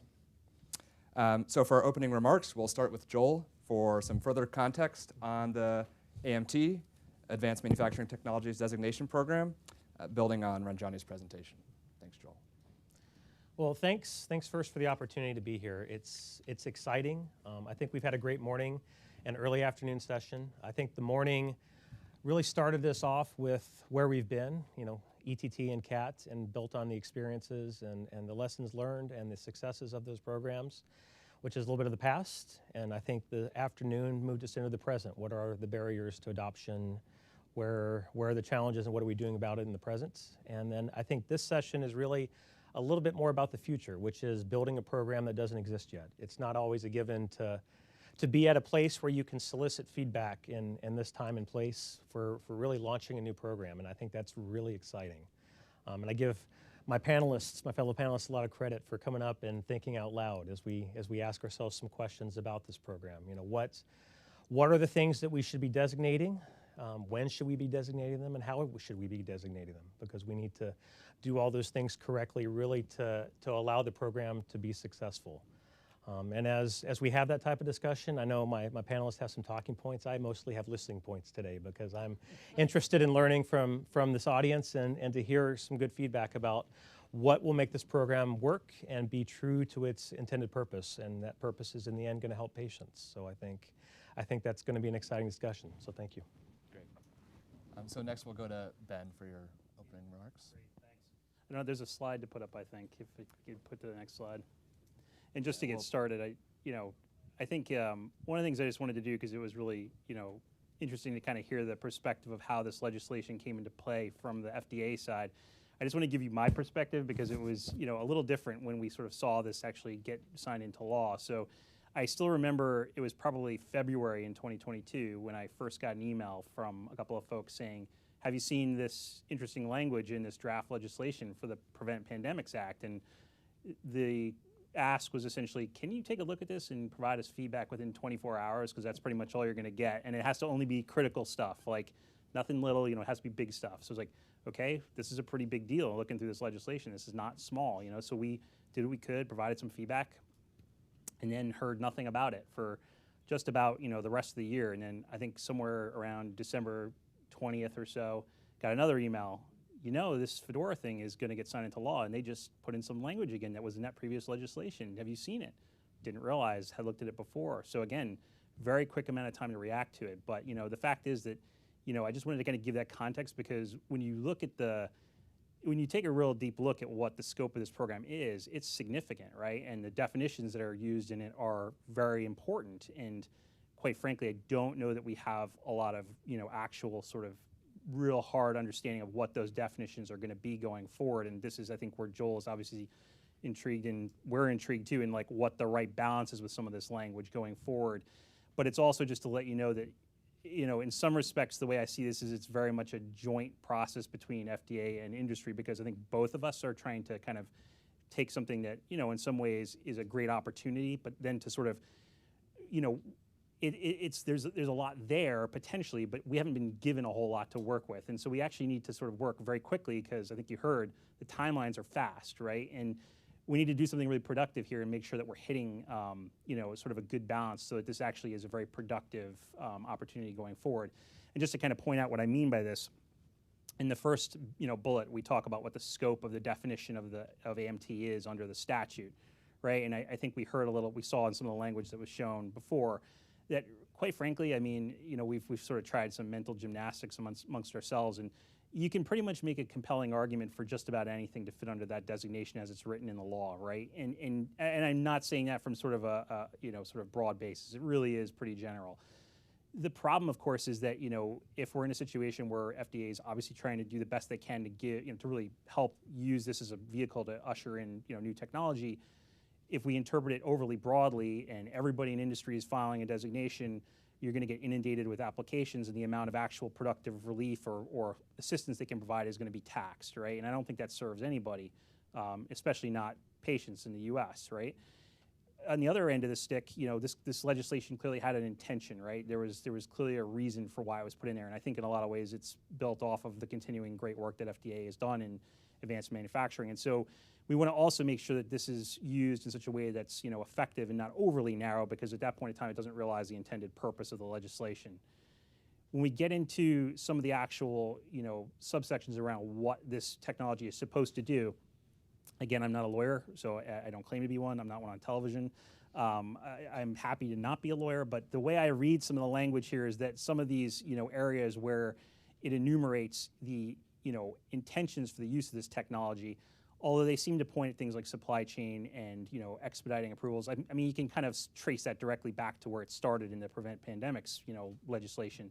The reality is, though, that I actually think in some ways when you think about where this designation long-term could be really useful, it's probably more in areas where, in some ways this is broad authority being given to the FDA, right? It's not all that narrow. And so what I see is there's a lot of technology right now that companies are very interested in working on that I think to some extent up to this point, FDA is, it's not that they haven't been interested, it's just that it hasn't really been part of the discussion when it comes to things like benefit risk. And the example I point out here is something I know GSK cares a lot about. It's also something in Europe right now is a big issue, but new types of technology to advance green manufacturing. And I think this is an area where we can use this pathway to actually facilitate processes that actually help to facilitate, green initiatives for manufacturing, which are a big deal.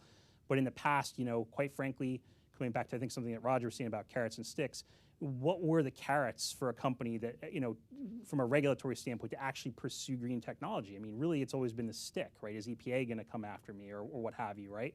Is the state legislature is going to create problems? This is a great case where, for some really innovative technology, we can really start to see some potential carrots that don't fit into some of these, more supply chain related buckets. The context of use is, again, I just highlight this again because it's broad language. One thing I just want to flag there is I do think in some respects this context of use, if we get into a world where we're having to reapply every single time for a new context of use, that's going to become onerous, right? So to me, the way that it sort of looks like the best way to go forward with this context of use, again, very broadly defined, is it shouldn't be static, right? It should be tied to the data, right? And I think this is going to come into some more of a good conversation around the data that needs to be provided, but, in some ways, context of use can probably be an evolving piece of the designation, and we can keep, growing it over time as we keep growing that data that supports broader use of the technology. And then finally, just one thing I wanted to point about the relief, because again, this isn't all that well determined. I mean, there's specification for more, discussions with the agency. I think, as was already alluded to, some of this can already fit under existing, pathways, but we're certainly in a place here where, to some extent, we can look at the potential impact of any given technology and whether or not we consider it to be a really massive game changer from an advanced technology standpoint versus something which is a smaller, more incremental change. And then maybe the FDA can consider designing the way in which there are those carrots given a little bit in more of a context-driven approach. So in cases where we see sort of stepwise, increases, there can be more, sort of general support. But maybe in the cases where we see real game-changing technology, it can be kind of an all-hands-on deck and maybe even something related to some, accelerated review processes. So that's kind of my high-level takeaways. I'm sure we'll dive more into it in the actual Q&A. But thanks for giving me this opportunity. I really appreciate it. Thanks, Ben. And next we'll go to Celeste. I think you have a few slides if you want to use the clicker here.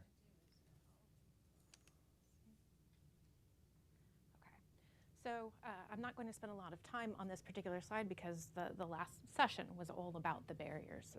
But as I was thinking about ways that we could apply the Advanced Manufacturing Designation Program, I thought it was important to think about the challenges first. What are the barriers? And so there's the lack of harmonization, and that's not just with the regulatory authorities. That's across industry as well, and the way that we approach some of these challenges. There's the lack of experience. This is kind of an obvious one, right? But it's a huge challenge. We don't know what the unknown unknowns are when we first encounter the advanced manufacturing, the innovative technologies. And we can talk about what we think the benefits are, but we don't know if we're actually going to realize them or not. There's the cost when we consider things like continuous manufacturing or distributed manufacturing, when you already have traditional facilities and equipment in place that are doing an okay job.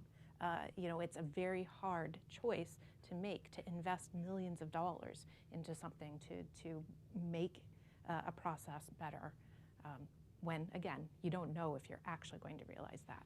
There's risk aversion. This is the business, right? If the value proposition is unknown, how do you make the decision to pursue the advanced manufacturing and the uncertainty of benefit? But here I've listed several different steps that as I was thinking about how we could approach this, how we could overcome some of these barriers. So the first one is broad, right? It's forward-looking focus, taking in the big picture. So when you're encountering some of those difficult business decisions, right, it's important to think about where you're going to be 10, 15 years down the road, and how, you can't only take into account the immediate cost of the equipment, but look 15 years down the road and consider the cost then. Consider the quality of the product that you'll be able to provide. You need to include those in your decisions. Additionally, when we consider the designation program, it would be really useful to have concrete incentives to help balance that uncertainty and cost. And so I was thinking, the case study that I gave this morning around distributed manufacturing, how I might apply this. And I think the accelerated review can be really powerful if we could put a time limit around it. And I know there are challenges there. I know the dossier isn't only CMC, but if we could, that would, again, when we think about balancing the decision, that you can get the product to the patient, 3 months faster. That can be very persuasive when you're trying to make those hard decisions. Additionally, there are concerns when we consider the continuity of the reviewer knowledge and connecting their knowledge and the inspector knowledge as well. So if there could be something that is included, some sort of process to ensure that continuity of knowledge across the review and the inspection when you have the advanced manufacturing. We also want to adjust to an intentional risk-based approach, and I alluded to that this morning. The attributes, the quality of the products still need to remain the same, but the approaches we take to demonstrate those attributes, that quality, can be different. I think it was Fernando earlier, you were referencing SUPAC, right? And very, very old guideline, very prescriptive guideline. But the thing that I like about it is that it's a tiered approach based on risk. And I think if we could do something similar when we consider, the advanced manufacturing, the innovative technologies, I think that would be quite helpful. And then global conversations. And so this is kind of straying a bit beyond the designation program, but it speaks to, again, the ETT and the CATT meetings. And if we can invite the regulators, and if we can engage in global forums, something similar to this, but on a global level, I think that would be quite useful as well. Fantastic. Thank you, Celeste. So if you could pass the clicker down to Cornell, and Cornell, take it away. Thank you. So I appreciate the opportunity. There's also one other disclosure for me. I'm a trustee of the Biopharma Outsourcing Association, which is the trade association for CDMOs. CDMOs play a significant role in supporting development. We support about 80% of drugs that have reached the market in the last 10 years. Not we as Catalent, but we as a collective group. And almost 60% of drugs approved in the last, NMEs approved in the last same period of time have been produced by CDMOs. Also, we partner with the 75% or so of the pipeline companies who don't have in-house manufacturing. So we do play an important role in the ecosystem, and it kind of surprised me that we got into this point of the agenda without CDMOs being mentioned at all. So, so I wanted to make sure that we rectified that. These thoughts, and we do, as a sector within our industry, we invest billions of dollars in new capacity, new capabilities, new technology platforms, so these points are additive specifically with respect to things that are important for CDMOs and our customers who partner with us here.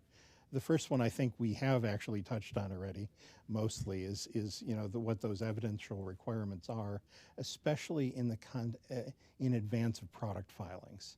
And I would say the previous programs that we've talked about, it's earlier in the day, it's been difficult for CDMOs to engage because most of the time we've been told we struggle to talk about some of this without a product filing in context, and so so here is what are the evidential requirements in advance of product filings, or to the second point, for technology platforms that may be broader than a single drug, such as a class of drugs or modality, that does call into question how this relates to the platform technology approval from the omnibus bill as well. That's more focused on biologics and cell and gene, but there may need to be some interplay there as well. The third point is I agree, clarity of incentives for sponsors who reference one of these designations, and to what extent that's dependent on FDA exercising regulatory flexibility, or is it more automatic than that, as well as individual reviewer consistency, which comes into play here as well.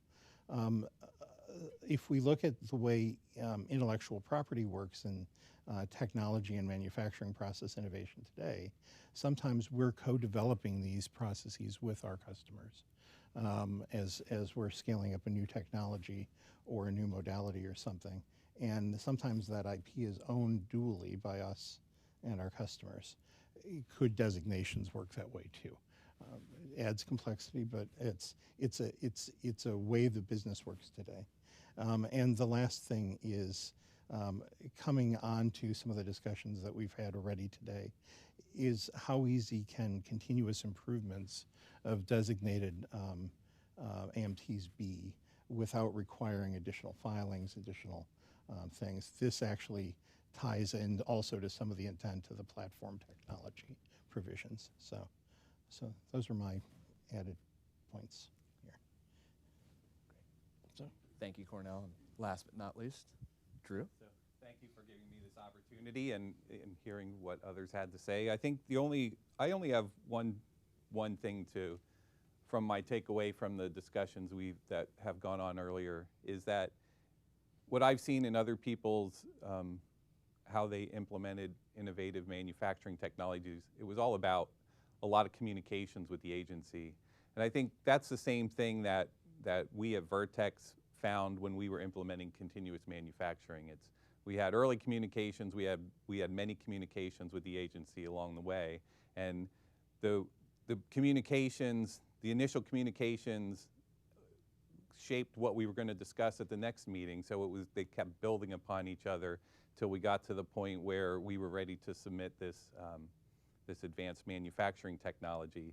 And we struggled with some of the things that were discussed earlier today before we even started to think about doing this. Are we going to be able to get it through the regulators? We were putting this on a new drug, so is it going to risk approval of the drug? I think it was easy to get past that fear of not getting it through the regulators with all the early and often communications. The way we got around, is it going to jeopardize our new drug, is we didn't only include continuous manufacturing in the submission. We included batch manufacturing. We had a semi-continuous process. So put a lot of work on the scientists developing the process, but in the end it de-risked to our management, and it was able to get the technology moving forward. And then the subsequent submissions we had with continuous manufacturing, that's all we submitted was continuous. We didn't submit a batch process or any other process. So that was, and I think some other takeaways too is, as we think about this new process, is some of the early issues we found is the alignment we made through our interactions with the reviewers and the ETT didn't necessarily make it to the inspectors. So when our inspections came, they were asking a lot of questions that we had already aligned with the reviewers. So we need to be thinking about those things moving forward as well. So I will turn it back and look forward to the conversations. Thank you very much. Thanks for all those opening comments. So to start the discussion, obviously the primary way that a lot of regulatory processes happen is they focus on a product, and of course this program is a little bit different in that it focuses on a technology. So could you speak to how that would influence industry stakeholders' decision making? How would that be valued? What are some positives or negatives that could come out of that focus?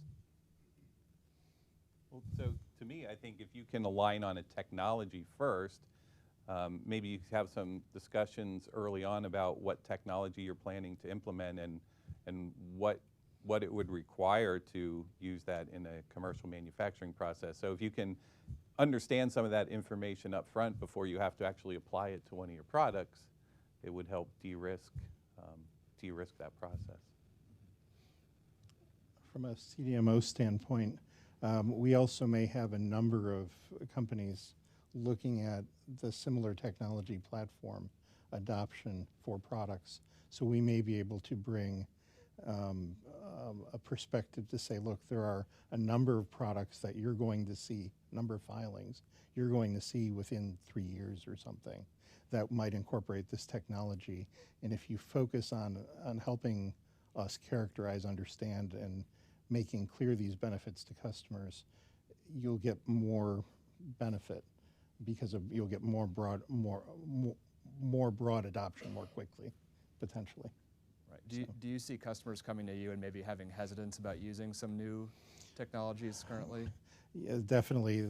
I would echo what the comment that was made earlier is nobody wants to be the first one in, especially if it's something that's very different, whether it's a dose form, it's a different formulation, approach than has been used previously, or a new manufacturing technique. So even a new plant sometimes with existing manufacturing techniques.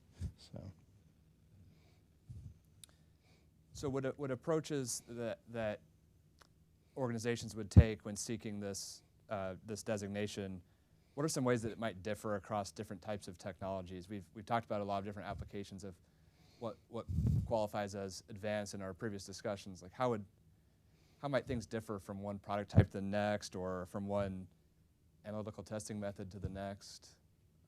What are some major considerations there? I mean, I just think kind of building off the conversation we were just having a little bit, to some extent, you can sort of see at least two extremes, right? There are going to be cases where some folks are going to want to have sort of a very, targeted use of a technology, maybe as a first time in potentially for a new drug, something that's a completely innovative manufacturing process for something that's not even on the market yet, right?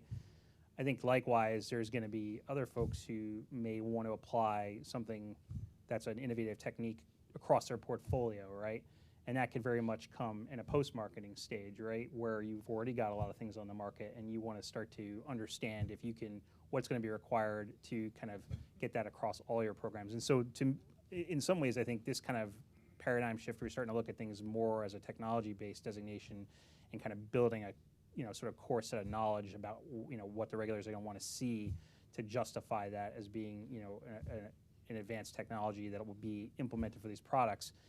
It's gonna shift it away from this traditional approach, which I think particularly I can say in the post-marketing realm, even if you had things you wanted to apply broadly, you were always kind of in this paradigm of having to sort of litigate it case by case, because the agencies usually, that's just the way things operate, right? So I think this is, in a lot of ways, as much as it's got a very kind of, it's got a potential benefit just from the standpoint of actually encouraging technology. I think it also has the potential for actually serving to be a great administrative benefit too, where you're actually reducing the amount of work, and kind of, strict, pathways that people have to follow to sort of do everything product by product, right? You can start to have more holistic discussions and then hone it down to the general core of things, and then fine, you can sort of adjudicate things case by case if there's slight differences within products, but you can get a lot further with those general conversations.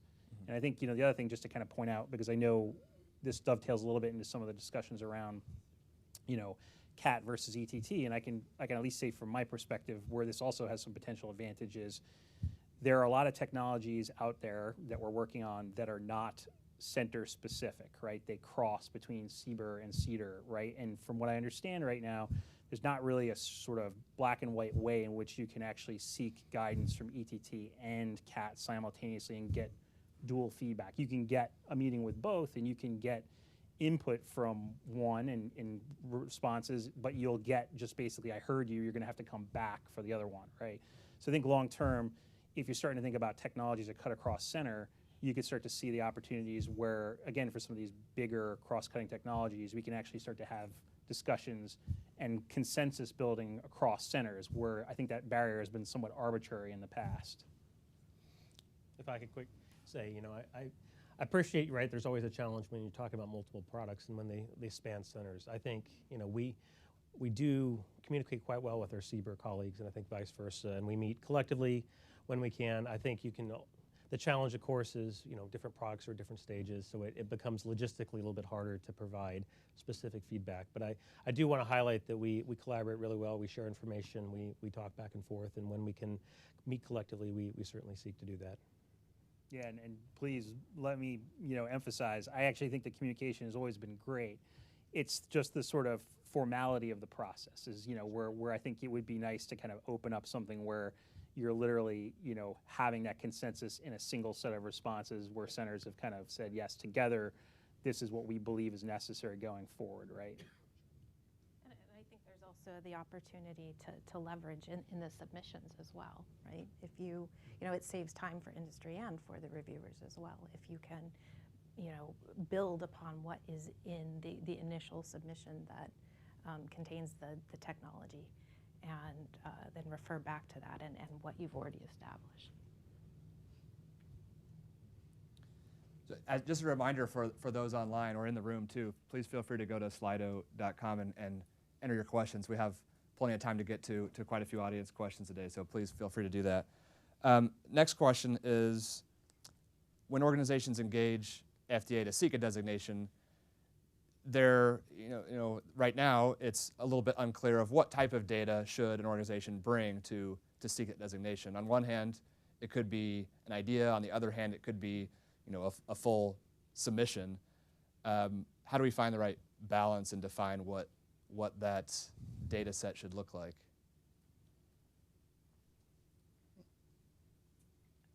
I'm curious too. And as I think about it, there are concerns about putting too much information in the dossier, but I wonder if we could provide a lot of this information up front, so it's not something that we had to maintain, right, but enough to provide confidence in the approach, confidence that, if we look at the requirements to meet the designation, the fact that it's novel, the fact that it can, I don't remember the exact terminology, but essentially bring the product to patients more quickly, and that it is a critical medicine. If we could refer to those and essentially meet those requirements up front. Yeah, I mean, just to build on what Celeste is saying, I mean, I would say that in some ways this is kind of a critical decision, right? Because, again, it kind of comes back to this issue of, if you make the data requirements too loose, then you're going to get 1 million submissions. If you make the data requirements too much, then you're not going to be able to make it actually effective. I think, just to kind of put it into context against some of the existing emerging technology program, to me, just at a high level, I think whatever you have to kind of present going forward to get that designation should be, to some extent, a much higher bar than what you do to kind of get that initial engagement with the agency within CAT or ETT, right? So it's, to some extent, maybe a little bit of a product of some of those ongoing discussions, right? So CAT, in particular, is opening up really early on and trying to kind of take very, new technology and kind of give you the right way. ETP, same thing. It's still kind of trying to usher it along.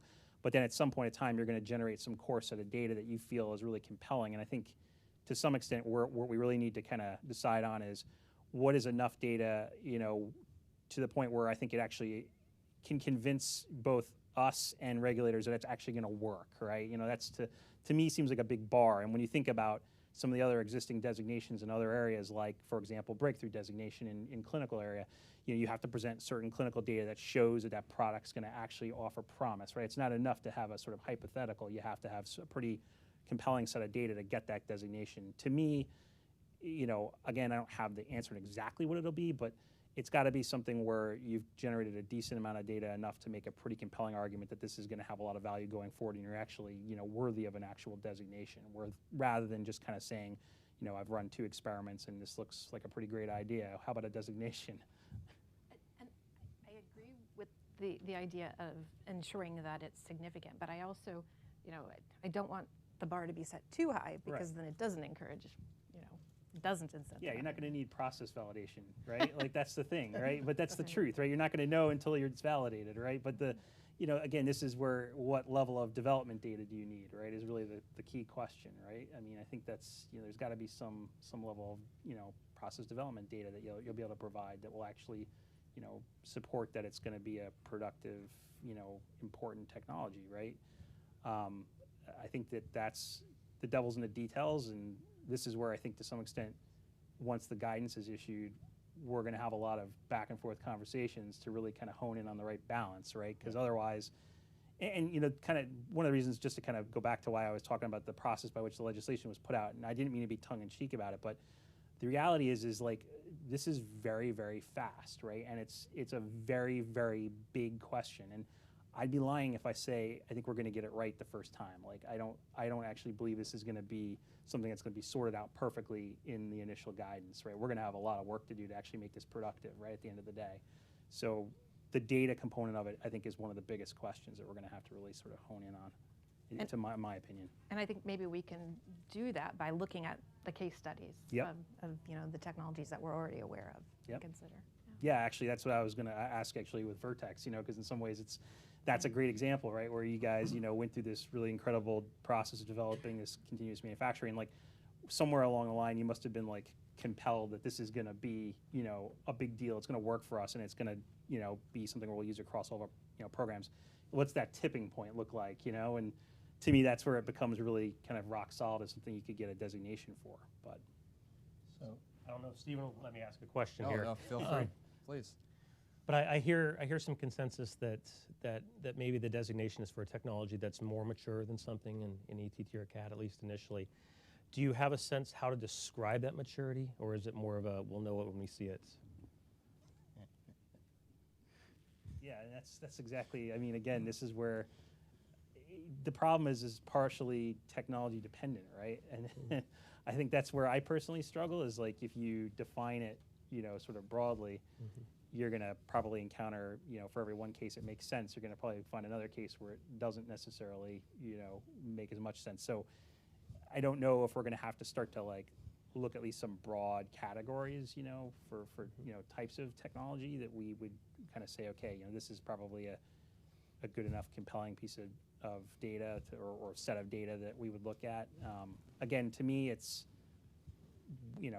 somewhere along the actual, for example, if it's a manufacturing process step, somewhere along that process development where you're, I don't want to say something arbitrary, but like maybe when you're kind of in that end of phase 2 phase, where you feel like things are getting pretty locked down and things are starting to kind of be, you're going forward to commercial manufacture or starting to lock in a process for commercial, you can actually sit there and say, this is a pretty compelling set of data that we have that supports this designation, rather than, we've run a couple of experiments. It looks really interesting, and for every application, for every designation you grant, 1 out of 100 will actually turn into a commercial product, right? And I don't think that's where you want to be, right? So it's a challenge because if you're too early, then as you said, Ben, right, you don't know that this is actually going to make it to the market. But I think for some of the big technologies that require a big investment, you need, in order to get the companies to decide to invest in that technology, you need to have that designation somewhat early on. Yep. Yeah, I would add some of these technologies, again, you talk about phase 2, I'm concerned about getting the technology developed independent of products. Right. I do think it needs to be practicable, whatever it is. And it's not just theoretical, so there's some practice, some model compounds, some whatever. That gives you data that is usable, but also the other thing we need to look at is how scalable the technologies are, because we see a lot of very early stage technologies that are great in the bench, but are not going to be practicable from a commercial CMC level, or not going to be affordable from a CMC level sometimes. So, so I think there are provisions around, whether it's practicable, whether you have evidence that's real production based, that's trending towards the right scale, Some of those things, I mean, it's what we look at from a technology development standpoint. Same stage gates, just platform instead of product. So. It is interesting because if I'm, again, the way I read it, the legislation kind of it doesn't anticipate, but it kind of lends itself to different scenarios, right? Like, again, you can envision a situation where the technology is very narrowly, designed, right, to work for one product, to do one thing, right, and do it really, really well, right? In which case that would still be eligible for an AMT designation, right? So for like a life-threatening medicine, if it speeds time to market or addresses supply chain for a single product, for a single manufacturer, you can get a designation. Vice versa, to your point, like it's more kind of what it would dovetail with that platform technology designation, where it's like you get some great technology, like I mentioned, a green technology that works for everything. So you kind of have to fit both, right? And it's not always, those scenarios are very, very different and they play out very differently, right? So it's a little hard to anticipate exactly where you're going to get the most of the submissions and like how you're going to have to craft the guidance to sort of deal with that. It's interesting. Plus, novelty is a little bit different if we look at the different modalities too. Right. For newer modalities where we're all still figuring out how to scale up manufacturing and gene therapy and cell therapy and other things, incremental innovation may be much more impactful than, certain types of innovation in oral small molecules, say. So there's not an equivalent there either. So, so I think that flexibility is going to have to be important. Building on that, should there be a different data requirement to be considered for a designation for different product types or even different submissions? Like what about a new product versus a post-approval change? What differences should be considered there if you have an established product versus something that's novel?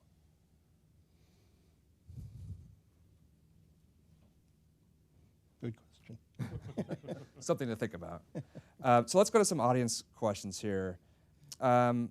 First question is, financial costs seem to be the biggest barrier, I assume, to adoption of manufacturing technologies. So what financial incentives could be put in place to address them? Expanding on this, does the AMT designation program provide concrete enough incentives to reduce costs for manufacturers? For example, does streamlining subsequent submissions with a designated technology meaningfully lower costs?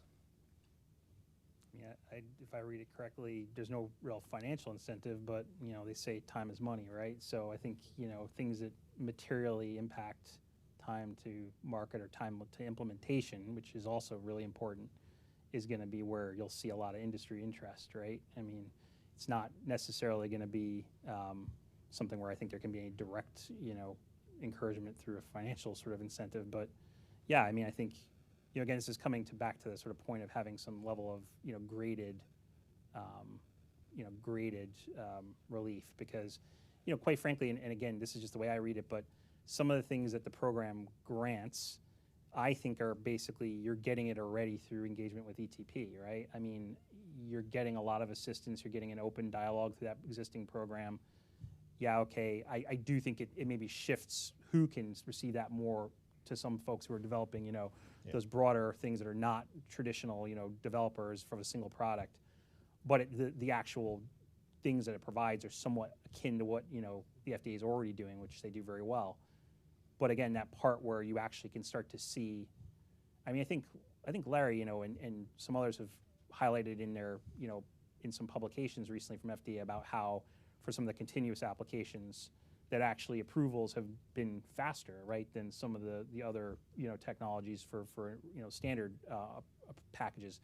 I think there's also that question is that if that's going to be scalable, long term. But quite frankly, if that type of approach, whatever flexibilities we're taking with those programs to expedite that review process, can be applied to things with an AMT designation, that translates very much to financial incentives to industry, and they're going to want to be involved in that. So I think it's a big deal.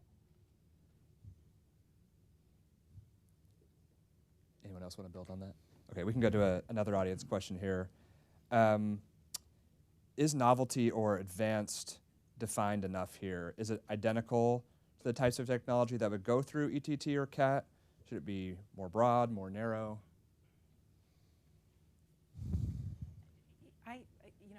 I think we have, or when I was reading through Fedora, I had the same questions. You know, what is advanced manufacturing? And you know, there are certain boundaries that are set in the legislation. And so to me, my perspective is that it would be the types of technologies that we bring to ETT or to CATT within the bounds that are listed in the legislation. So, you know, products that are critical products and the others.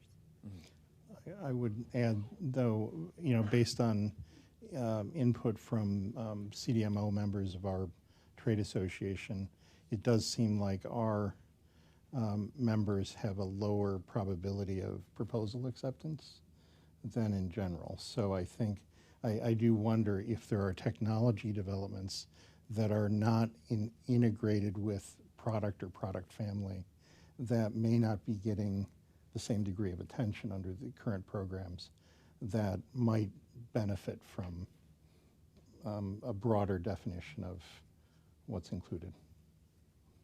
So.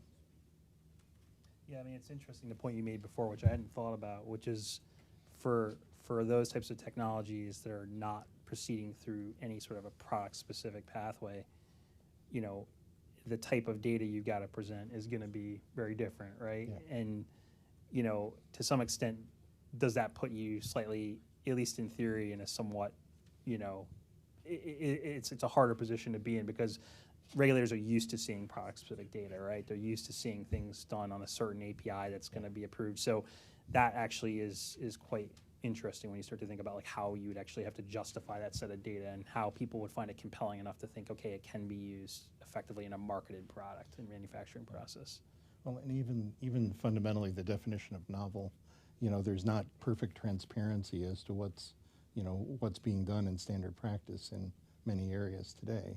So what might be novel to one company is not to, you know, to others. So there are a lot of, you know, ambiguities still in this drafting that need to be worked out. So. So we touched on novelty there. One other aspect of the legislation is the technology is required to substantially improve the manufacturing process. So substantial also is, you know, you could interpret that different ways. And it should substantially improve the process by reducing development time or increasing or maintaining a supply of certain priority drugs. Do you have a perspective on how that last part, substantially improve, should be interpreted to maximize the impact of this program? I mean, I think, you know, this is interesting because there's sort of two ways to look at it, right? The legislation has some kind of examples of, you know, areas that they seem to prioritize, right?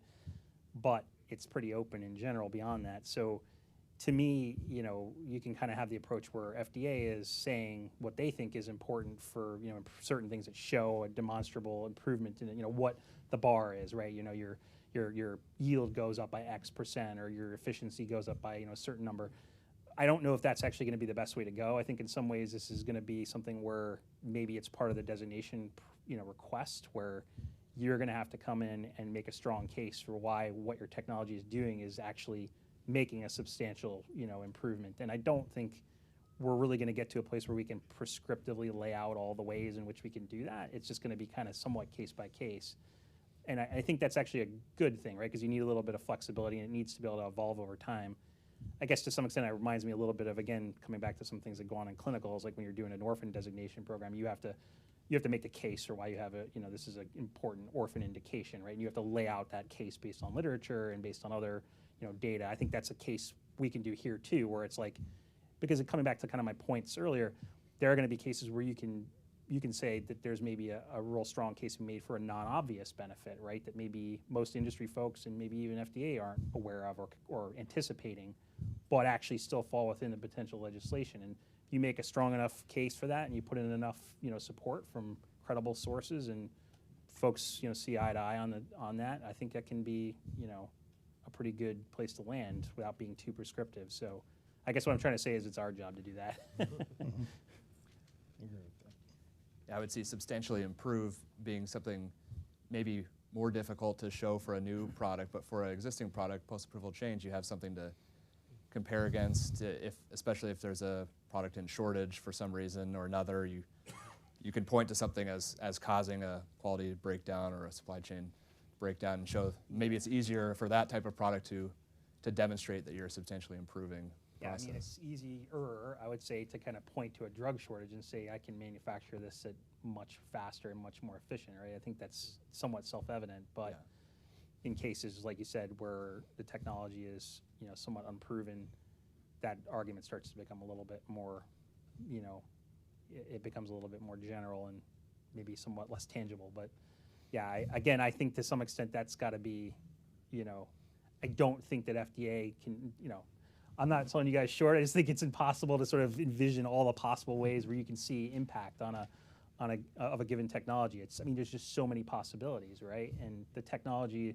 the statute doesn't, or the legislation doesn't anticipate that, right? They just say it has to improve manufacturing, and that's a big thing to ask for.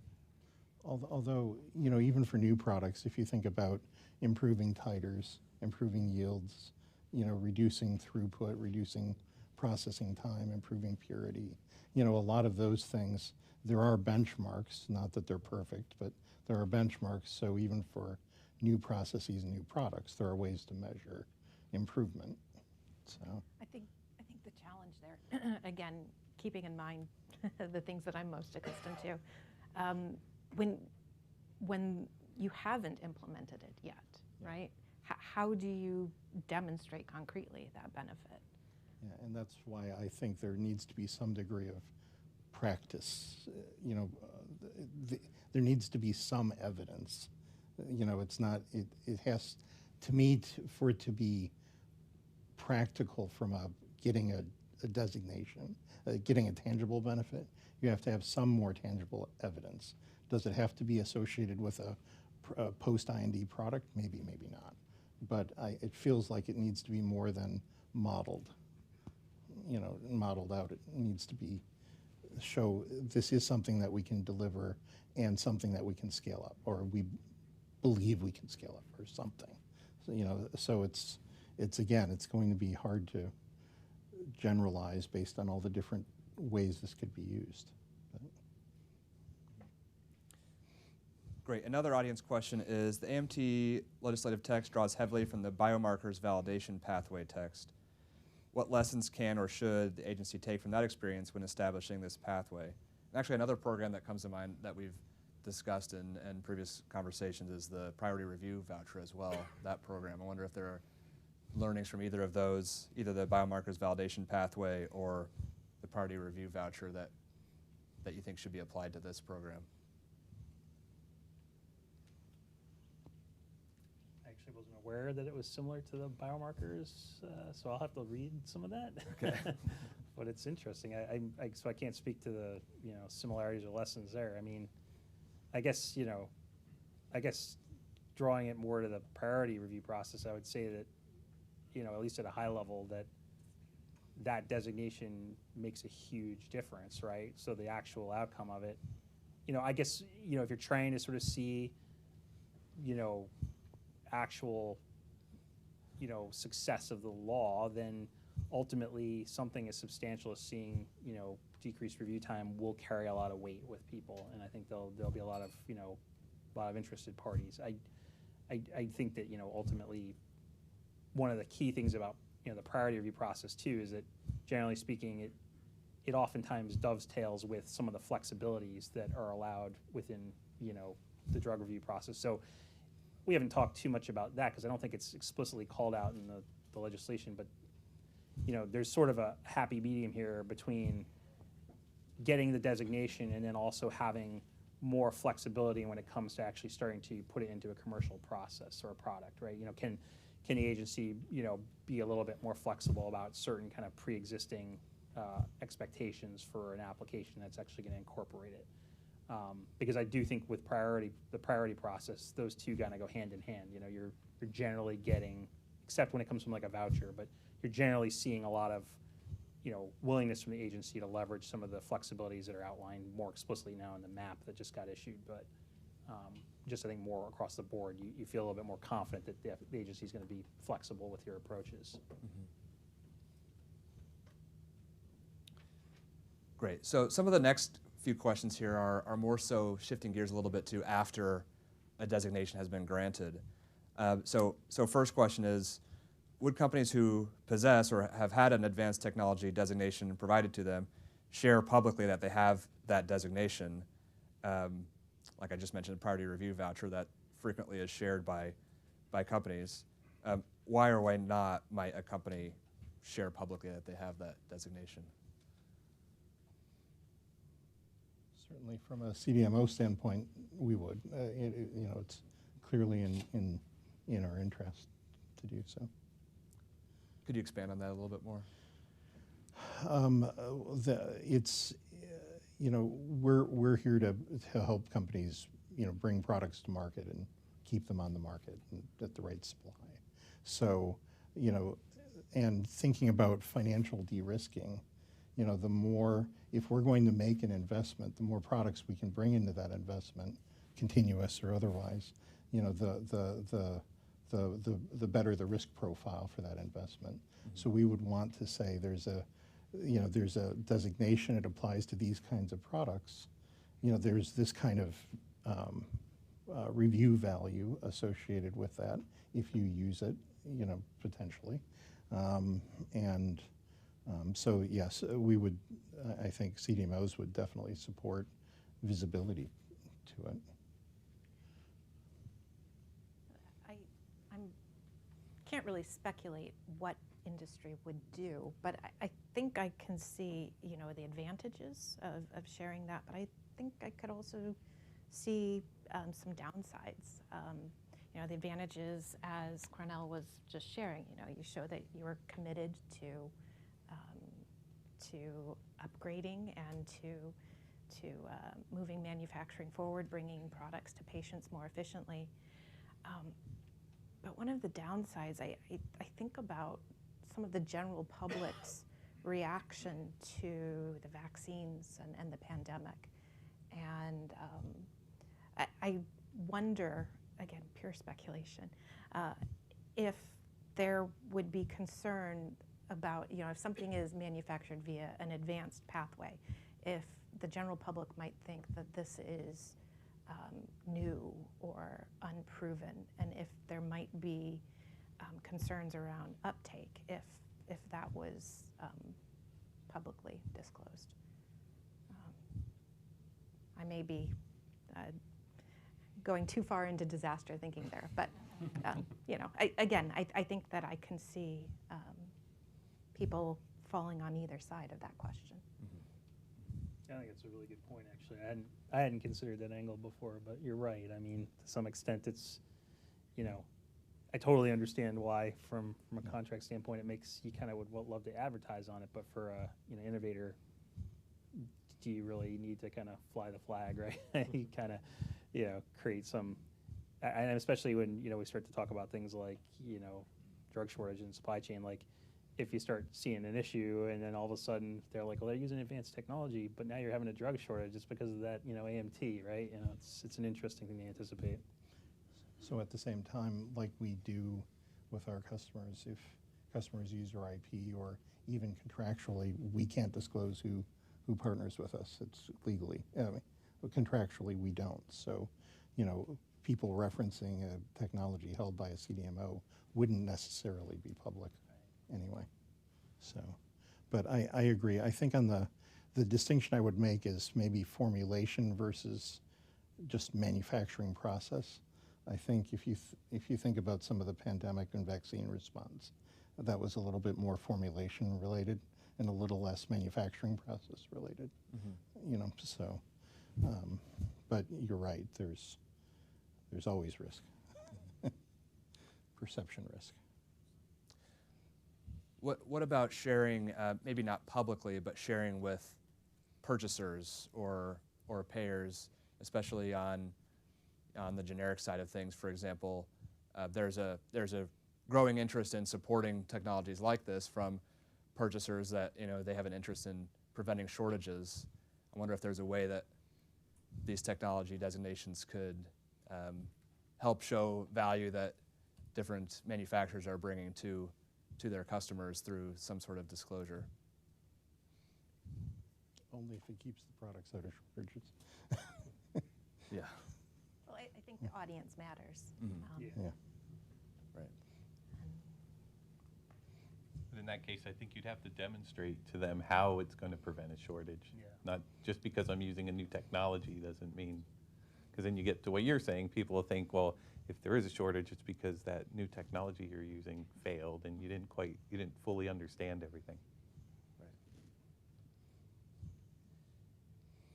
Okay, so another question for after designations have been granted. So let's say an organization receives a designation for a certain technology and then wants to use that technology for future products after they've already maybe used it on one product. How should organizations consider adapting their future submissions to utilize the designation? Are there efficiencies that could be gained to use the same designation multiple times on multiple products? Yes.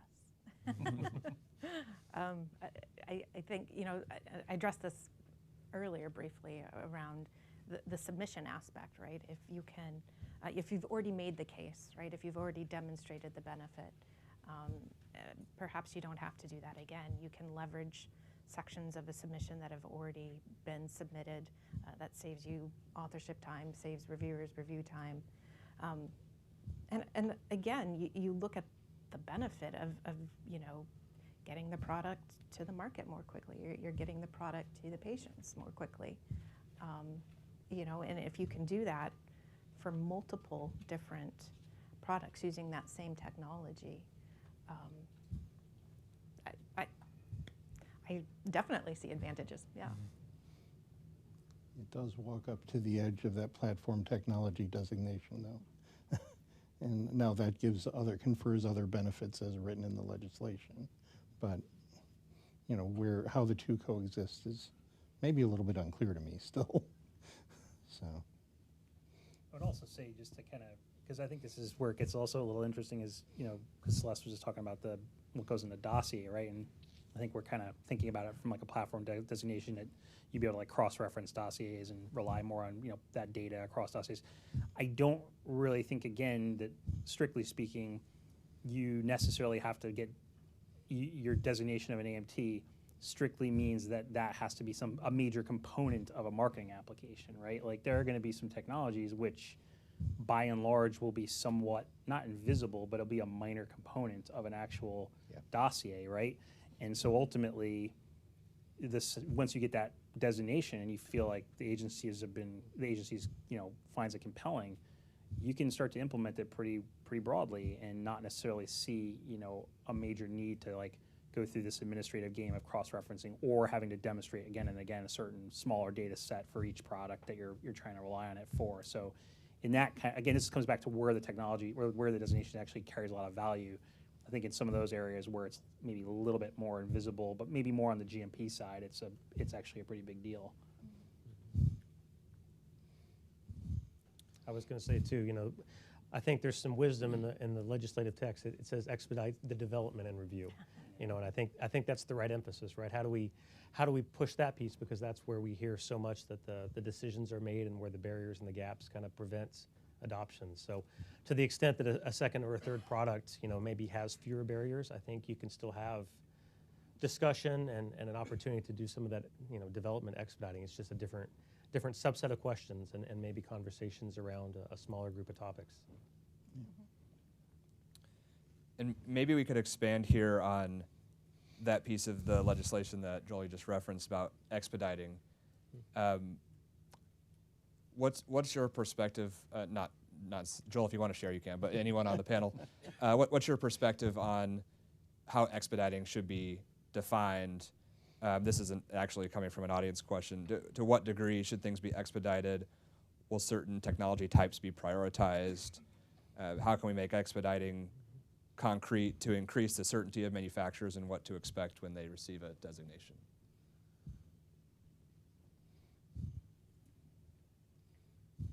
I mean, just to say one thing, coming back to some of these other cases in the past with advanced manufacturing where FDA saw, not even longer timelines, but actually shorter timelines for approval. I don't know for sure, but it's not necessarily, in my mind, it's not, that didn't come from strictly, pre-existing priority designations. The agency, when I used to work there, we would take action sometimes on applications when we were done early, right? Because great, we feel good about this application and it's ready, ready to be approved.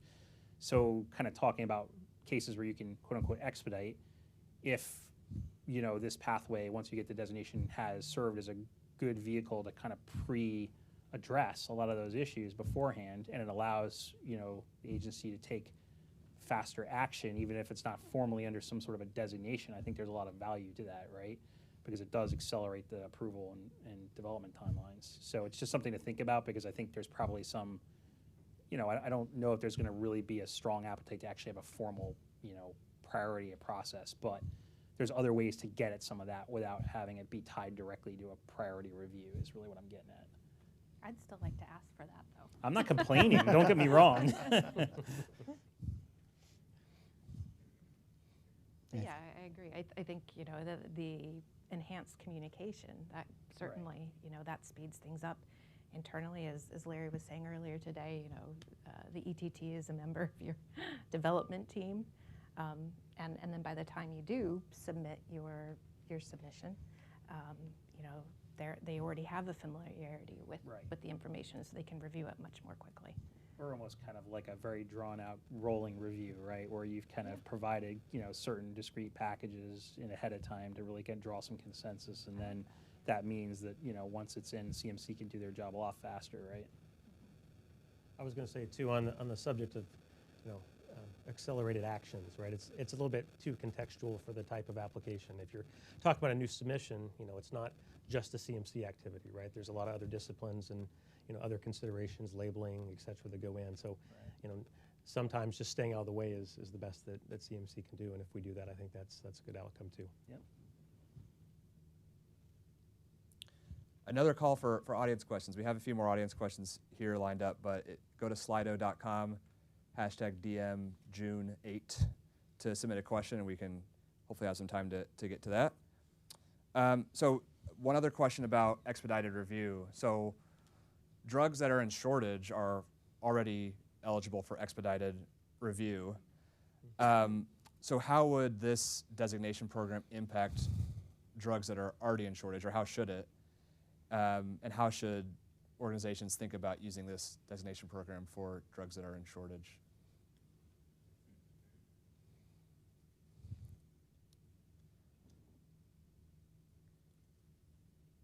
I can give one thought, which is, this designation program could be applied to implement technologies for products that are not currently in shortage but may have a likelihood of shortage in the future. So you can get review. Maybe you get a designation for one product and then can change several products over to use that technology to avoid future shortage. I don't know if that spurs any thoughts or comments from the panel. I mean, I think it's hard, right? Because the real value of advanced manufacturing is not in correcting a shortage; it's preventing one from happening.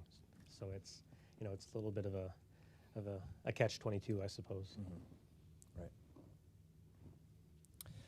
Right. And then, any thoughts from the panel on? We mentioned the platform designation.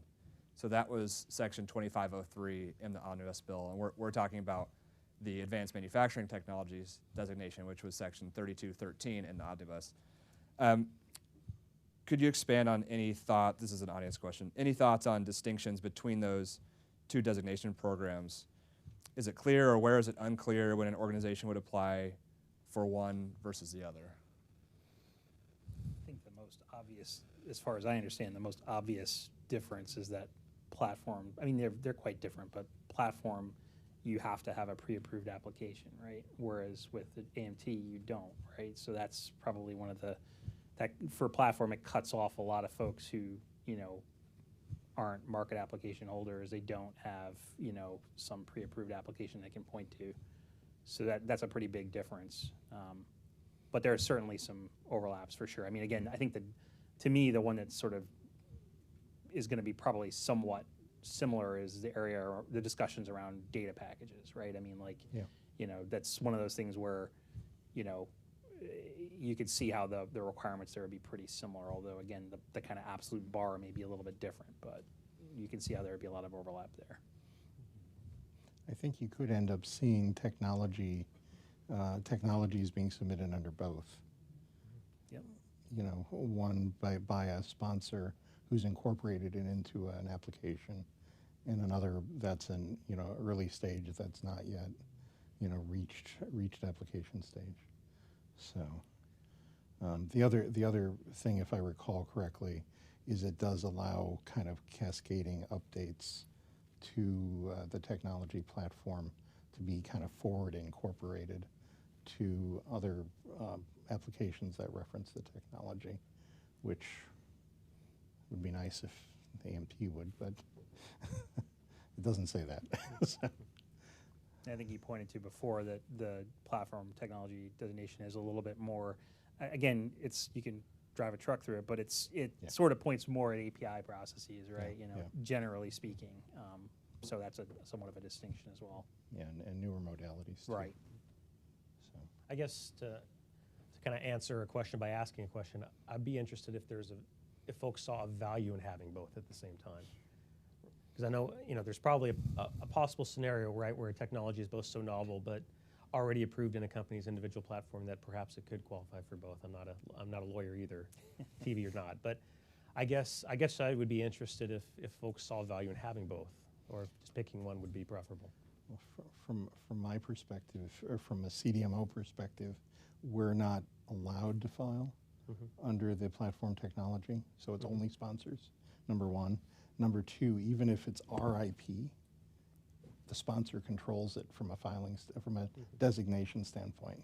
Now, we'd have to deal with that contractually somehow, but that has its own complications from a platform technology standpoint. So the AMT platform, in that it's open to people outside of sponsors, you know, gives us the ability to participate.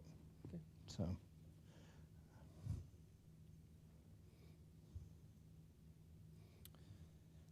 Here's an audience question. Rolling review was brought up earlier. A great thought, according to this audience person. Could the program allow for new product submissions the start of review earlier than the clinical data review? I mean, that's pretty much what rolling review is a lot of the times. It depends on, you know, who's submitting first, but yeah, I mean, I think practically speaking, the only difference might be that instead of doing it under an actual, you know, rolling review, you have to do under, well, the process is, you know, tied directly to the marketing application versus what I guess I was getting at before, which is that you can sort of pre-vet a certain body of data even outside of that initial marketing application process. So in theory, you're kind of doing something similar. It's just maybe not quite as kind of, you know, I think, you know, with a rolling review, you have to actually have full anticipation of receiving the full NDA at some point, right? Whereas this other process, you can kind of do it over much longer and probably have a much longer, you know, discussion about the data packages. So, you know, it's a different approach, but it ultimately gets you to a similar place.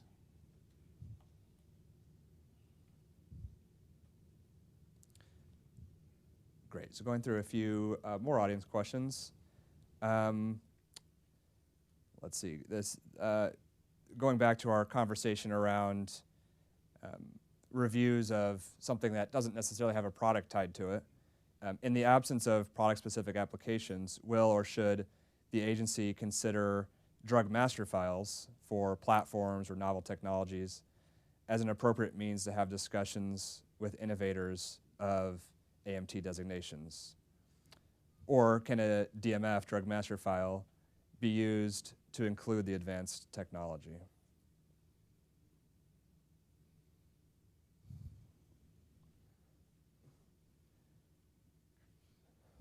See why not. I mean, this comes down a little bit more maybe to filing strategy and kind of how a company wants to maintain its data sets. I don't know that there's a huge advantage for a company, because again, it kind of comes back to the fact that, you know, for the designation, like a CDMO, for example, you might definitely want to keep it as something in a DMF so you can leverage it across applications. For a company who has developed the technology in-house and they're basically just going to use it across applications, I think you wouldn't necessarily need a DMF, right? So it's probably somewhat case dependent, but yeah, I don't know that it would.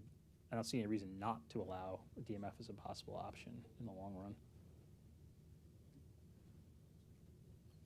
Nothing to add there. Sounds good. From a business perspective, this is another audience question. When or how will receiving a designation be most advantageous? Or in what settings might demonstrating that you have this designation be most advantageous from a receiver of the designation perspective? So we mentioned purchasers or payers earlier. Do you see that this designation could be like a breakthrough designation that's helpful with investors? Is tying this in with our question about disclosure of the designation program? I think if you have that designation, it's helpful with convincing senior management that you should use that technology on a new submission you have coming up, or a post-approval change on an existing drug, because then it gives them some assurance that there's the regulators are on board with that technology. That's a great point, actually. I think you're right, because I think we heard before about how the internal barriers are oftentimes like the belief in the technology is one of the major limitations. So if you're able to show the folks who aren't necessarily doing the work in CMC, like, look, this is, the regulators have said this is a platform technology, or this is a advanced technology, they want to work with us, they'll make a difference internally, I think. Right, sometimes you're, Cornell, you alluded earlier to needing to, this would be something that could give comfort to your customers, or something that would be of value to be able to demonstrate to your customers. Sometimes your customers are internal within your own organization as well. You have to sell them on stuff. It does feel like a lot of the communication benefit is de-risking, but it doesn't help you de-risk clinical risk for a compound or other things. So it's de-risking within a certain context. So. Sounds good. Still time for some more questions here. We've got, let's see, a couple more. One is there a role for academia in driving innovation here with this program? Could or should academic researchers potentially receive a designation? We don't have a panelist, right? We left. Okay, you did? Well, Thomas hasn't sent me that one yet, so maybe. Thank you. Yeah. You can pull up a chair and answer the question if you want for him.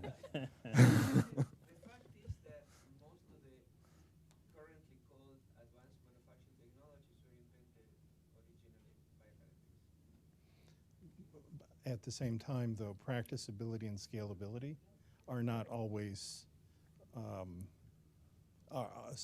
often require transition. So, right. Yeah. Right. I agree with that. So one item that was brought up in previous panel discussions as well was bringing in the generic industry to this as well. Any thoughts? I know we don't have, well, Cornell, you work with a lot of generic companies, but we don't have a panelist specifically representing a generic drug manufacturer here. But do you, as not necessarily Cornell, though, feel free to add in. The others can chime in as well. Do you have a perspective on how this program could be tailored to have as much of a positive impact in the generic industry as well as the branded industry?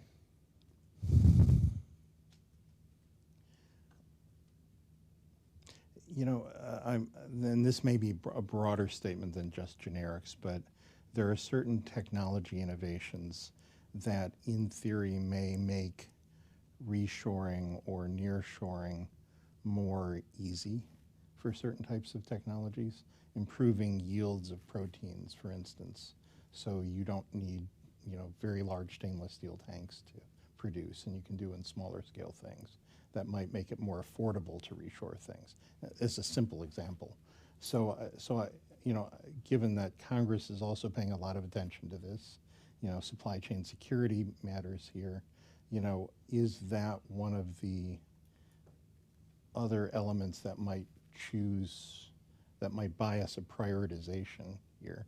And it's not directly addressing your generic point, but it does feed into that generic point as well. So, you know, I know there's been some debate within the generic community about continuous, and I'll just leave it at that. But you know, maybe there are other technologies like continuous API, you know, for instance, that might make sense for reshoring. You know, so maybe there are places where it might apply within the generic, you know, production environment too. But I'm thinking maybe it's the reshoring part that helps more than necessarily cost or reliability. Do you think there are considerations that should be taken into account in the FDA guidance that could help in that area? I think we need to talk to AM and the generic community. Fair enough. Great, so let's zoom out a little bit and think about how this program fits into some of the earlier panels today. How can FDA's ETT and CAT incorporate this program into their broader initiatives and use this along with the other programs that we talked about to alleviate real and perceived regulatory risk and ultimately more effectively support adoption of new manufacturing technologies? So like, what more broad considerations should we think about and how this fits into the bigger picture? Well, I think about how it can generate more data on how new technology can be approved more quickly. You know, I think there is still that perception that if you are moving forward with something new, you're going to get lots of questions, you're going to have lots of delays, and there's that fear. And I think if, in addition to, you know, the examples of the continuous manufacturing that Larry shows that were, you know, approved more quickly, if we could generate more examples of additional advanced manufacturing that was approved quickly, that in and of itself provides incentive for, or, you know, a balm to the fear that people have that they will actually be slower to market. Mm-hmm.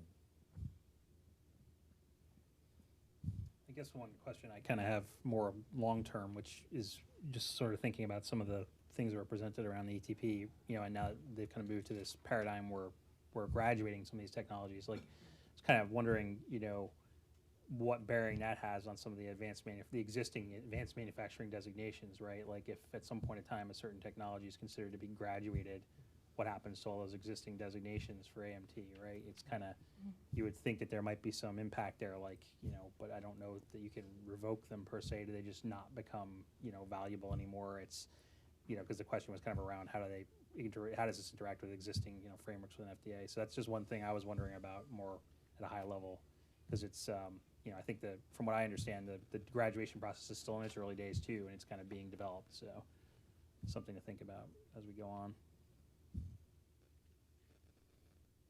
But I think that's an important consideration, right? Because so much of this is about picking what we designate and devoting resources to it. So if there gets to be a time in a technology's life that it's not really novel anymore, and it's certainly not, you know, speeding anything up because everyone's already using it anyway, then, you know, is there not a place to think about, you know, undesignating it or whatever the term for that would be?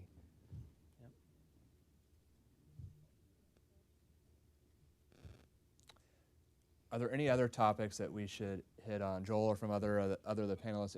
Any open questions you have that, obviously, I think we haven't answered every question here today, obviously. But any open questions that we haven't touched on yet, or areas that you'd like to think we should delve into? I guess the only thing I would just add is, I mean, you know, apologies in advance for not having a good answer on some of the, you know, data questions and things, but, you know, I do kind of keep going back to this idea that this is going to move pretty fast. And I think, you know, to be honest, the process by, you know, issuing guidance, draft guidance, and kind of doing notice and comment, that, you know, there's probably going to have to be a lot more discussion beyond that process. And I just I'm wondering, it doesn't have to be discussed here, but I'm wondering kind of how that's going to proceed, and, you know, how we can try to, you know, get more involved in that conversation, because I think to make it the most useful, probably going to need to have a lot more back and forth rather than just, you know, a couple of written responses coming from us through, you know, the trades or other sources. Just my 2 cents. So it'd be interesting to kind of know about that going forward, so we can actually start to get you guys some good answers, you know, that can really help. Yep, I second that. Yeah, no, I asked the question about data because I know we're thinking about it too, right? It's tough to describe, and it's a balance. So how do we find that balance? And I think, to your point, and I think it's right, that it's going to be a challenge to be perfect at the start. So how do we have the conversation about, did we designate the right things and such, and especially if there is a proprietary component, how do we do it in a public way? So I think, you know, industry is going to have to help us facilitate conversations, and, you know, there will be, I think, different mechanisms we can think about, but certainly panel discussions like this, I think, will be a critical part. So I look forward to some of those future discussions. Great. Last chance. Anyone in the room have a question? Last chance. Well, thank you so much. Thanks, Joel. Thanks to all of our panelists. Really great discussion. Obviously, we haven't answered, as like I mentioned, all the questions today, but starting a conversation on this program that has a lot of potential, and really looking forward to working with all of you to make it have as positive an impact as possible.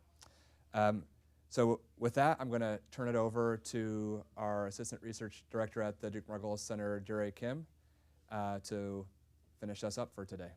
Thank you again.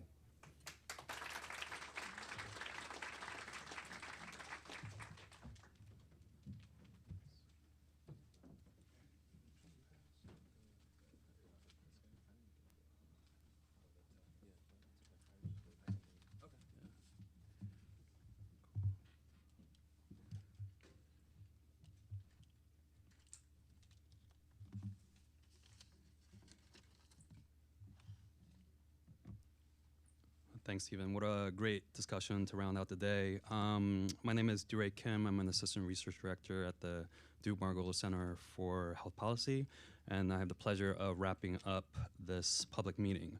To briefly just reflect on some of the valuable insights we heard throughout the panel discussions today.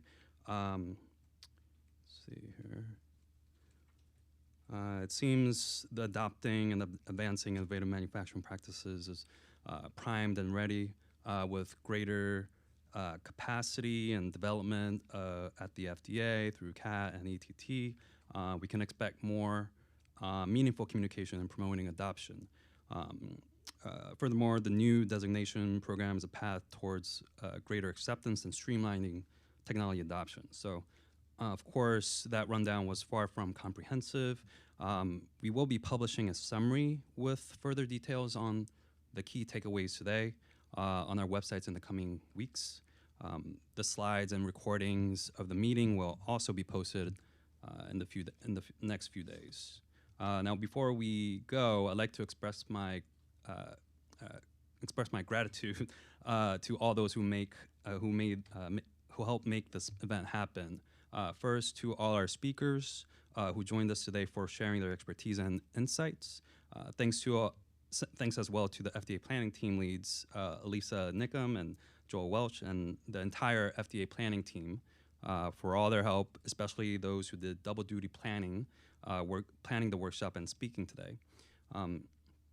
And thanks to our research team here at Duke-Margolis, including Thomas Rhodes, Stephen Coble, Brian Cantor, Garrett Humray, Cameron Joyce, and Remy Chandel. Thanks to our Duke-Margolis events and marketing team, Luke Droker and Hannah Vitello, and all the events staff here at the National Press Club who've been keeping things running smoothly. And lastly, but not least, thanks to all you in the audience for joining us today. We hope you've enjoyed the workshop and have a great afternoon. Thank you.